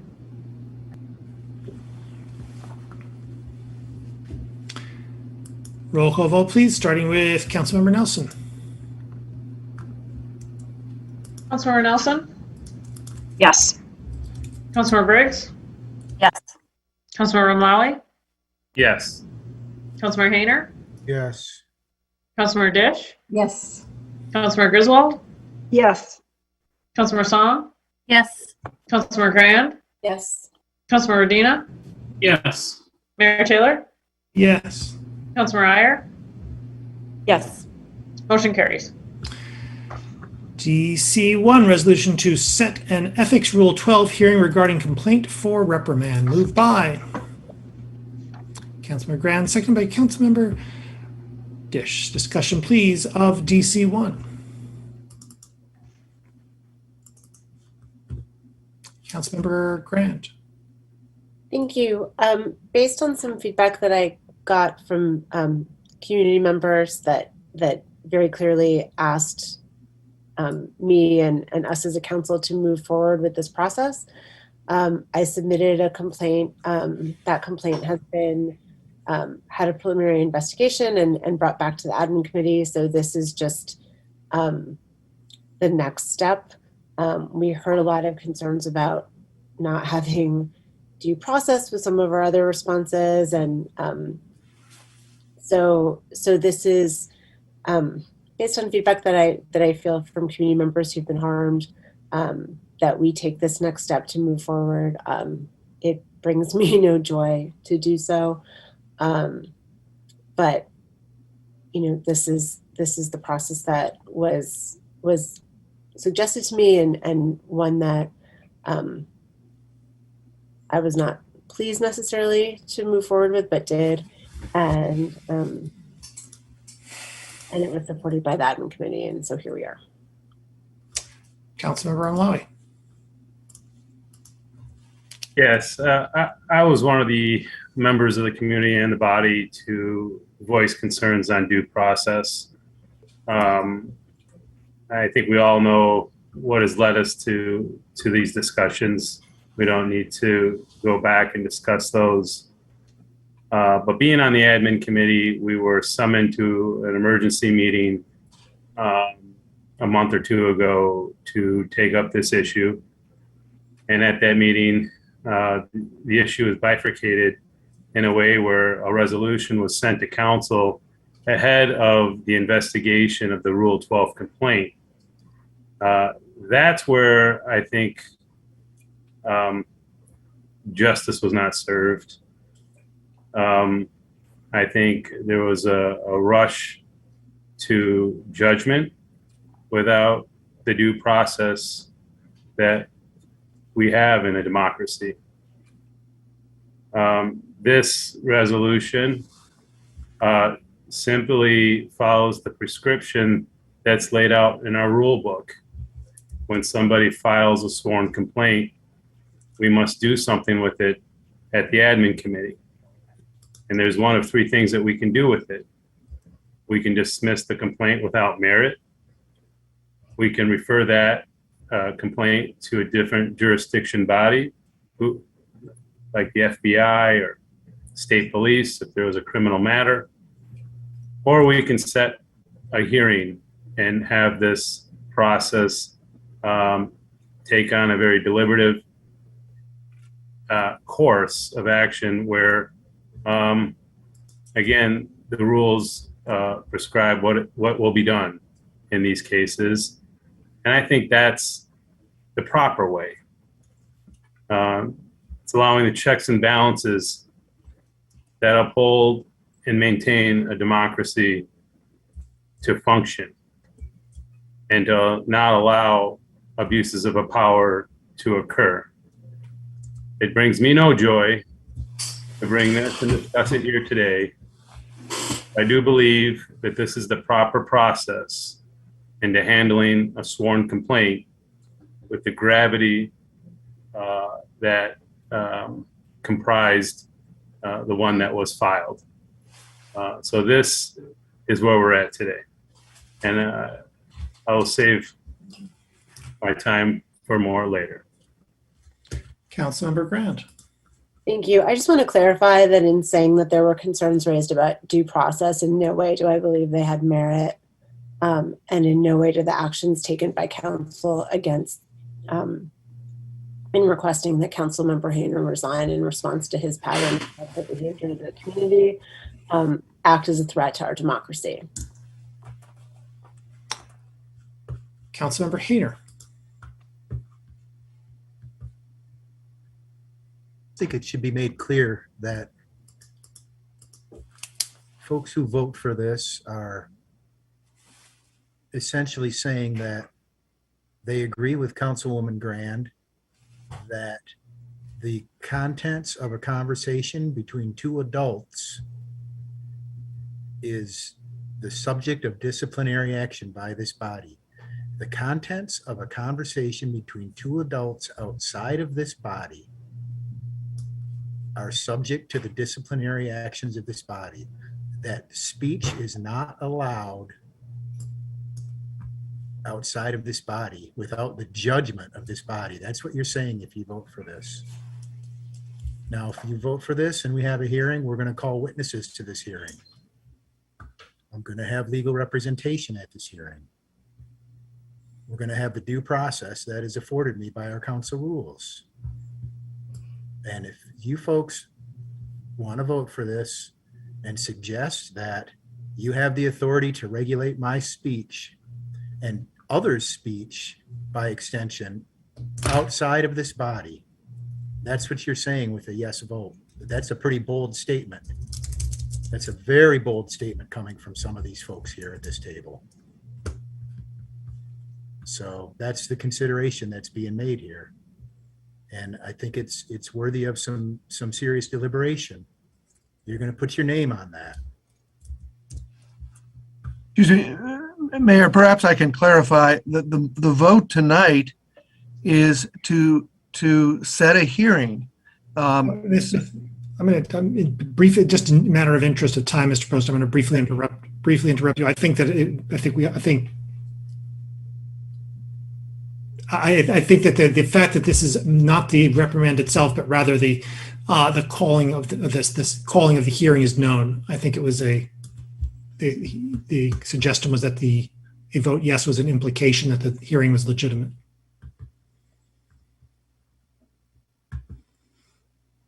Again, you can read all you want into, you can make up what you think I'm saying.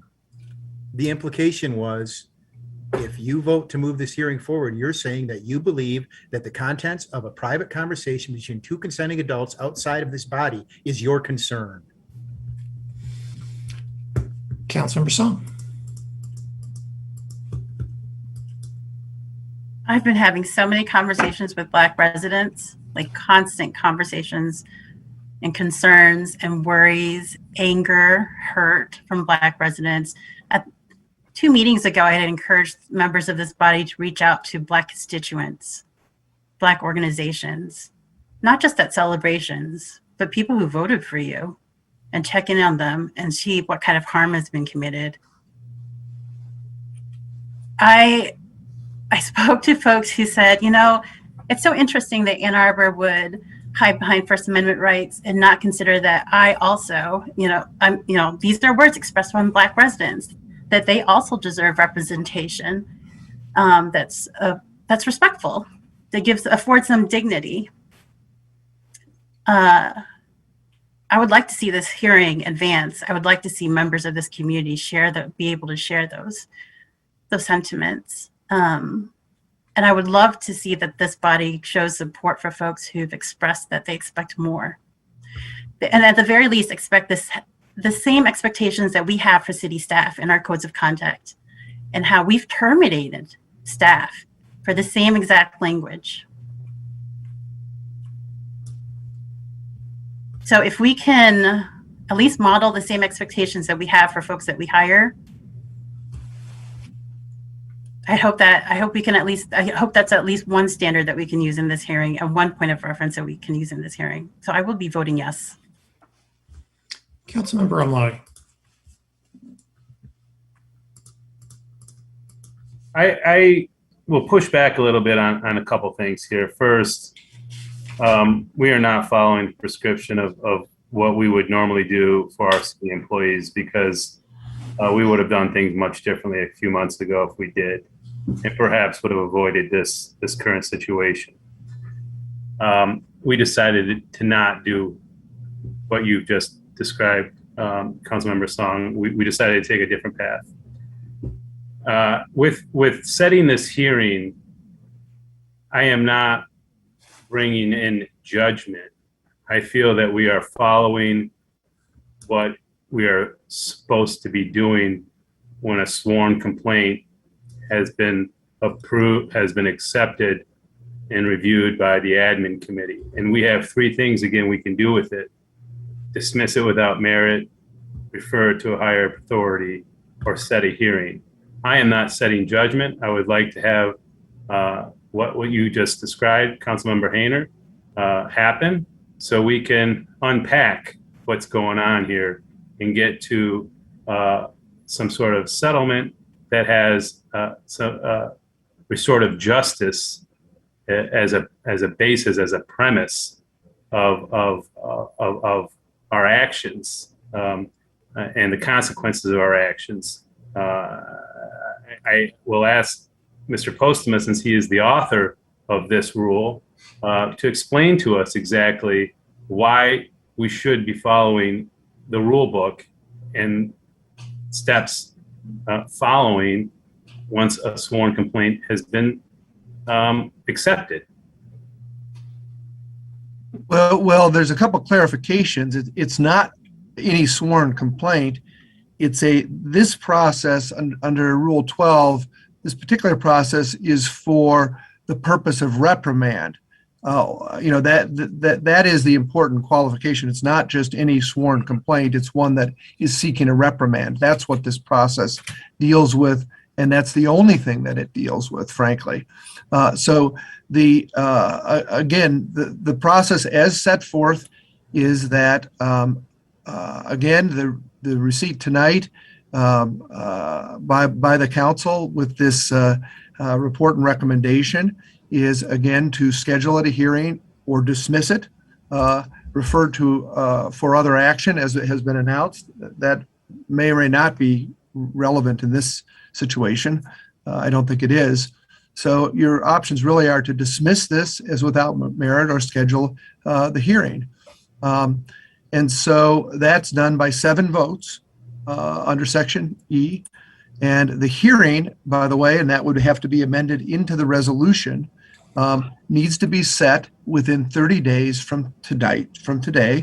It can be done at a regular meeting or it can be done at a special meeting.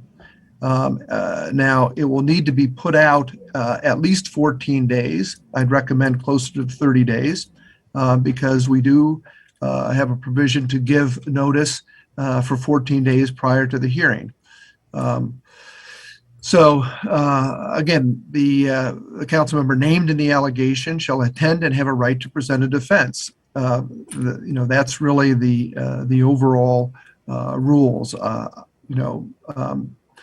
Opportunity to have an opening and closing statement. They can present witnesses. It's not a formal hearing. Rules of evidence don't apply, and so on and so forth. So, council member, if that's what you are referring to, if there's further questions about that, that's generally what the process would be. And at the end of that hearing, then, at the end of the hearing,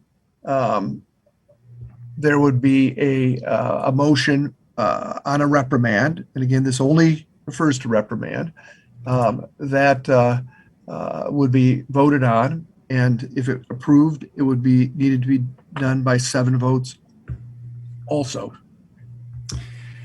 Councilmember Griswold. I want to apologize to the community. Never when I was running for council did I think I would be engaged in such unspeakable, I can't even think of a word for it. I will not be supporting a hearing. This needs to be dismissed without merit. I'm very disappointed in what our city attorney wrote. Basically, we're saying that MLive wrote an article. We don't like what was in the article. We're taking it as fact. The fact that a council member did not apologize or dispute it, there are things that are written about me that I don't even know about, let alone do I dispute or acknowledge or do anything. And there may be tremendous harm that's been done in this community for many, many reasons, for stormwater damage. And people may feel bad or badly, but that's not what we're discussing. It's not how people feel. It's what was done, the actual act. And I didn't go to law school, but we're talking about the act because I could argue that tremendous harm was done when another council member repeated information in a newsletter. So this is not how people feel. And I also think that community members self-select because I've talked to a number of people of color and not a single one said, go after Jeff Hayner. You know, that's not what they're saying at all. They're saying, I'm embarrassed for council. What is happening here? So we can go through this little process, but the community knows that we have a double standard. The community knows that we have a very divisive council. We are embarrassing ourselves. So I apologize to the community that we are not focusing on the business of our community, that we're not working on our goals of affordability, of equity, of sustainability, of streets. I hear more about streets than I do about anything else. So again, it's not how people feel, it's the act that was committed, and do we have evidence that it was committed? So let's carry on and continue to embarrass ourselves. Thank you. Councilmember Ira. Thank you. As a longtime former journalist, I need to correct the mischaracterization that Councilmember Hayner has put forth of this conversation. This was not a private conversation between two consenting adults. This was a conversation with a reporter. No conversation with a reporter is ever private, ever. Even if you think you're off the record, that's not a private conversation. Furthermore, I don't think that this reporter consented to have this language used to him. Speaking for him. Okay. Councilmember, please don't interrupt.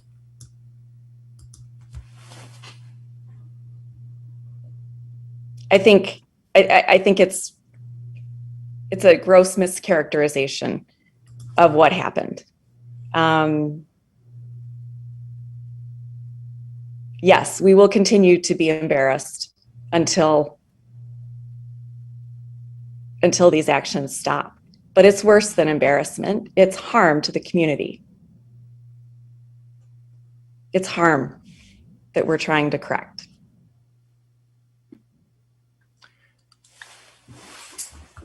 Councilmember Dish. I would like to add to what Councilmember Iyer just said. And not only is no conversation with a journalist ever private, but the journalist would not be speaking to any one of us if we were not elected representatives. And when we speak as elected representatives, we have to be careful what we say, because we are, to some extent, speaking for the city, and we are speaking in the place of the people who elected us to represent them. And it is for that reason, because when we are elected, we speak for and in the place of the people who voted for us. It is for that reason that we have a code of ethics that says that council members should avoid the use of derogatory or denigrating language. Now, as an individual person, private person, I could use derogatory and denigrating language if I wanted to, with my mother, with my partner, with my dog, with anybody I want. But when I'm speaking in ways that can be broadcast publicly, I'm speaking as a representative and I can't use that language. So it is truly a mischaracterization to say that we are starting to regulate the speech that happens in private between consenting adults, because that's not what we're doing. And it is about an act that was done. It's not about people's feelings. It is about an act that was done that is against our code of conduct as representatives.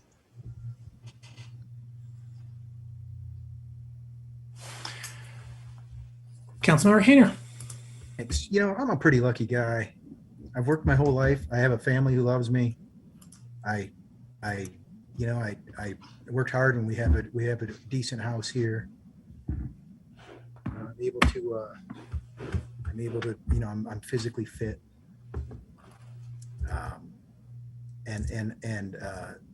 I know my own character, and I know where I stand on this, and I know what my rights are, and I know what I was talking about, unlike everyone at this table who wasn't part of that conversation. I've never threatened my colleagues at this table. I haven't spent the last 14 years of service to the city in violation of council ethics rules and the city charter by using private correspondence for email. I am fortunate in that I don't have to choose which lie to own up to. Did I own a small business that facilitated the abuse of women, or did I lie on my campaign materials and not? I'm lucky I don't have to do any of those things. All I have to do is defend my right to use whatever language I choose for the next person that comes along. It's for the next person to come along. And I am allowed in this hearing that you're all going to vote for, because the die is cast for you folks, because you want your 8 votes, Mr. Mayor, but you're not going to get them until you run me out through a democratic process, that I will have an opportunity to put the conversation in context, to put my use of language in context, and to tell you exactly what the conversation was. And I'll use whatever words I need to describe it in this hearing, and you can all plug your sensitive yet somehow wordly ears. And under Council Rule, Ethics Rule 4 and Charter Section 44F, I'm going to recuse myself from the rest of this conversation and the vote, because it would be irresponsible to violate our council rules like so many of you have. Very few people at this table, very few, a precious handful, would stand up to the scrutiny of our rules that you've created for me. Mr. Postma? Yeah, Councilmember Hayner is correct to he would have to ask to be recused, and certainly on a vote on himself, that's proper. He does have the full right, though, and I want to repeat this, to provide whatever version he wants, and to provide information about why this hearing shouldn't go forward and instead should be dismissed. He has the ability to do that tonight, and I just want to make sure that his issue about recusal does not prevent him from doing this, and this is very important. So Councilmember Hayner has requested recusals, and kind of a motion to that effect. Nelson, moved by Councilmember Nelson, second by Romali. Discussion? All in favor? Opposed? Councilmember Hayner is recused. Councilmember Briggs. Thanks. This is simple. As Councilmember Romali said, there's a process, and we are simply voting on whether or not this hearing should happen. But sometimes it's hard to stay quiet at this council table in terms of what gets said. You know, we do have council ethics. You know, we have rules about what our behavior should be because we are elected officials, and we try to hold ourselves to a certain standard. And we certainly have the ability to say whatever we want to say, but that comes with consequences if we violate those ethics rules. And some of those consequences have already been handed out, and we'll see where this hearing goes. But there are consequences in other aspects of life too. We have seen when people use hate speech what happens to their careers, and that's the consequence of exercising our First Amendment rights. But I do care how people feel. I am in the business of caring how the community feels and how the impact of our words might impact how people feel safe in our community, because words have power. The words that we have discussed have power to harass members of our local community in the media, make the LGBTQ community feel unsafe, make our African-American neighbors feel unsafe. And it's not just feel unsafe, it empowers hateful actions. Those who would do violence, it empowers them as well. And we are leaders in this community. So I'm sorry if some don't care about how people feel, but that's astonishing to me. Councilmember Griswold. I care deeply how people feel. I'm the oldest person on council, and I probably have a history of helping others who are less fortunate than me for decades. What I'm stating, and I'll state it again, is this hearing is not about feelings. This hearing is about an act that took place. We all feel differently. And not only do we feel differently, but some of us feel differently depending on who the actor is. So we clearly have a double standard. You can be arrested for drunk driving, and not just drunk driving, but actually colliding into another vehicle that had 2 children in the back seat. But that is overlooked. There are many other things that have happened, and no one felt bad about it, so we haven't had a hearing. So again, this has taken insanity to a whole new level, and I apologize. Councilmember Song. There are other members of this body who have used the N-word, have used homophobic slurs. I would be happy to put in a request for a hearing, no matter if it was the mayor or Lisa Dish. Lisa Dish, from your looks, I'm thinking you haven't. I'm hoping folks haven't, because I think it's a pretty basic understanding in our community that given the option to use so many references in literature and pop culture and this beautiful language that I had to learn, we have options, and we have options to care and use language to uplift. So I hope that no one reconsiders their use of language to harm others, to exercise their First Amendment rights. You have options, and if you choose to hurt, then it needs to be heard.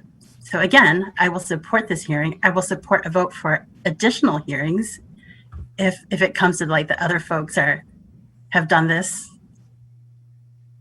in community and haven't expressed any regret. Bring the hearings on. If we're going to be embarrassed about city council, then let's look at other bodies in this entity. I can't fathom this ever happening at the library board, at the county commissioners, with our state, even our state legislators, I think, can understand that they don't use racial slurs, that it's kind of not the thing to do, especially in a progressive city.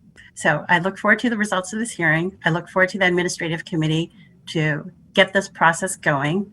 And I hope folks from the community will participate to the best of their abilities, and that we can support them in that endeavor too. So thank you. Mr. Postma? Yes, I do note that there was a question came in. City administrator was going to pass it over to me at the beginning. We did have a question about this. I had a number of different questions, and I'm going to suggest that a number of them really need to be addressed not to staff, but to the complainant. Initially, you ask what statements were, Councilmember asked what statements were offered by the person in the phone call. Did we contact the person in the phone call? Did we talk to members of the community most directly impacted by the phone call? Speak to any members of the community most directly impacted by this phone call? I believe those should properly be answered answered by the complainant. As far as the memo that came out of the admin committee, it simply addressed the fact of an article and the terms. There's no dispute that article was in, and so it's just a simple realization of that. So I'm not sure how to answer the questions more fully. If you want to rephrase them, and perhaps I'm missing something, council member. I'll go Councilmember Adina. Thank you, Mr. Mayor. Very briefly, because most of my thoughts on this have already been stated by others, I actually want to agree in part with something that Councilmember Griswold said, and posit that she actually has made an argument for why she should vote in support of this tonight, which is that the decision on whether or not to move forward with this hearing shouldn't be about how we as individuals feel about the about what Councilmember Hayner did or didn't do. It should be about the facts about what he did or didn't do, and getting to the bottom of those.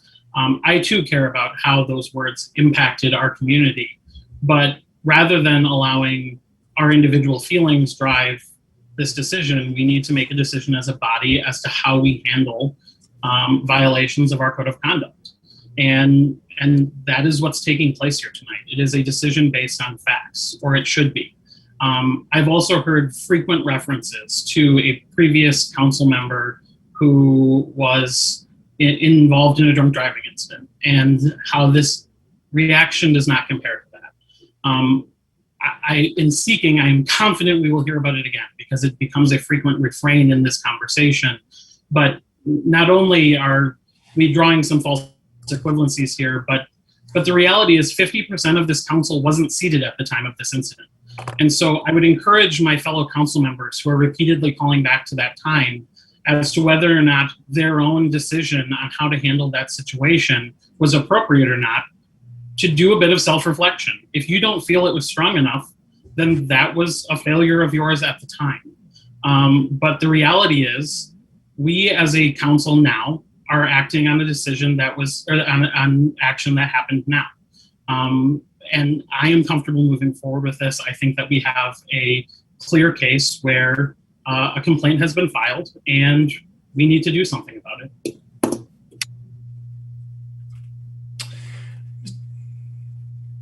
Councilmember Grant, I believe you've spoken twice on this already.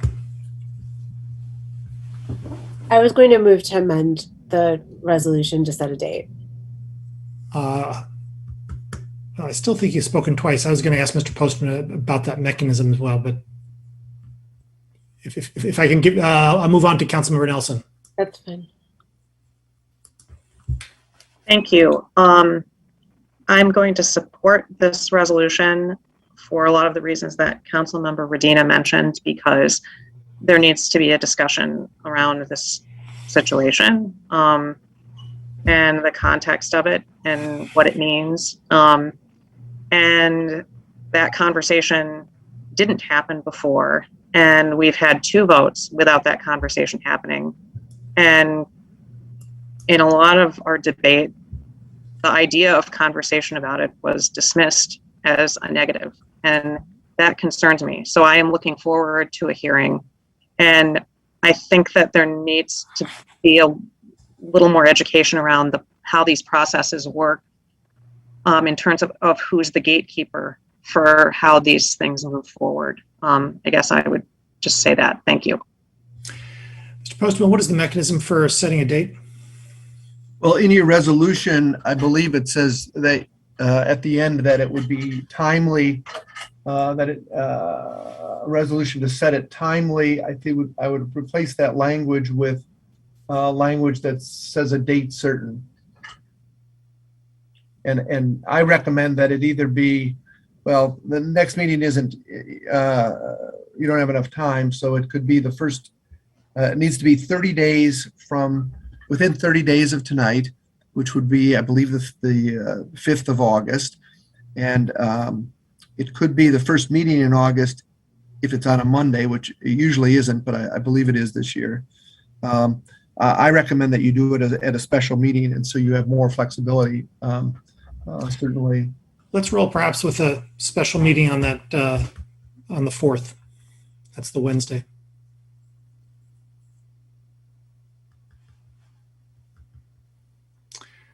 Clerk Bodrick, can you add that to the resolution? Can I have that? Does this, you have someone make a motion to that effect?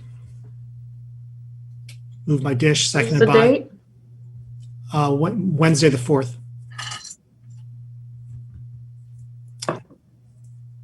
Seconded by Song. Is that friendly to the body? Taking that as friendly. Further discussion, the motion is amended.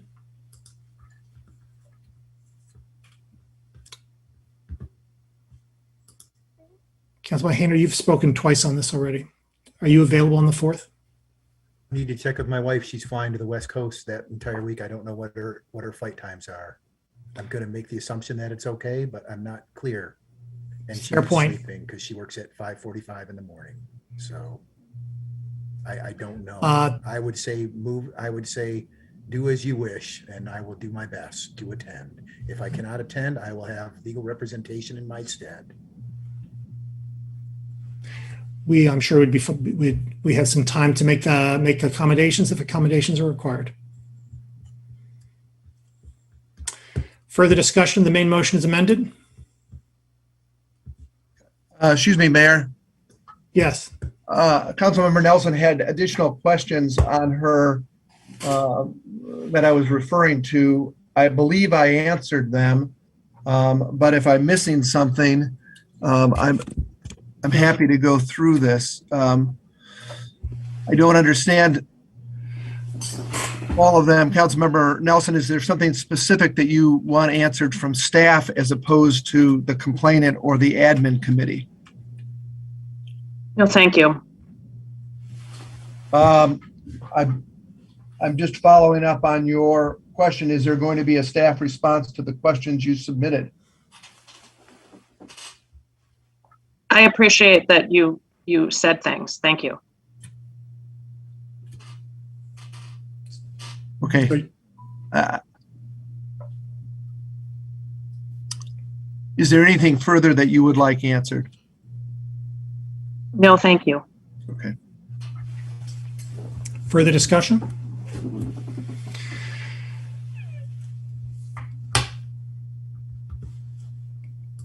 The filing of the complaint was the exact right thing to do. The prior resolution, I think, was the exact right thing to do. Moving it forward today for a hearing to determine whether or not council chooses to issue a reprimand is the exact right thing to do. We are, of course, not regulating speech. We are responding to speech, as is our First Amendment right, and I believe our obligation as elected officials.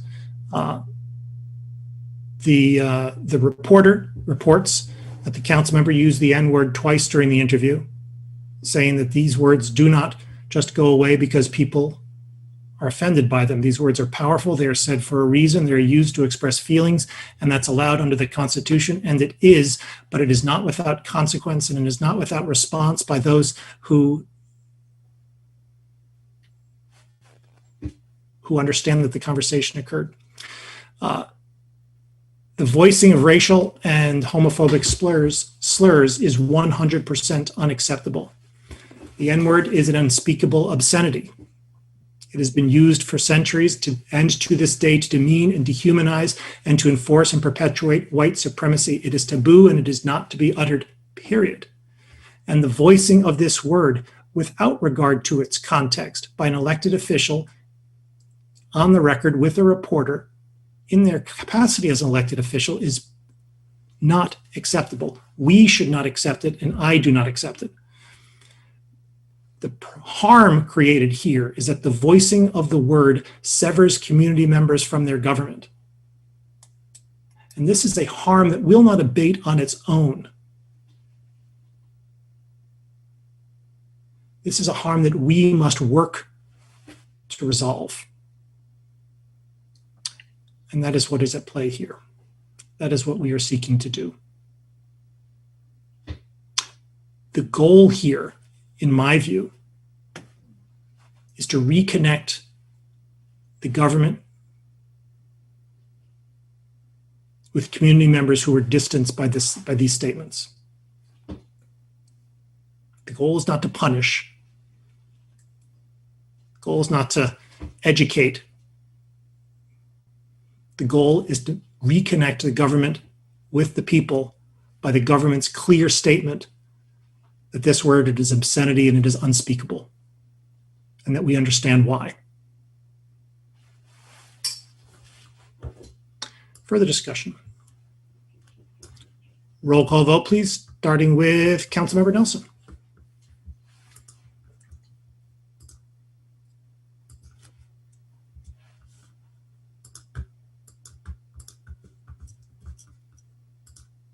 Councilmember Nelson? Yes. Councilmember Briggs? Yes. Councilmember Romali? Yes. Yes. Councilmember Hayner? Or is recused? Councilmember Dish? Yes. Councilmember Griswold? No. Councilmember Song? Yes. Councilmember Grand? Yes. Councilmember Medina? Yes. Mayor Taylor? Yes. Councilmember Iyer? Yes. Motion carries. DC2, resolution to Mr. approve Mayor? the development agreement and Mr. Mayor? amendment. Point of personal privilege. Yes. Our rules allow it, do they not? I said yes. I want to respond to the continuous and constant accusations that I, quote, used racial slurs or, quote, used homophobic slurs. I suggest that this body and those people who keep accusing me of that educate themselves on the difference between mention and use and lawful use of words and using words in context. I did not use racial slurs. No racial slurs were directed at anyone. I did not use homophobic slurs. No homophobic slurs were directed at anyone. I resent the implication that I used racial slurs or used homophobic slurs. And we'll talk about it more on the 4th.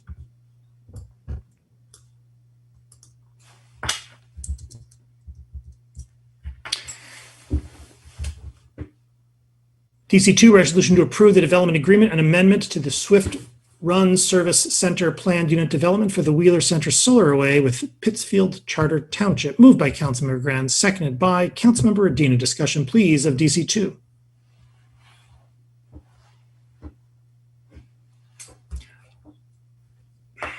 Councilmember Dish. This is very exciting. This is a resolution that lets us move forward with community solar and lets us move forward. Well, I'm sorry. What I was going to say was with landfill solar, which is a pilot community solar project, which is one of the pieces of the A20 plan that nobody expected to see until much closer to 2030 than we are right now. And so I am really excited to see this. I'm really grateful for the work of Attorney Brader and, of course, Dr. Stultz and her whole office for bringing us a pilot regulatory change that is way ahead of her timeline and that I hope is a harbinger of things to come and ways that we can get much cleaner energy than many of us have resigned ourselves to given our situation in Michigan. Councilmember Grand. I'm just glad that Dr. Stultz is on vacation because she deserves it. Mm-hmm. This is amazing. And no one should ever underestimate her in saying she can't do something because just wow, it's great. Councilmember Griswold. I second what Councilmember Grand said, and I'd like to be listed as a co-sponsor. Councilmember Adina. I also just want to echo all of the praise of Dr. Stultz and Attorney Brader and staff who did all of the work on this. And as a member of the Energy Commission, would also like to be added as a co-sponsor. Further discussion? I am, of course, delighted that this is going forward. You know, it is absolutely critical that we expand our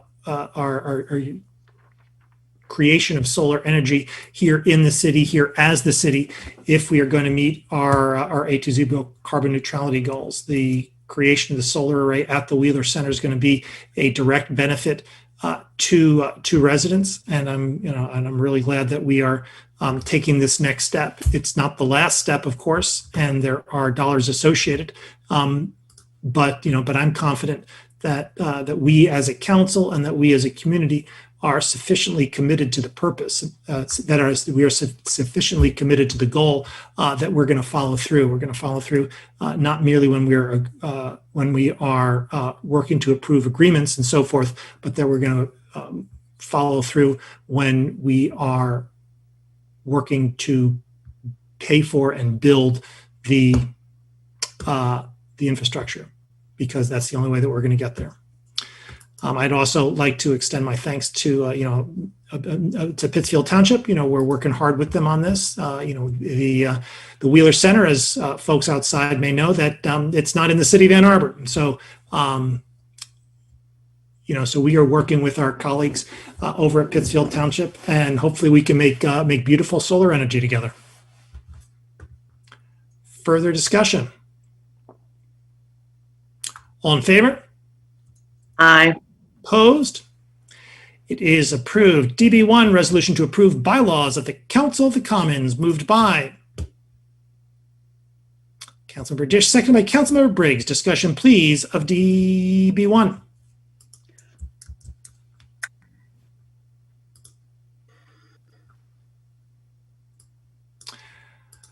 All in favor?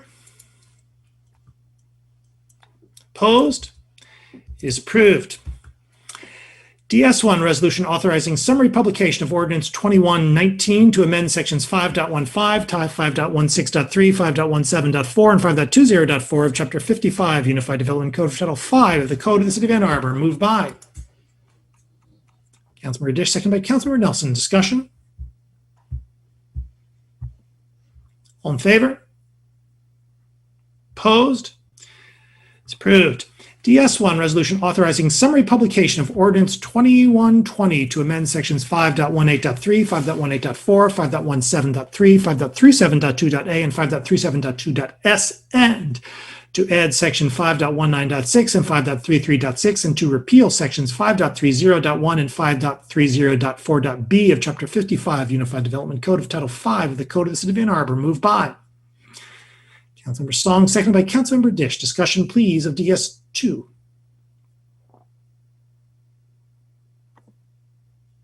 All in favor? Opposed? It is approved. Supposed to we have a closed session today? There we do. We have a closed session under the MCLA 15.268 parent A, which generally deals with personnel issues, to cover a matter requested by the city administrator to go into closed session. And I just note that under this provision, a request by an employee has to be made, and that was made. And I'm just confirming that. Further questions? May I have a motion, please? Moved by Councilmember Radina, seconded by Councilmember Ramlawi. Discussion? Roll call vote, please, starting with Councilmember Nelson. Councilmember Nelson? Yes. Councilmember Briggs? Yes. Councilmember Ramlawi? Yes. Councilmember Hayner? Yes. Councilmember Dish? Yes. Councilmember Griswold? Yes. Councilmember Song? Yes. Councilmember Grand? Yes. Councilmember Radina? Yes. Mayor Taylor? Yes, Councilmember Iyer? Yes. Motion carries. we're in closed session.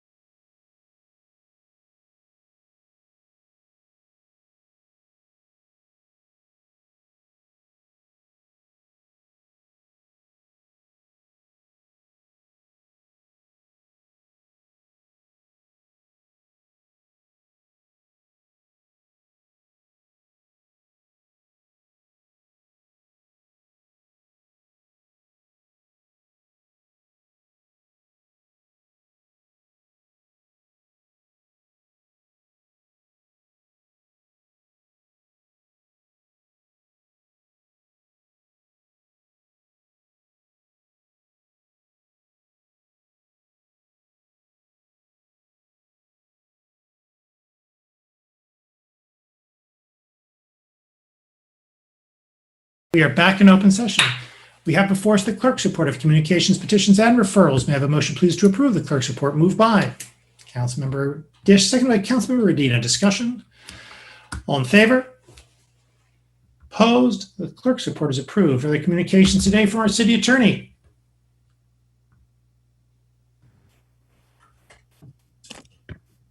No, Mayor. We now come to public comment general time. Public comment general time is an opportunity for members of the public to speak to council and the community about matters of municipal interest. To speak at public comment general time, one need not have signed up in advance. To speak at public comment general time, please enter the number on your screen. That is 877-853-5247. 877-853-5247. Once you're connected, please enter meeting ID 942-1273-2148. 942-1273-2148. Once you're connected, please enter *9 to indicate that you wish to speak. When it is your turn to speak, our clerk will identify you with the last 3 digits of your telephone number. You will have 3 minutes in which to speak, so please pay close attention to the time. Our clerk will notify you when 30 seconds are remaining and when your time is expired. When your time is expired, please conclude your remarks and cede the floor. Is there anyone who would like to speak at public comment?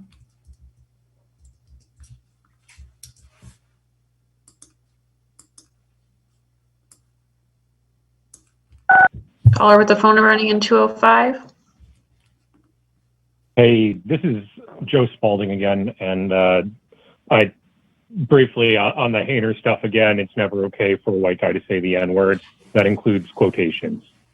Like if your voice says the syllables, you messed up, and there should be, if you're a public official, some sort of consequence. And it wasn't a private conversation; it was a conversation with a member of the press. Briefly, Kathy Griswold, I don't know what you're expecting to gain by trying to sweep Hayner's abhorrent behavior under the rug, but I promise there's going to be a lot of people that know that's the case. I don't work primarily on local politics anymore. Actually, I'm no longer focused generally on that, although I am involved in a school board issue in Grand Ledge because a lot of the anti-CRT, anti-racist weirdos have showed up there, and that's my best friend's school district. But I am involved heavily in democracy and voter rights, some pretty key tables across the state. And, you know, the folks there, they follow me on Twitter. They do it for democracy reasons, but they're very curious why I keep posting A2 Council stuff. And I tell them, and they they're not curious anymore. They understand, they get it. And, you know, a lot of those folks are elected officials, key members of the press, and they all know, Kathy, they all know that you're defending an abject racist here. So, but beyond that, more importantly, the thing I want to talk about is the anti-CRT weirdos that I have been encountering in Grand Ledge. And it kind of ties back to just behavior as well, because, and I know Grand Ledge isn't Ann Arbor. I know that there's a lot more work that has been done in Ann Arbor, but Grand Ledge is going through over the last year, a kind of a real crisis point on this. And so, but that's not why they were selected by the anti-CRT weirdos. What's going on is the conservative think tanks are pushing hard to have their talking points spoken aloud at school board meetings in specific districts. They're rural edge districts. Grand Ledge is a consolidated school district. It covers most of Eaton County. We can find the same thing happening in Grand Traverse County and in Ottawa and Kent counties as well at different schools. And the pushback, the goal of that is to cause chaos. It's to show average folks that addressing racism causes chaos. The solution to that is to clarify that it's racism that causes that chaos. And I promise, if they haven't noticed yet, those fascism tourists are going to descend on Ann Arbor, and it's going to be just absolutely disgusting. And unless there's some sort of unified force presence against racism at the administrative level. Thank you. Yeah. Thank you. Caller with the phone number ending in 556, do you have a comment? Press *6 to unmute yourself. Hi, this is Ralph McKee. Can you hear? Yes, we can. Ward 5, Ralph McKee. I'm calling to comment, Ray, Councilmember Iyer and Grand's faux outrage, Ray, Kathy Griswold's comment, Ray, return on investment. No one's accusing you of taking a bribe or being for sale, okay? We all know money in politics is way more subtle and insidious than that. Councilmember Iyer should know that better than anyone, being a professional political operative. Let's look at the national scene. Would anyone here disagree with the statement that the Koch brothers' big donations to GOP candidates influences the policy decisions of GOP legislators? Or how about Joe Biden getting slammed by Bernie and Elizabeth Warren last year for his pushing through the 2004 bankruptcy bill after getting millions in contributions from credit card companies? I was working as a bankruptcy lawyer then. Every lawyer I knew, everyone hated that bill, other than those who represented the credit card companies. It was awful, and most of it's still on the books. So it happens both sides. And on the flip side, all of us lauded Bernie last year for not taking corporate contributions. Are we immune from the influence of corporate donors here in A2? Of course not. The 5 of you who were elected last year all got relatively big donations from the principals of big developers and landlords, Oxford, McKinley, Morningside, etc. You outraised and outspent your opponents and got elected. Are we supposed to believe that you don't remember who helped you? How naive do you think we are?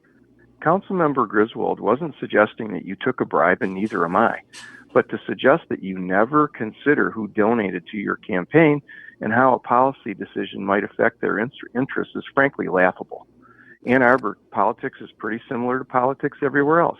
Donors expect at least a small return on their investment, so please cut out the faux outrage, okay? And Councilmember Radina, just a brief comment. I understand, there's a lot of outrage over Jeff Hayner. I get that.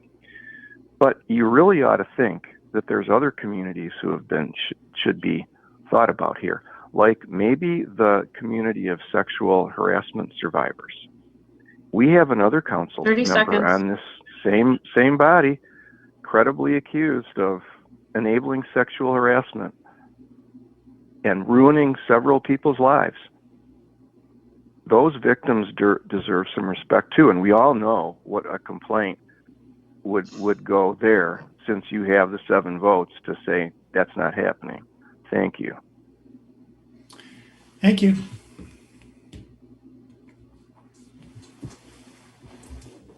Mayor, I don't see anyone else on the line with their hand up. Is there anyone else who'd like to speak at public comment? Seeing no one, public comment is closed. Are there communications from council? Councilmember Amlawi. Really didn't have a whole lot to say, but I'm really disappointed that we went into closed session when we did to discuss the topic that we discussed. It's nearly 2 a.m. and I don't believe that people's business was handled properly in that last closed session. I'm not happy about the inability for dissent to be expressed, questions to be asked, policy matters to be debated. This body likes to talk about inclusivity, diversity, and all sorts of buzzwords. But my experience proves that they are hollow. They're hollow statements.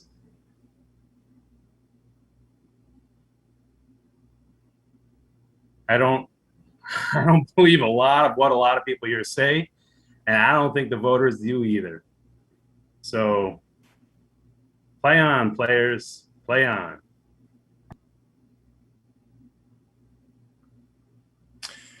Further communication from council. Councilmember Song. At the last meeting, I had mentioned that there was going to be a request for a park permit for council approval, and it ended up being handled by city staff and not requiring city council vote. But for folks who've reached out and are interested, the Black Asian Solidarity Cookout that I've been organizing with Board of Education trustee Crystal Dupree is on for July 24th at Southeast Area Park. And that's being sponsored by Community Action Network because they serve low-income Black and Asian American residents, and that follows their mission. It's also being co-sponsored by My Brother's Keeper. So it'll be an interest. I think it'll be a really good exercise in how we communicate our values and our priorities. And I'm really excited about this effort. And I'm really thankful for the folks who step forward and are bringing their families and loved ones. All right, that's it. So July 24th cookout. Thanks. Further communication from council.